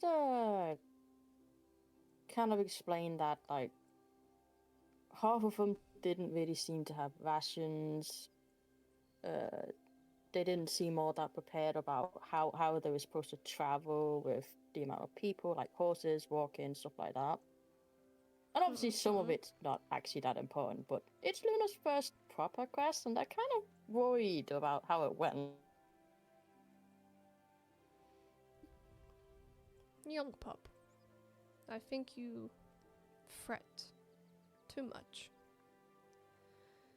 Not only was this your first mission, and it was successful, which is good, it was also a very urgent short notice, from what I can tell. You were sent out before you even had a chance to even bond as a squad. So of course you wouldn't have had a chance to fully prepare. But you came back, and you know for next time. I would recommend getting to know your squad mates. You know, a squad is just like a family. Obviously, we're your family, but they're like your second family now, and you protect them, and they protect you. So you gotta know what they're like, how they fight, and it'll eventually work. It might take some time, you know, but you'll get there. And just definitely make sure that the humanoids with you don't starve to death. Make sure they have food. But yes, other than that. Luna kind of like giggles into his head at that one. But no, I'm proud of you. You should be proud of yourself. And like, obviously a dog equivalent of a hug would just be like a big old lick from like a dad dog to a puppy dog, just like across your face. I'm very proud.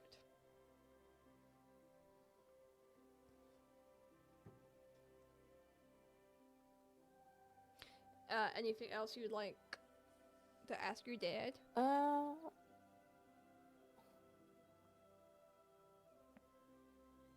I feel like they'd just like telepathically ask, where do I get the best rations that work for me and humanoids? Because obviously a beast and a humanoid would have different dietary requirements. The market district would be the best place. Ugh. I accidentally pressed her. Put my phone down. I think I accidentally started calling David. That was funny. No, so the market district would be your best bet. And Luna just nods, bumps her head into him like a. You know, kind of when a little kid like pushes their parent and then runs off.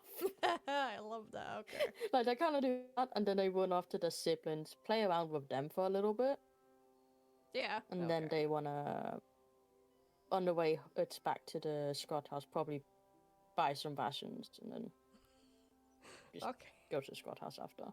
Alright, just some rations. So same general Yeah. goods store, same price of 2 copper pieces each. And how many would you want to buy? I'd say that. So there's the saddlebags, right? Realistically speaking, how many would I actually be able to fit in there with, while still having room for a couple of other things if we find something? Because I don't know how big. Are you on rations about? Are are. you on about like actually taking it out for your missions, or just taking it back to the house right now? Yeah, like actually taking it on missions and shit. The saddlebags are pretty big. Like you're a pretty big dog, so you could fit quite a lot in. And ration packs aren't actually that big. Imagine like Mm-hmm. is it like a A5 book, like like that sort of size, and yeah, so Okay. not that big. No, it's just like a little like packet pouch thing.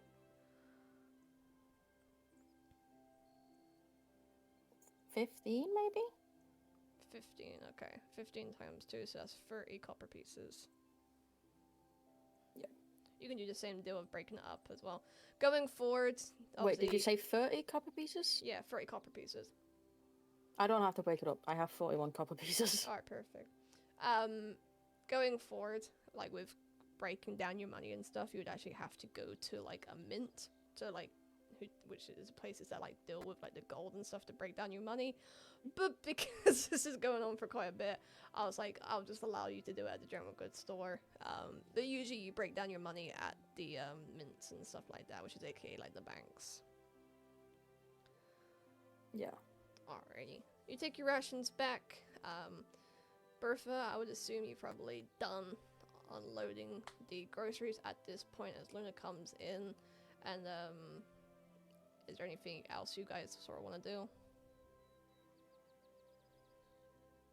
Just say that I got us some supplies. It should help some if we want it now or in the morning.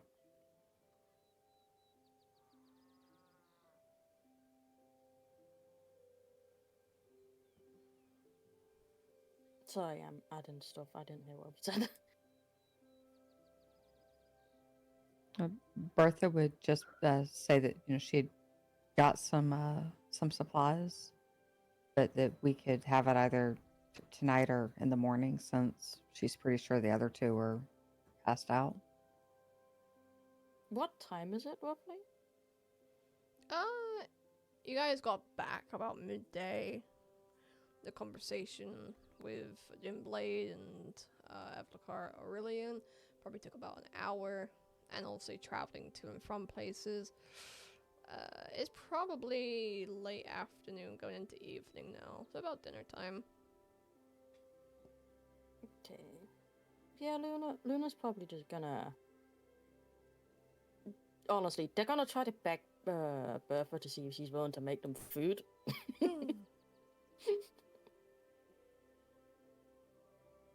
So she'd open up the stores in there and start sort of pointing at some of the meat that was there before she went on the shopping trip to see if any of it interests Luna. But Bertha doesn't really know how to cook the meat.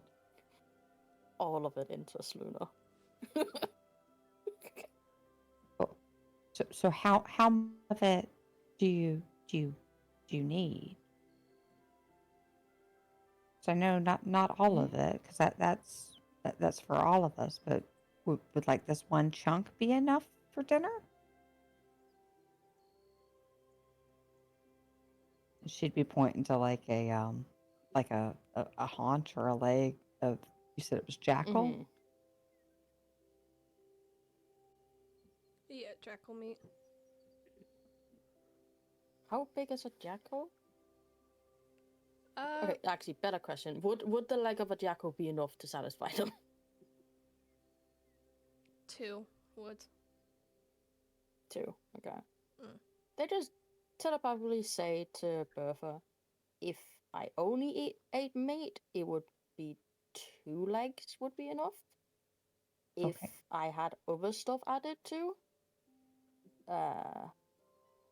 then I could probably do 1, but meat. So Bertha would point over to her box of fruit and veg and ask, does any of this count to stuff you eat too, or just meat? Luna would know that she can obviously eat fruit and veg and shit like that. It's just not necessarily what she needs to live, right? Yeah, like your diet is mostly just raw meat. Luna just kind of telepathically tells Bertha, I mostly need meat, but I can eat pretty much most things. Yeah. Does it get heated or just out of the fridge? Cold storage, sorry, not fridge. I can eat it whatever way. Raw, cooked, doesn't matter to me.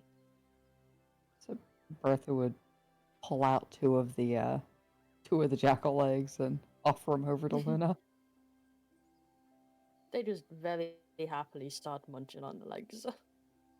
And she's gonna probably wash her hands up pretty thoroughly and then go grab a plum from the box and call that her dinner. Very nice. Alrighty, so you guys eat your dinner. And yeah. I'm assuming after that you're probably just gonna go back to bed and rest. Yeah. Alright. Yeah. Well, I believe, Ezra, you wanted to do something? Oh yeah. While they were gone, Ezra would come out of his room and would knock on Flair's door and see if she answers. Flair would say come in, but she would wrap the bed sheets around herself to cover her modesty. Respectable. He's just a respectable man. Ezra would go in and close the door. Free to talk. Of course. You probably don't fully trust us, I would hope. No. Good. You shouldn't. Okay. Why did you want to stay with us? Was it really your choice? I know my father. It was a mixture. I've been trained to follow orders, but I also understand. I lost my family. This is a chance for another. Hmm. So we're in the same boat then. How do you mean? While I was in the academy, Mm-hmm. I also worked for my family's company, doing missions. And I went from being in one team to this. So Okay. did I expect these teammates? No. But I'm glad I have them over others. You're glad you have them, but not me. That's not what I said. That's what you implied, Ezra.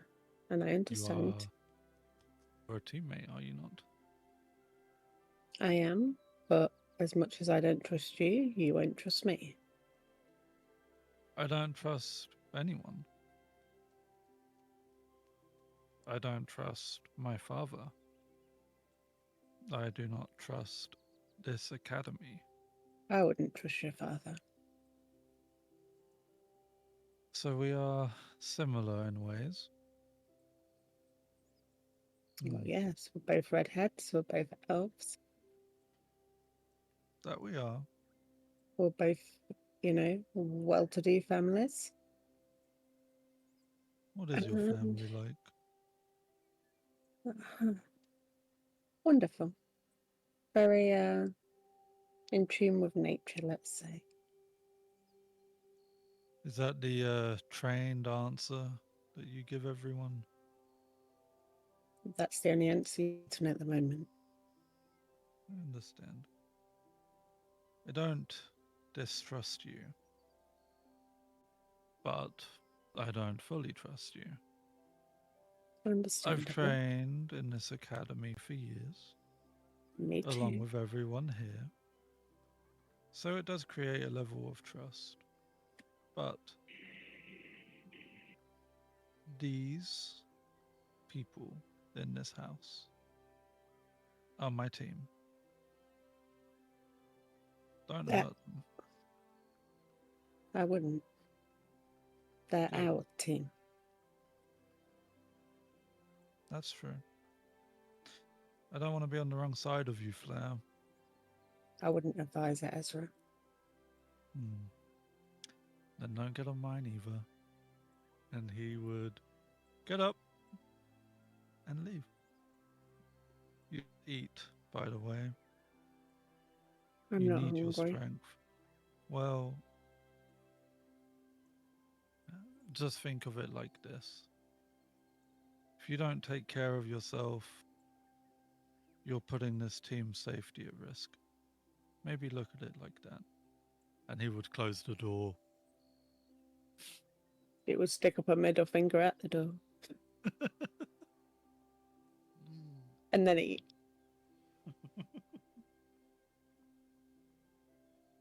And then Ez would go back to his room. Alrighty. Well, you guys have had yourself a rather busy 2 days. From graduation to celebration to mission with death and despair to new friends. And yeah, plenty to await you all as you all settle in for the night and take some your first night at the Golden Griffon Squad House and some their second. So rest well all, and we'll see what adventure awaits in the morning. Congratulations, guys. You just finished your first session of Tales of Arcaelia.